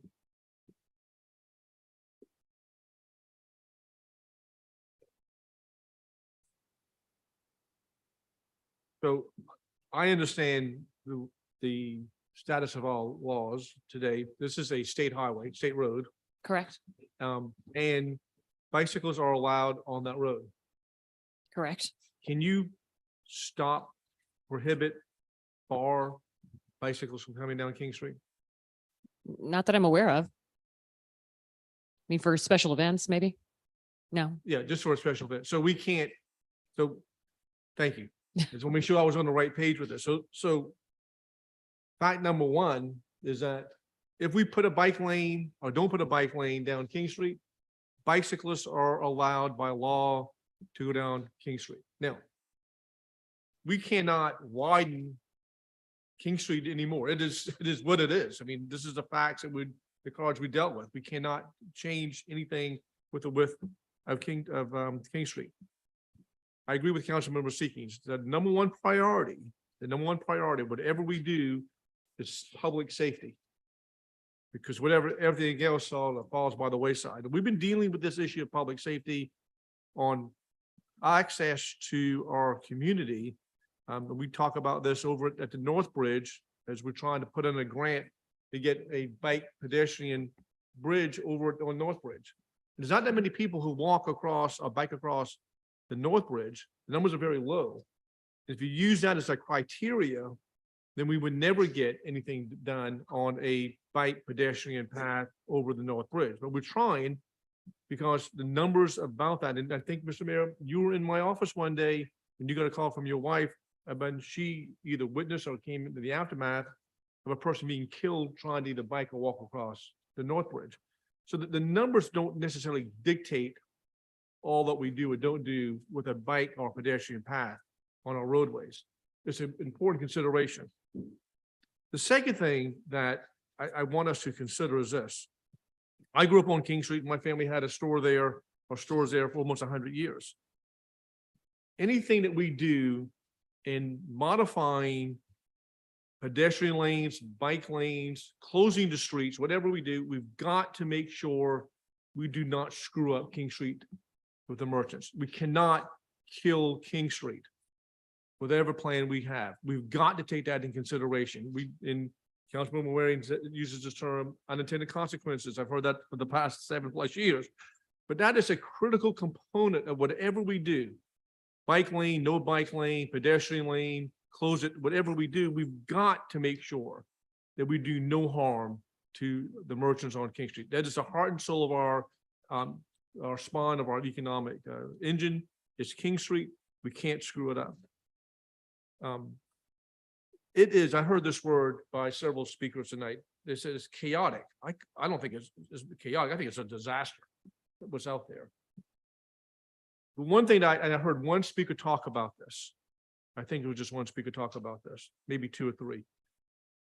What's not considered in this, either one of these proposals, what we heard when I attended the meeting earlier, is what we do with delivery trucks. I think the number one problem on what makes King Street so chaotic and a disaster is the delivery trucks. And I heard some of the speakers talk about, we have a problem with that because some of our stores don't have a backdoor access. They can come to the back door, make a delivery or pickup.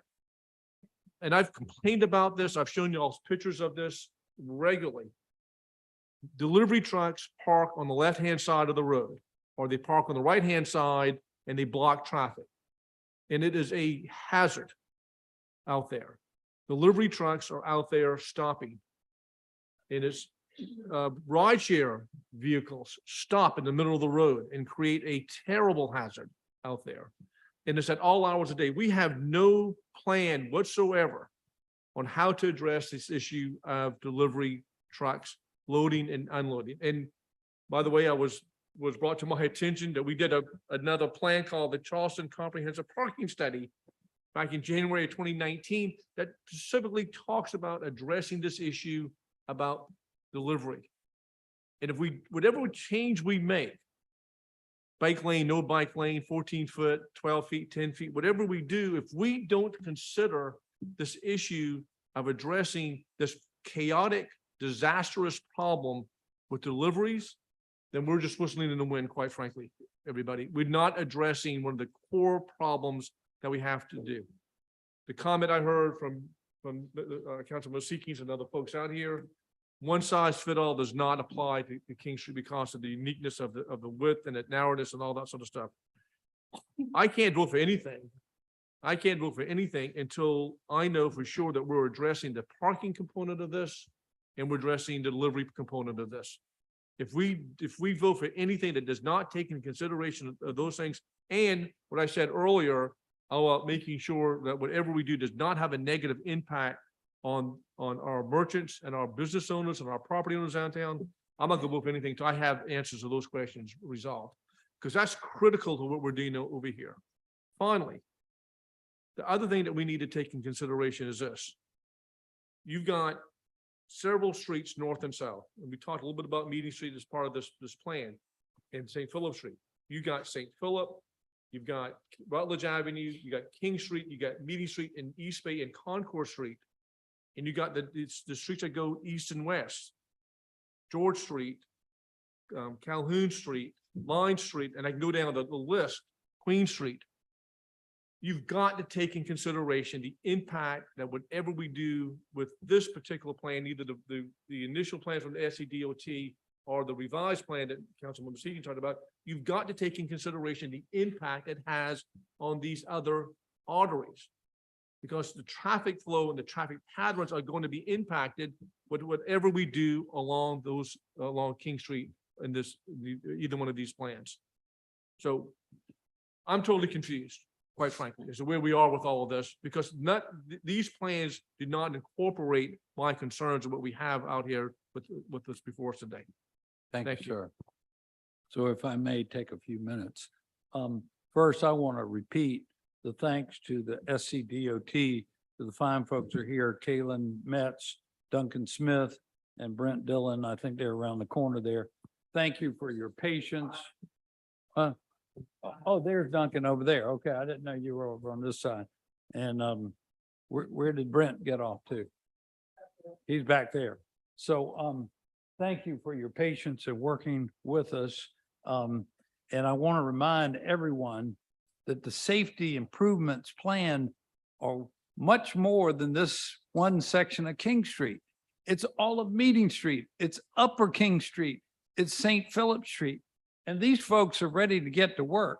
And all they're looking for now from us is this one little piece of paper from the city of Charleston that tells them that we authorize the construction and improvements of the aforesaid highway in accordance with plans to be prepared by or for SCDOT.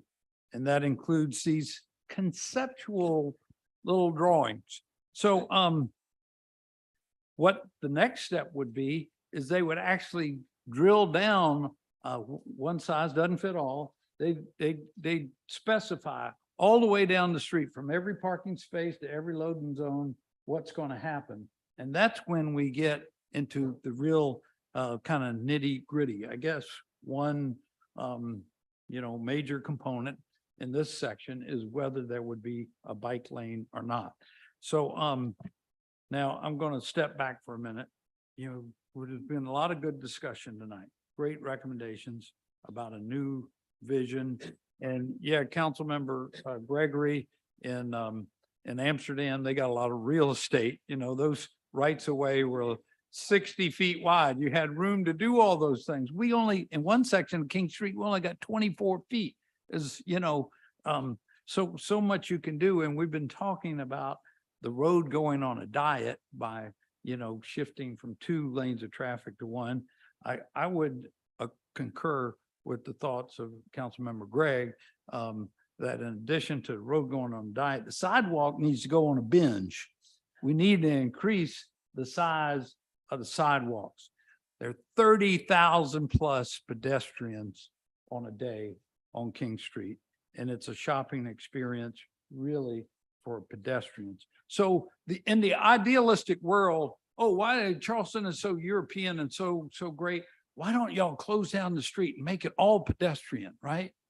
That would seem great, but you got to get the deliveries to the stores.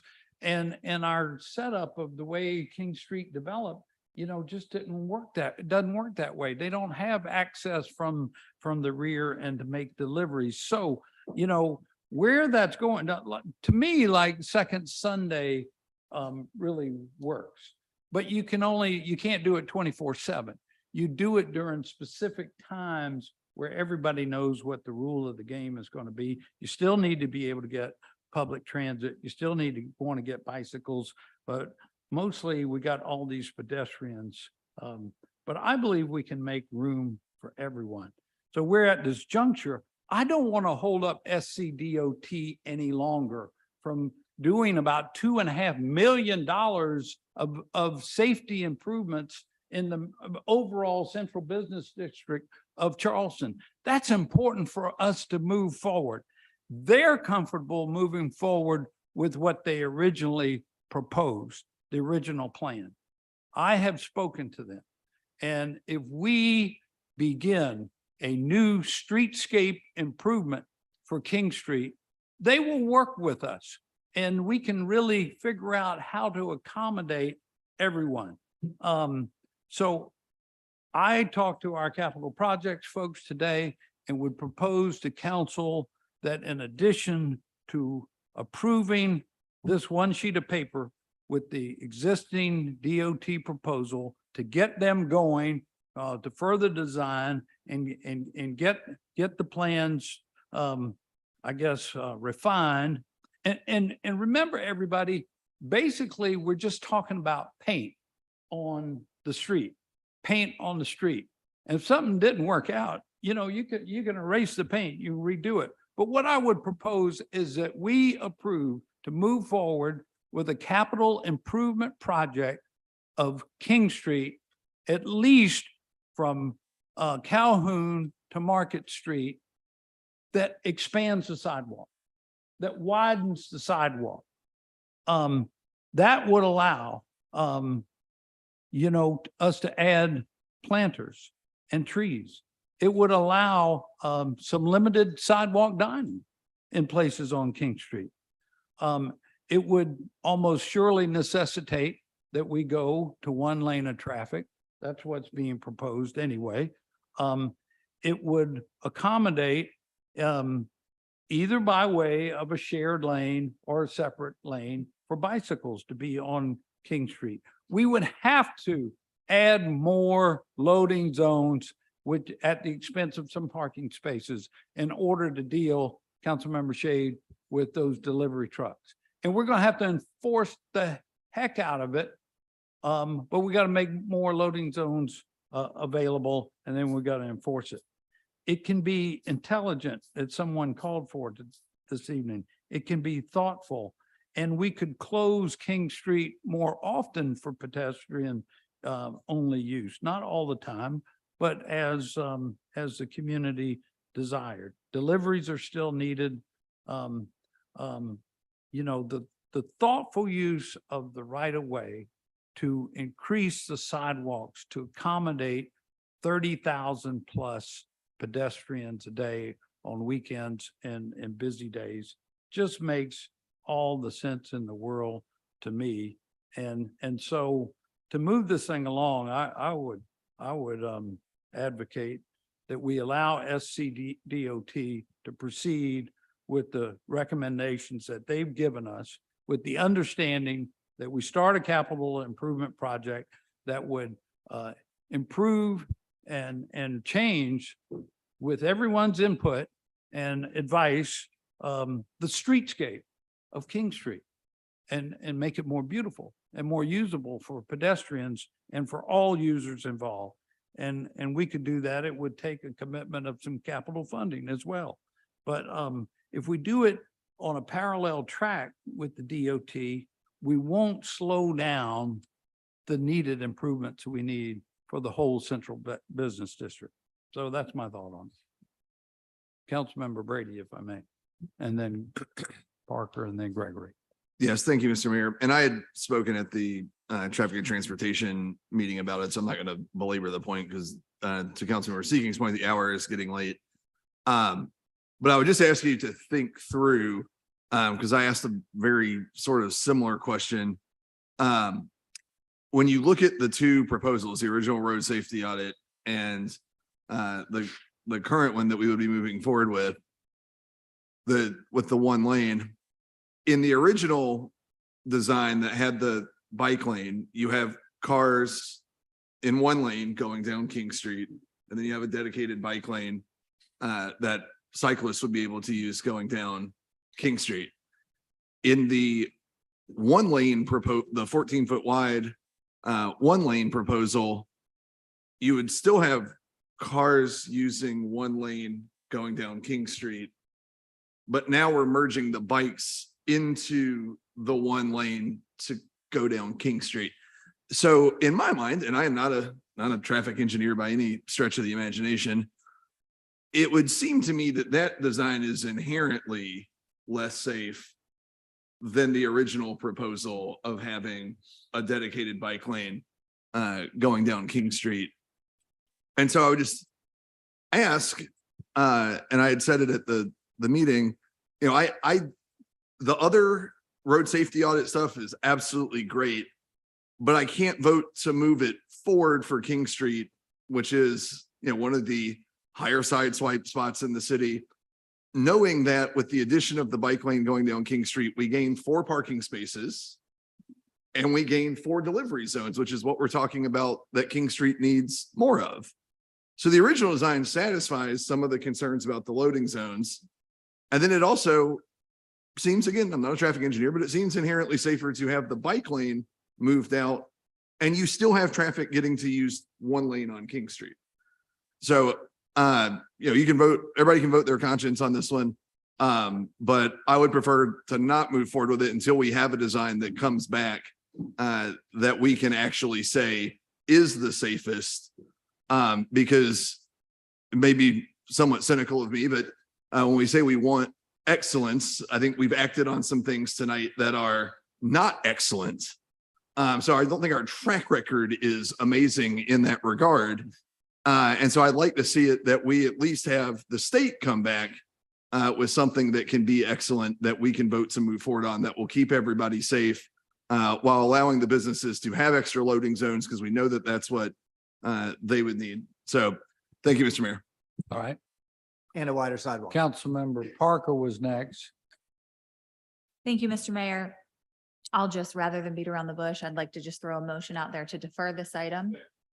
I think we have a lot more to discuss and we certainly need to hear, we created the bid for a reason. We need to hear from the stakeholders as well. We've heard from the cyclists, we've heard from the community. We need to hear from the stakeholders as well. King Street is too critical of an access point for our city, whether local or obviously tourists, but we need to hear from those stakeholders. And obviously we know that, we need more sidewalk. We need a lot of things on King Street, but so that's my motion. All right. Councilmember Waring has not been heard from. Thank you, Mr. Mayor. I actually, what you said sounds great. What Councilman Brady said sounds great. But I'd like to see it, and that's why this deferral piece, because that's the first time I heard about widening the sidewalk with planners and all of that. That sounds great. But in coming back with this deferral, my understanding is that St. Philip Street isn't fully funded from Calhoun to from George South. And I think that if the highway department, who's great ally, is not coming up with that, I think the city can come up. While we're doing this deferral for King Street, why not complete St. Philip Street also? And a little bit of funding to do that. Ms. Wharton here, we'll find a way to wrestle that out of Ms. Wharton some kind of way. So in that deferral, I just hope we would include whatever it would take to complete the numbers that it would take to complete St. Philip Street, right, as well as what you're talking about and what Councilman Brady is talking about. Right. So if I may respectfully say, to do the kind of planning for widening sidewalks would take some time. And I would respectfully ask us not to defer this matter tonight, but to move SCDT along. They're going to be 1.5 years before they even put the brush paint on the street, isn't that right? Thereabouts.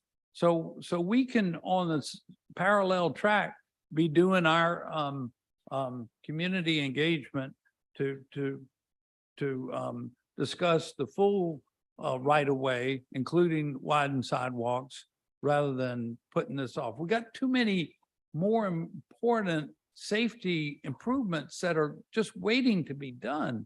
The crosswalks at Calhoun and King, and what they envision doing to make those scramble crosswalks, adding some left turn signals, the improvement of crosswalks up and down Meeting Street. Y'all, those things we can move ahead on. That's my opinion, at least. Councilmember Parker. Thank you, Mr. Mayor. And I will just clarify, since, I'm not a fan of deferrals either, but since I made the motion, I think here, I certainly don't want to see it go very long, but I think that there is a lot that needs to be clarified in our traffic and transportation meeting. For one, I'm hearing from SCDOT that we can, if we move forward with this agreement, we can ultimately, narrow that roadway.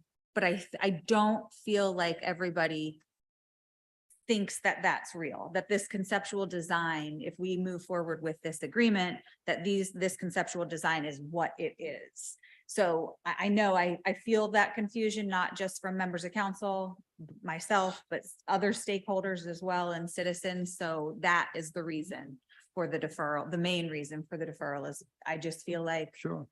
that's not as clear. Someone said it earlier, it's clear as mud because some folks don't feel that that's the truth and others do. So that's the reason for the deferral. All right. Would anyone else like to be heard? Well, Councilmember Just Siki. very quickly, I mean, I think all these are really wise points. I agree with you, Mr. Mayor. We need to get this safety improvements done. The whole notion of the few blocks that we're talking about on King Street with the bike lane, that can be taken care of pretty quickly just with schematics to see what it might look like with wider sidewalk. I mean, we can do those dimensions and we got to do this quickly. And Councilmember Waring, just so you know, I mean, we have committed very publicly, so everyone's listening, that once the DOT funding stops at George Street, that the city is going to continue that project south. And we have a pricing for it. We've already talked to our consultants. It's $300,000. We're gonna go get with Ms. Wharton and see if we can do that. We can pay for it. If not all, very good bit of it with accommodations and hospitality money. So all those things, I think we need to come back very quickly, take a look at what that schematic look, and then vote this thing up or down. Just quickly. And get it back from, and get the King Street, get them to input. And then you've got 13 people on this table, right or wrong, we'll make that vote. Look, I mean, God knows, I never thought in 14 years in sitting at this desk, I'd be sitting here trying to slow down a bike lane. I mean, my God, I spent hundreds of hours arguing with Councilmember Gregory about a bike lane in Hampton Park, if not thousands. Yeah. And I still don't think we went far enough. This is not about being anti, it's being the safest. Can we do better? Let's find that out. And then let's put it around this table to vote. There's been lots of good points around here. Let's do that. I'm all in favor of this motion to defer and getting to work and bring it right back. We'll bring it right back after we talk more with that crowd. And we've looked at dimensioning out your suggestion of widening the sidewalks we should do, and then go. I gotta just respectfully say, I don't think you can get it right by doing it quickly. And I think we need to take a little time to really engage with the public and talk about a capital project that would change the sidewalks of Lower King Street. And I just don't see any reason why we don't give them the pass to go ahead with their next step, get this thing designed while we're taking our time to get it right. But that's my opinion. Councilmember Gray. Thank you, Mr. Mayor. I couldn't agree with you more. Again, we are giving the DOT permission to move forward with the design in which we can collaborate with them. So, I mean, there's no reason to delay this anymore. We've got, a schematic. That's all what we have right now. We're not going to get anything more than that next time. We give our city staff and all of us here around this table permission to move forward with the DOT to start putting a real design on paper. I mean, if we need to, can we amend the motion to say that the mayor agrees to widen the sidewalks or something? I just let's stop deferring stuff. Let's move on. Waiting another month isn't going to do anything. That's all. Thank you. Councilmember Gregory. The motion on the floor is defer.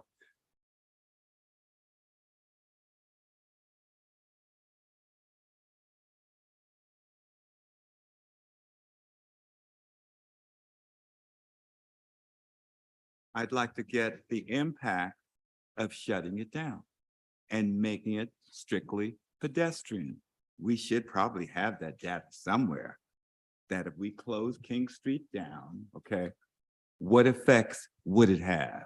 When I say King Street, I'm talking about the portion in question, not the entire King Street. It would just be interesting to know, okay, what effects it would have to shut it down and make it fully pedestrian and all this beautiful European stuff that we were talking about, okay?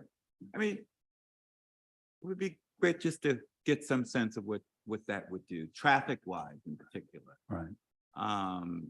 And as for parking, Mayor, I just hope that we remember that we did put some parking provisions there where we really relaxed our parking requirement on businesses on King Street, especially in that corridor. And my question then is, who will be using the parking spaces? Since the businesses are no longer required to have X number of parking spaces for Y and Z. Who will be, when you bring your wife in to shop downtown, okay, where are you going to park? If all the parking spaces are being used by the businesses for their employees. This should be used by the customers. Okay, but I thought that we did pass something recently to relax the parking for businesses along King Street. They don't have to have X number of Spaces, that's spaces. correct. Right. So where are they gonna? But since we have metered parking still on King Street, it's a disincentive for an employee to park there all day and have to be feeding the meter. Those spaces naturally become available to our customers. That's the intent. Yeah. So that when Mrs. Gregg comes down with her daughter and they're ready to spend a lot of money on King Street, that's might be a parking space for them. But All right. Mayor, just that question, if I can just, we may not even have to be a part of this. If I can just find out what the impact would be if we closed King Street, that section of King Street down. Traffic impact. I know the business owners would tell us that it would I want significantly impact their I want bu- that business. information from our Department of Transportation. Okay. What would be the impact? Okay. Okay. All right. We can do a traffic study, That's all I'm asking. but you're still gonna have to consider the real impact to the operations of the businesses, I think. All So right. you need cars to make So sure. the motion on the floor is defer this whole matter. Any other questions or thoughts Just on one that last thing. motion? When we come back, if this deferral pass, when we do come back, I hope we have the money identified to complete George Street. Money identified to do what? Complete the lane on George Street as well. On St. Philip. On St. Philip. On St. Philip. St. Philip, yeah, I'm Yeah. sorry, from Calhoun to George and beyond. Awesome. All right, all in favor of a deferral, please say aye. Aye. All opposed? No. All right, so for the record, the nays are Councilmember Gregg, Mayor Tecklenburg, Councilmember Bowden, and Councilmember Mitchell. Matters deferred. Thank you for your patience. Yeah. Thank you, Kaylin. Thank you, Brent. All right. Next up. Let's go through these quickly, guys. Committee on Ways and Means. Move for Second. approval, second. Go through them. Wow. Let's go. Come on, man. Let's vote. No, no, no, come on. Hearing none, all. Aye. Next up, we have Bill. Second reading, I am told that number one has been deferred. And number 22, we have requested withdraw. Can I take a separate, entertain a separate motion to withdraw? To defer number one and to withdraw number 22. So moved. All right, any discussion on those two? All in favor, please say aye. Any opposed? That leaves numbers 2 through 21 and number 23. Second. All right. Any discussion on any of those? All right, all in favor, please say aye. Any opposed? The ayes have it. Now for third reading. So move. And Second. ratification of numbers 2 through 21 and number 23. Any discussion? All in favor, please say aye. Any opposed? The ayes have it. Now, we do have one bill up for first reading, Move approval. thankfully, Second. while I sign a bunch of stuff. Actually, is this on? So I'm going to call on Ms. Copeland to Thank you. explain to us what we got here in this ordinance regarding the Commission on Women.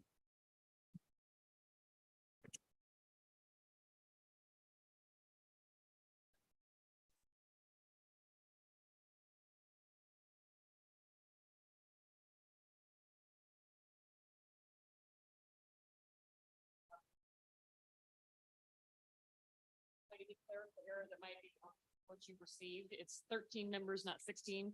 And it's certainly not 136 members that we are amending this to reflect. Also, there's a new provision there that allows them to contact outside groups, outside interests, to create subcommittees to provide input so that they can provide better recommendations to council.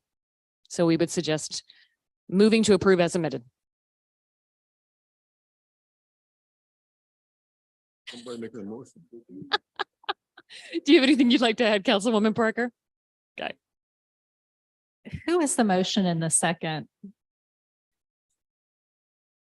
Okay. Y'all want to have some discussion about this matter?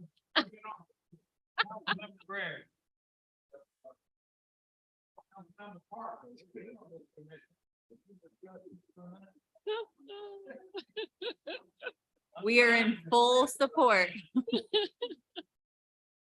In case anyone's wondering, 2 members have agreed to step down so that we actually have 13 members now. So all is well. We will have a sufficient number and we'll be able to have a quorum and meet. And council members Brady and Mitchell, the motion was as amended. Is that correct? Okay, thanks. All right. Yeah.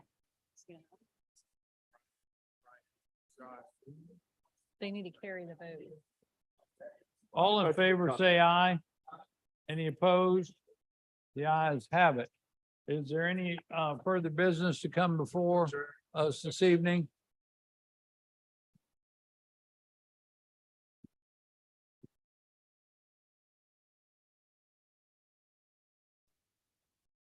So we need to. And we're not, I don't think we're adjourned yet, everybody. We need to.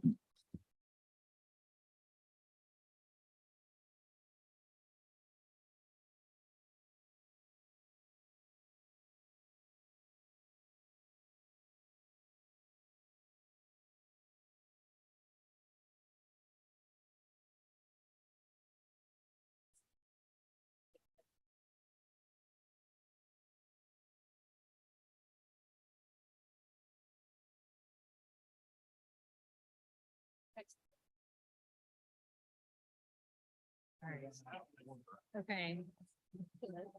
All right. All right. Here we go.